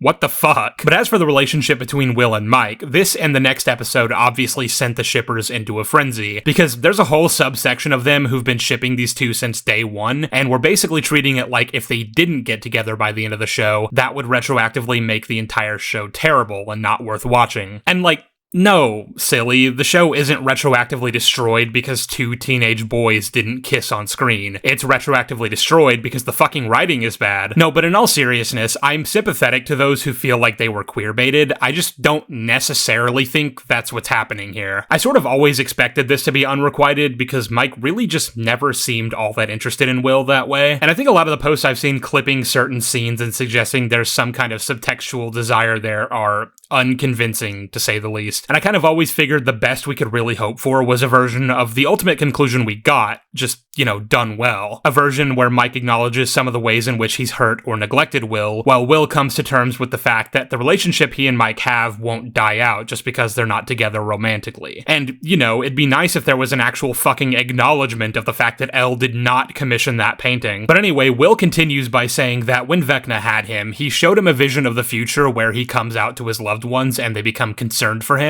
and unintentionally make him feel like there's something wrong with him, causing him to become distant and push them all away until he finds himself alone in the world. He understands rationally that this would never happen and that Vecna can't see the future, but it felt so real that it scared him, and he was motivated into doing this here and now because of that fear. That is, Vecna, the guy who abused him as a child in ways that have deeply gross sexual undertones, basically forced this confession out of Will for fear that he might use it against him, and that Well, that has some implications, doesn't it? I already don't love using sexual assault imagery on the canonically gay child character in the opening scene, considering how much rhetoric there is around homosexuality being caused by sexual abuse in childhood. But then to have that abuser scare him so profoundly that he rushes into this weird half-baked confession so that it can't be used against him later is to remove the agency of the abused character completely. It's a humiliation ritual that Vecna effectively created for his victim. And that gets even more upsetting when you realize that, for whatever else I have to say about his political views, Noah Schnapp is a gay man in real life who had his own struggles coming out to those closest to him. And this is how you choose to write his big coming out scene? So I think it's time to finally get into a discussion about representation and how companies like Netflix, Disney, whoever else you can think of, will use it when it's convenient but never actually give a fuck about the people they're supposed to be representing. I had this discussion a little bit already in my Force Awakens video when it came to John Boyega and his experiences as a black man working in the film industry, and how there are dozens of more cases just like his all over Hollywood. But the same is true for all underrepresented groups, gays are no exception. As the political landscape has continued to progress in the last few decades, it's true that you'll find more openly gay characters in prominent roles nowadays than you might have in the 70s or 80s, but that does not mean said representation is done well at all. And unfortunately, it's not most of the time. In most cases, it's a worst of both worlds situation where the thing exists in the media, just enough for right-wingers to get their panties in a twist about it, but only so far as these companies deem necessary to get their brownie points but still be able to edit it out for Chinese markets and other homophobic benefactors. Take the lesbian kiss from Lightyear that lasted 1.5 seconds and still managed to cause a massive culture war uproar. Companies do this because even the backlash they get from the anti-woke crowd feeds into the overall buzz their product gets, and in turn, more people know about the thing they're trying to sell. To them, it's a win-win on all fronts. In the case of Stranger Things, they've been setting up Will being gay for quite a while now, but didn't really start laying it on thick until about season 4, with him obviously pining for Mike the whole season, and even having a really heartfelt, touching scene with Jonathan toward the end that manages to get a tear from me every single time. It's one of the only scenes in the last 3 seasons where I felt like Jonathan's inclusion to the show is actually contributing something meaningful. But like I said a bit ago, it's noticeable that they're just subtle enough about it that right-wingers who don't really pay attention to what they watch and have basically no media literacy won't pick up on it until it's spelled out for them so thoroughly that they'd have to actively be shutting their eyes and plugging their ears not to catch it, because that allows them to continue having ratings for the duration of the series, and then the big coming out scene will generate the buzz they're looking for. The only other gay representation on the show is Robin, who admittedly they're a lot less subtle about, but they seem to be able to get away with it because for whatever reason, it's less outrageous when it's a new character. I don't exactly understand the logic behind it, which assumes, of course, that there is logic behind it, but I know people personally who told me they were going to stop watching the show after the 4th season because they were trying to cram that gay shit down our throats, who seemingly didn't have a problem with Robin in season 3. I don't really get it, but, it is what it is. However, they do something pretty interesting with Robin this season that speaks to a larger issue I have, and even ties back into those misogynistic undertones I alluded to way earlier. You see, most of what they do with her this season in terms of her status as a queer woman really only serves to further Will's arc this season. That is, while they have some stuff going on between Robin and Vicky that I touched on a bit ago, that itself really only seems to be happening so that Will can witness it, realize Robin's gay, and then that can be used as a bridge for her to basically become his gay Mr. Miyagi. Her relationship with Vicky only extends to a point, and that point is to further a man's development. I find it really telling that they spent the entire season building up to Robin taking Vicky out to Enzo's, something which kept getting put off because the fate of the world was at stake and Robin felt like a shitty girlfriend because, at the time, Vicky couldn't understand why she was being stood up constantly. And after Vicky finds out the truth and they reconcile, they bring up Enzo's again. I wasn't lying about Enzo's.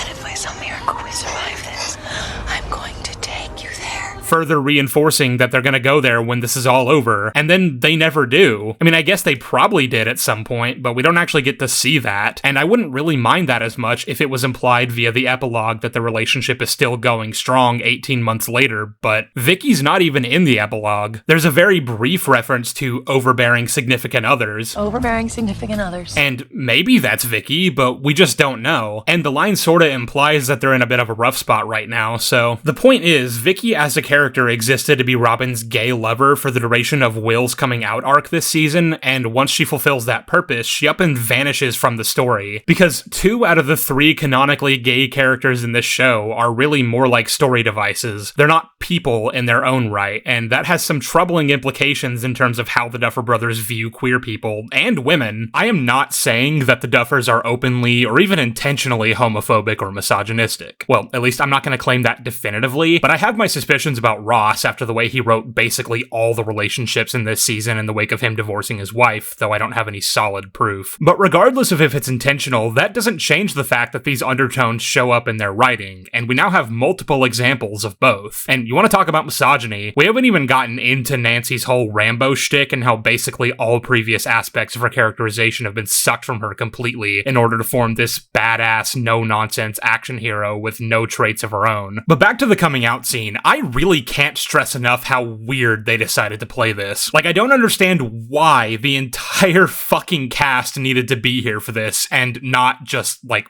Joyce, Mike, and maybe the rest of the main party. It's so awkward seeing Will just profess what's considered his deepest, darkest secret in a room full of like 15 people, including Murray and fucking Kali, a girl he doesn't even know. These 2 characters have never been in the same room together before this moment. Why is she here? I actually think it would have been really funny if she joined the group hug at the end there. Plus, aren't we kind of on the clock here, guys? Didn't Mike just come in and say this? We just heard from Hop. He's 15 minutes out, so we should probably leave in 5. Don't we have a fucking world to save here? Now just isn't the time for this, and I kind of don't believe a lot of these characters wouldn't be extremely frustrated right now at how much time they're wasting here. We get it, you're gay, nobody fucking cares, I'm trying to kill myself here. I like to imagine Mike wildly misinterpreted what Will meant when he said get everyone, and assumed that he had some super insightful knowledge about Vecna he wanted to share that would better prepare them for the mission, and now they're all just standing here confused as fuck. But now that we've gotten that incredibly necessary scene out of the way, we can finally venture on to the final battle. Our heroes break into the Mac Z in an extremely convoluted and messy way, one which should have gotten them all killed 20 times over, and one that I just do not have the energy to break down at this point. We're almost 4 hours into a Stranger Things video. If you're not used to me saying words like plot armor, contrivance, and for the love of God, please kill me already, then you really haven't been paying attention. They make it into the Upside Down, flash one final look to Dr. K, and the episode ends, queuing us up for what is sure to be an excellent series finale. The episode begins in the immediate aftermath of the Maxi attack, with Dr. K sending men into the Upside Down after the gang with kryptonite speakers, which I'm sure will come up later and not just be completely forgotten about. And per what happened at the end of the previous episode, part of what allowed our main characters to get into the Max Z was that Mr. Clark, from his position in the church bell tower that the military still haven't bothered to monitor, remotely accessed a device placed within the base by Hopper inside the Radio Shack, which caused the gates to malfunction. Don't bother questioning any of it. Mr. Clark is just here to be our super convenient know-it-all for parts of the script that demand scientific know-how. Hopper then decided to leave that device in the Radio Shack, which is about to prove to have been a rather stupid oversight, because it gives Dr. K a pretty massive clue as to what's going on here. She and another soldier take the guy who was supposed to be guarding the gate into the Radio Shack to interrogate him on how he let the gate open, and of course the soldier claims that it must have been a malfunction. The other soldier calls bullshit on that excuse, but Kay ends up believing him after she spots the device and puts some pieces together. It's really convenient that they chose the Radio Shack for this little interrogation so that she could find the device, but then again, it's really convenient that she's alive at all by this point, so who fucking cares? Now, it's not really clear why, but this causes her to finally figure out their saboteurs have been using the church to do so she gathers a bunch of soldiers there to investigate the place. And Erica and Mr. Clark are still up there sitting on the bell tower, so presumably they're about to get arrested, but we never actually see them in custody at any point later, so I don't know. What's more important here is that this is where Kay finds the Squawk radio van and traces their base of operations back to the tower, because they decided not to use a less identifiable vehicle for this particular mission, and they decided to park it right next to the church instead of like 3 blocks over just to be safe. Really smart work, guys. Glad to have you on the team. Currently, the only 2 people at the radio station are Max, who is going to tag along remotely in Eleven's mind because she's still wheelchair bound, and Vicky to just kind of wait with her, I guess. And when Kay and her soldiers show up to investigate the place, Max is in a trance state walking around with Elle and Kali, and Vicky has to wheel her through the secret entrance to the basement, which Kay hears, but I guess decides that it must have been the wind. And considering this giant window right next to the characters, you'd imagine it's going to be only a matter of time before the soldiers find this place, so you'd think Vicky would start trying to shimmy Max's wheelchair down the stairs and into the tunnels, or even carry her if it comes right to it. But instead, they kind of just sit there and wait. I'm sure that won't prove to be a costly mistake later. It actually won't. Not because they don't get arrested. They do. It's just that them getting arrested ends up meaning fucking nothing. Anyway, as all that's going on, our main characters begin slowly trekking up the upside-down radio tower, something that was shown to us in the first episode to be something you can climb pretty quickly, actually, when you put your mind to it. But of course, this is a bunch of characters carrying bags and weapons, so naturally it's going to take much longer and require multiple breaks, giving Mike and Will enough time to hash out their gay shit in one of the absolute funniest scenes I think I've ever seen put to screen. And you still think we can be friends? Friends?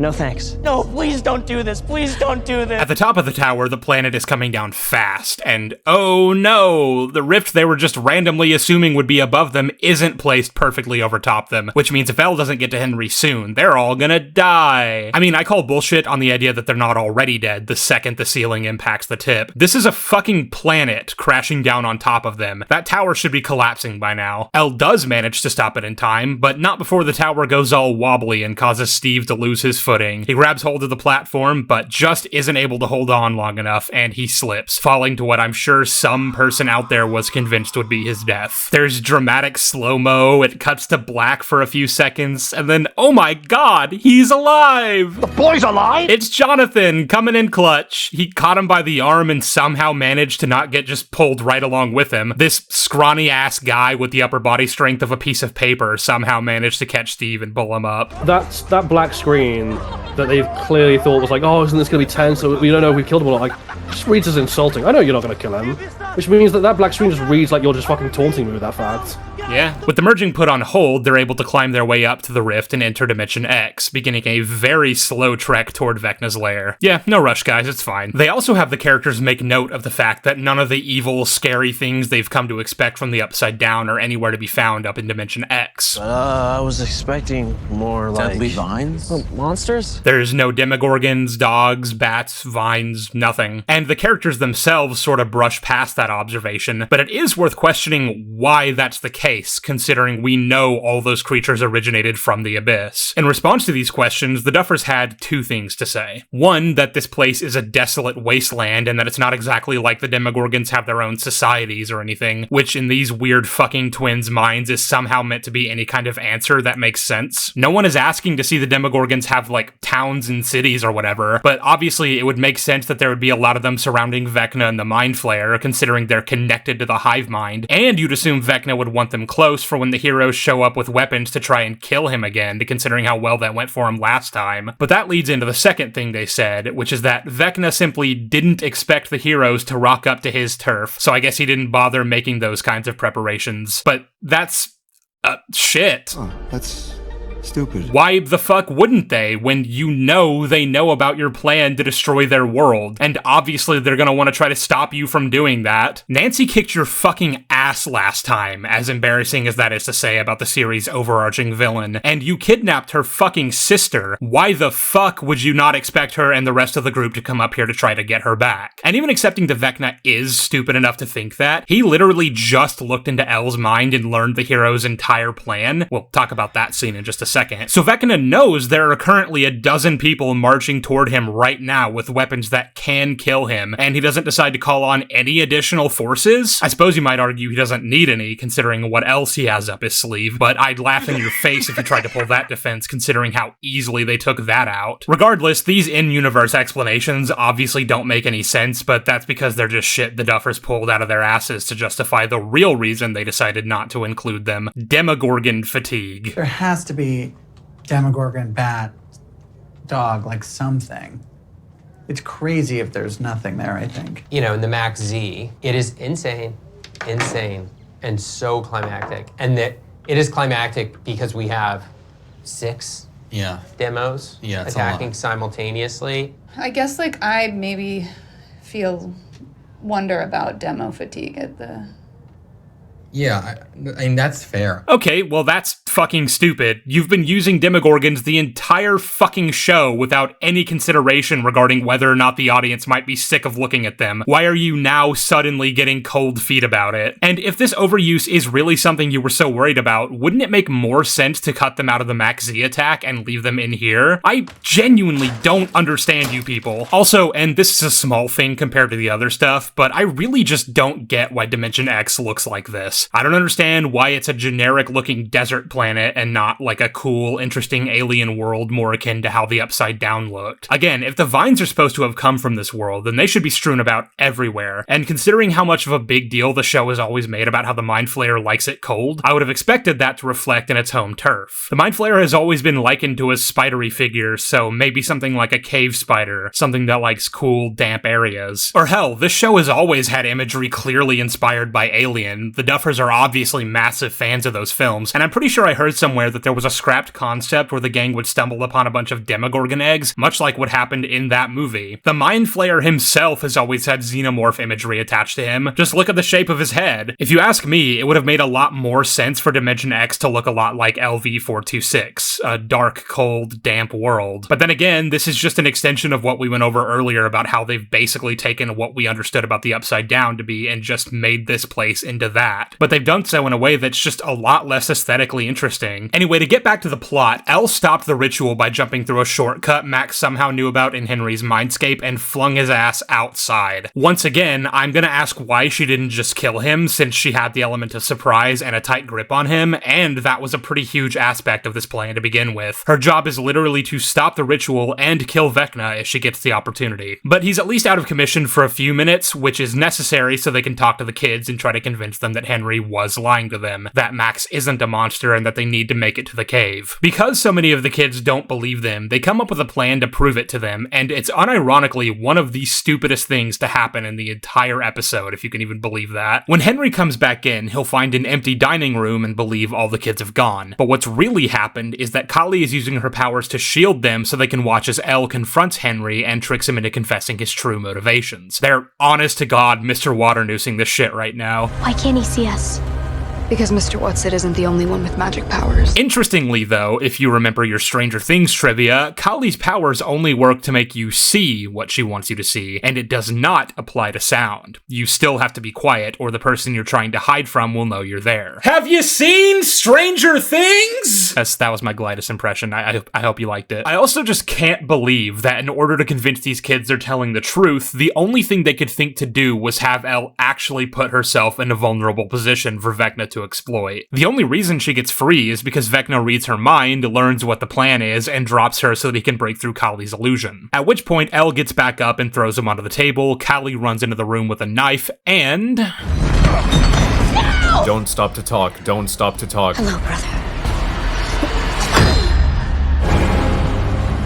Are you fucking stupid? Noah Schnapp is right. Another 10 trillion to Israel, and we need a CW live-action Stranger Things show. Because we've allowed Vecna to get away, and because we've allowed him to learn our plan, his next move is to make sure Elle, Kali, and Max are unable to continue assisting the kids in the mindscape. So he enters into Hopper's mind and makes him have hallucinations about his time in the war, how that relates to his failures to protect his daughter, and how he's doomed to fail 11 the same way, showing him Elle's memory of Kali saying that they should kill themselves. Hopper, of course, is growing increasingly exasperated by this, but we shan't forget that this is obviously a character who understands how Vecna's manipulations work, having presumably been told by the characters who've experienced it firsthand. Meaning he understands, rationally, that this is all in his head, and that Vecna's probably lying to him. I am many things, but I am not a liar. You know, this is the second time in as many episodes that a character has insisted Vecna isn't a liar, which is pretty strange as a claim, considering. I'd be fine with it if it was just Vecna saying it, but Will making that same claim earlier was just bizarre, and now I'm actually starting to wonder if the Duffers are aware of what's happening. In any case, Hopper draws his gun, Vecna pops up behind him, and Hopper's stupid ass fires at him multiple times, despite knowing that he's obviously not physically there. Vecna disappears, and what Hopper finds instead is the tank leaking and water filling with blood. Elle's blood.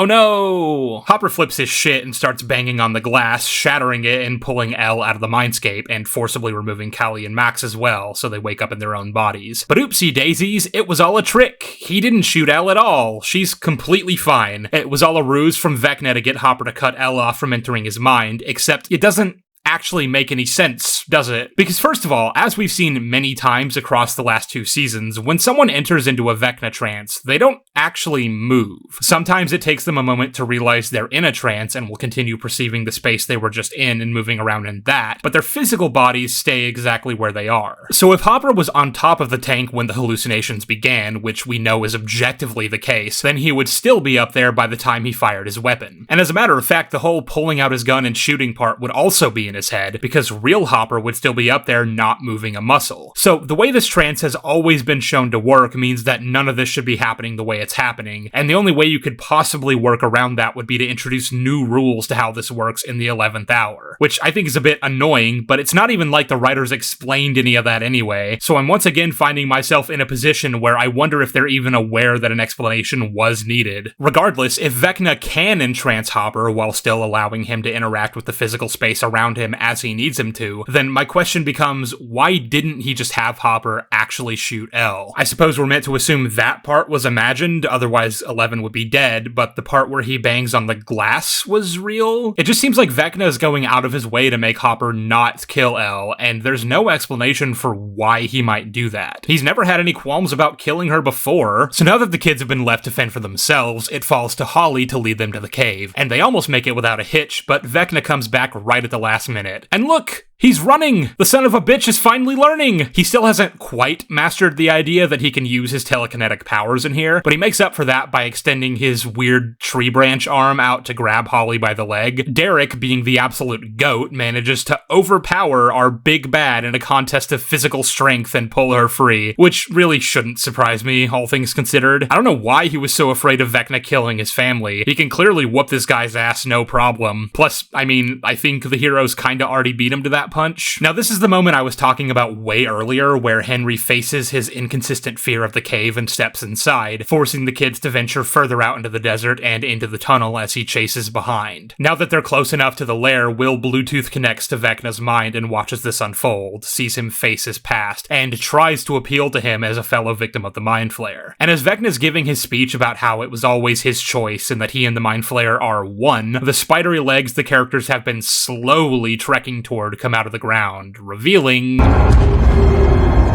We've got a freaking kaiju up in this shit! Yep, all this time, you thought the Mind Flayer was this big, scary, otherworldly shadow monster beyond comprehension, when in actuality, he's just Big Spider. Big Spider that's actually not that hard to kill, all things considered, at least not when every single character in the main cast has oodles of plot armor. The Duffers have proven time and time again that nothing bad will ever happen to these characters, so there's absolutely no tension when I watch one of the Mind Flayer's legs descend as though Dustin is about to be crushed. Oh, Lucas saved him at the last second? I'm shocked, I really am. Be still, my beating heart. I want to impress upon you guys that this sequence takes less time than Will's coming out scene. I checked. They kill the eldritch interdimensional horror with flamethrowers and water balloons, and it took them about as long as it takes me to make a grilled cheese sandwich.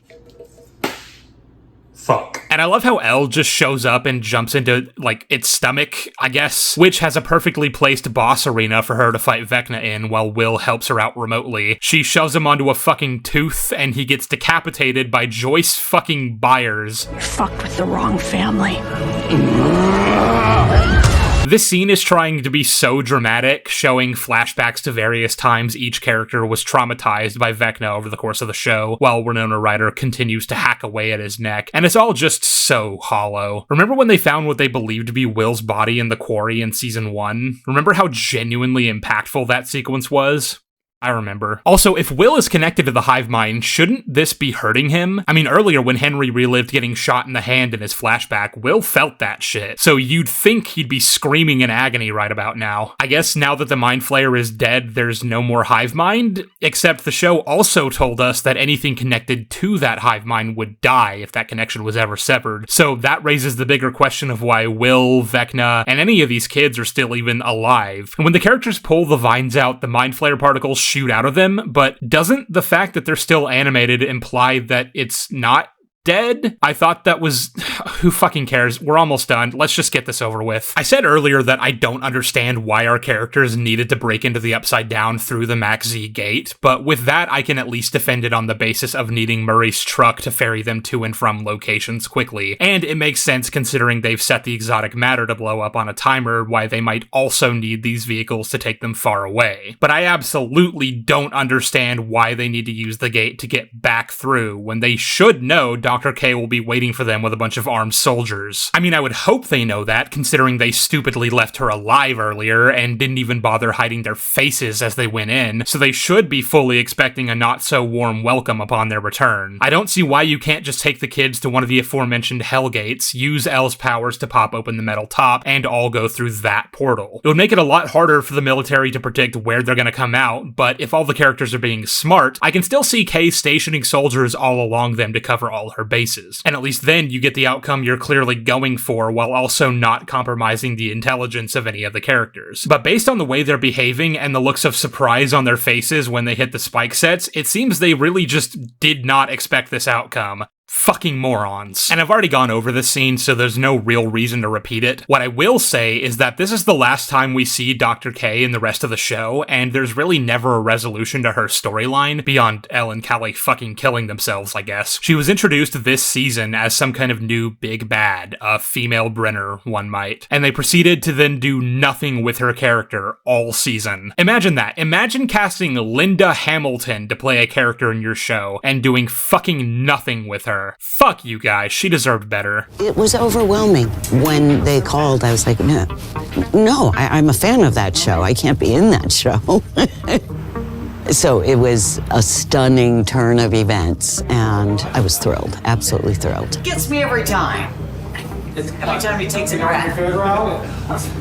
The Duffer Brothers' rationale for not writing an ending to her story was that she was meant to represent the vast, expansive reach of the government. She's the new Brenner in a sense, but even if they do kill her, there's always someone who will replace her. Which, first of all, put some fucking respect on Owen's name, because he's living proof that not everyone assigned to succeed Brenner's operations has ulterior motives. But of course, why would I expect the Duffers to consider Owens? They literally forgot he existed. Last we saw him, he was taken prisoner by Sullivan, so... did they kill him? Is he in prison somewhere? Are we ever going to follow that up? He was a pretty important character, so I would hope so. But that's kind of a running trend throughout this season, isn't it? Abandoned storylines, characters, threads. What happened to Owens? What happened to Argyle? He would have been in town when the quarantine was put into effect, and I don't want to hear a single one of you pointing out that many people were evacuating Hawkins at the end of season 4, because Argyle was explicitly not one of those people. He clearly stuck around to help them fix up the cabin, and was still in town when this happened, which caused the government to force everyone in Hawkins to receive mandatory medical checkups, as referenced by Robin at the beginning of season 5. And those free, mandatory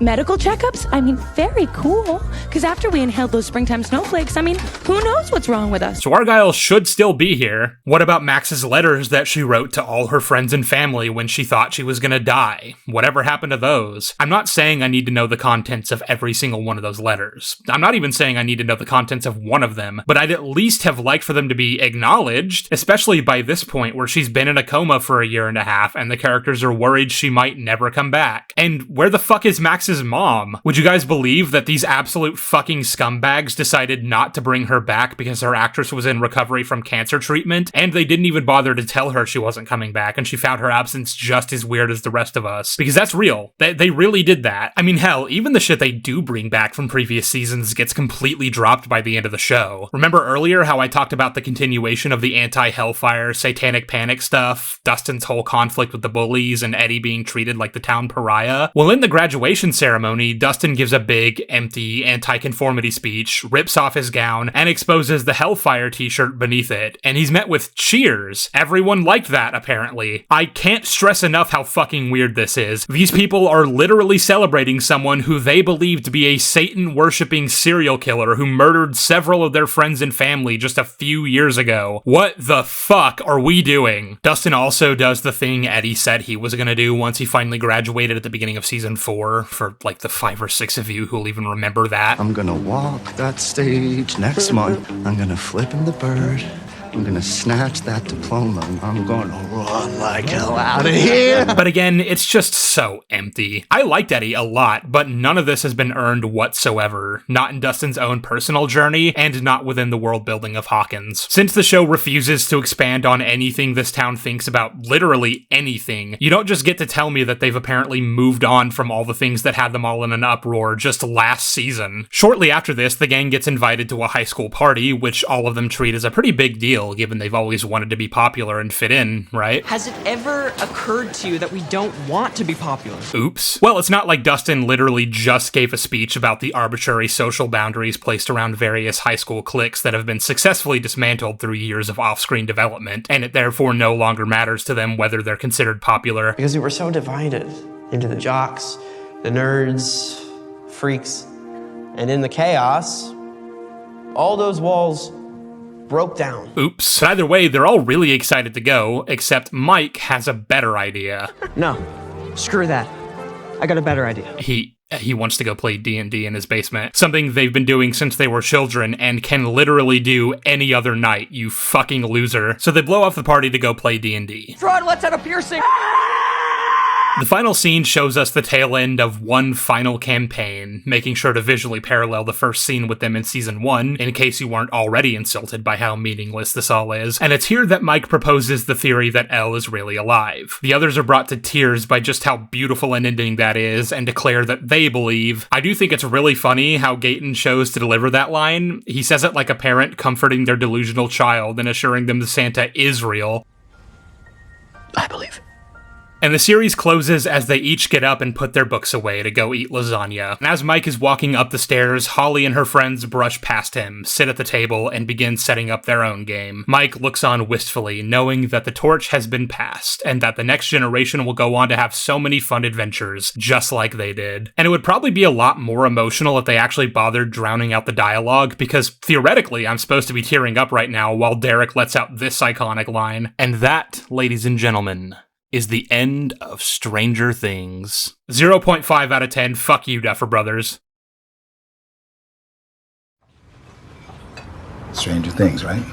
Boy, oh boy, what is there even left to say? That was fucking terrible. Meaningless, hollow drivel that does absolutely nothing interesting and thematically botches the entire point of the show in every single direction. The plot makes no sense, the character writing is shit, and most of them are destroyed. And on top of all that, it looks like shit. This season cost $480 million to produce, and they spent 3 years working on it. They spent an entire year on just the filming alone. How the fuck did this happen? This finale was so bad, and so completely and thoroughly ruined the show, that the fans had to invent a secret 9th episode that they were convinced would be the real finale. For those who don't know, ConformityGate was a conspiracy theory that began pretty soon after the finale dropped, where fans speculated that the ending we received was fake, that it was all an illusion cast by Vecna to convince the characters they'd won, that they'd achieved their happy ending, and that's why the ending itself was so baseline and generic. Comfort and happiness?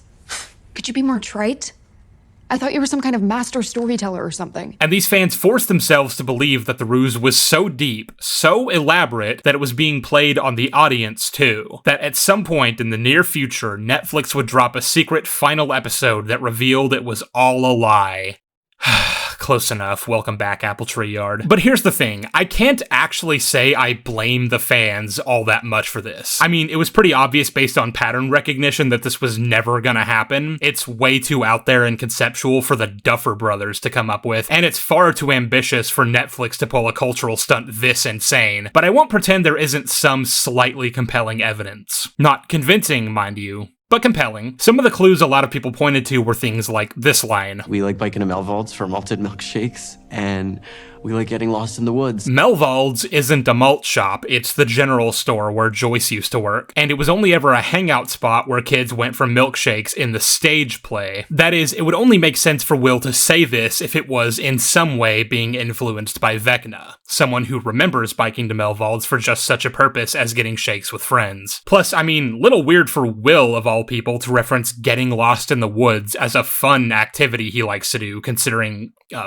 you know. So, is this bad writing? Have the Duffer Brothers simply forgotten that Will would have no memory of Melvald's during its time as a malt shop in the 50s? Or is this a hint that everything is not as it seems? Well, considering ConformityGate was supposedly meant to pan out on January 7th, and it didn't, I think you can guess what my conclusion is, and it's not a particularly shocking one. But another piece of evidence that strikes me is this one. A lot of people pointed out how the tip of the dial on the voltage machine changed colors between episodes, which, sure, that could just be a production mistake, but it's worth noting that there was another scene in the very same episode as this one where an innocuous item was the wrong color and someone noticed that, and that served as a clue to further their investigation. That's wrong. It should be yellow.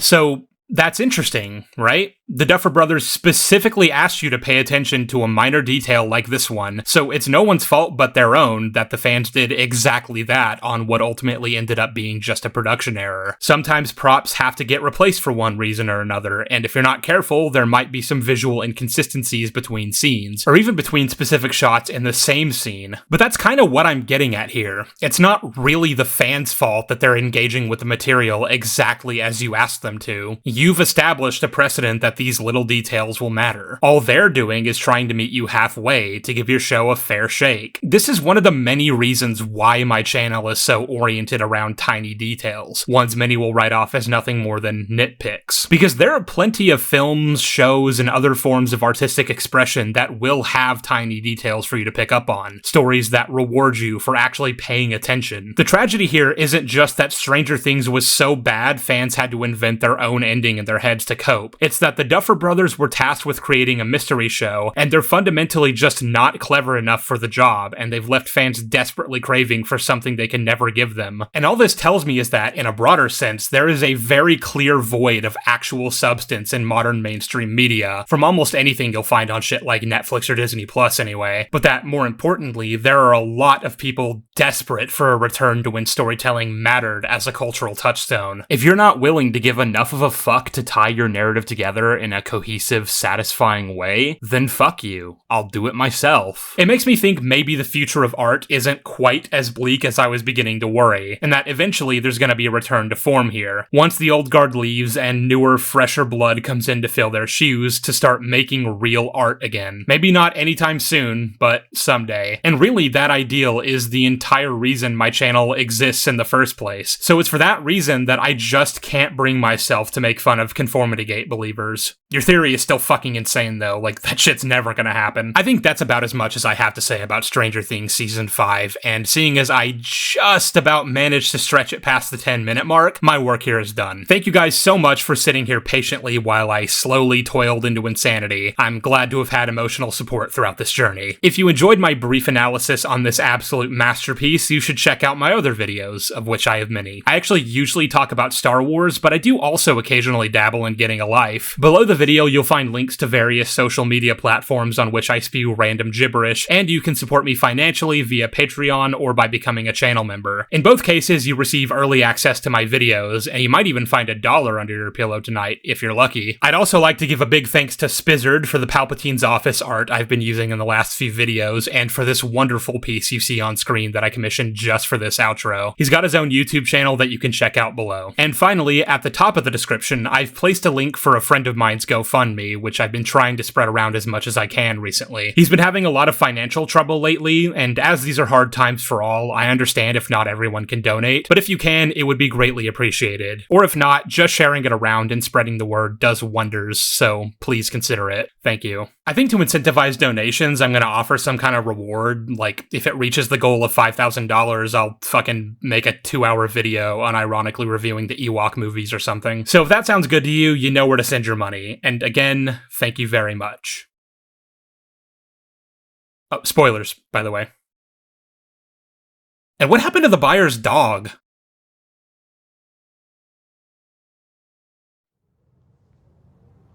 I mean, the thing that's cool is the giant monster.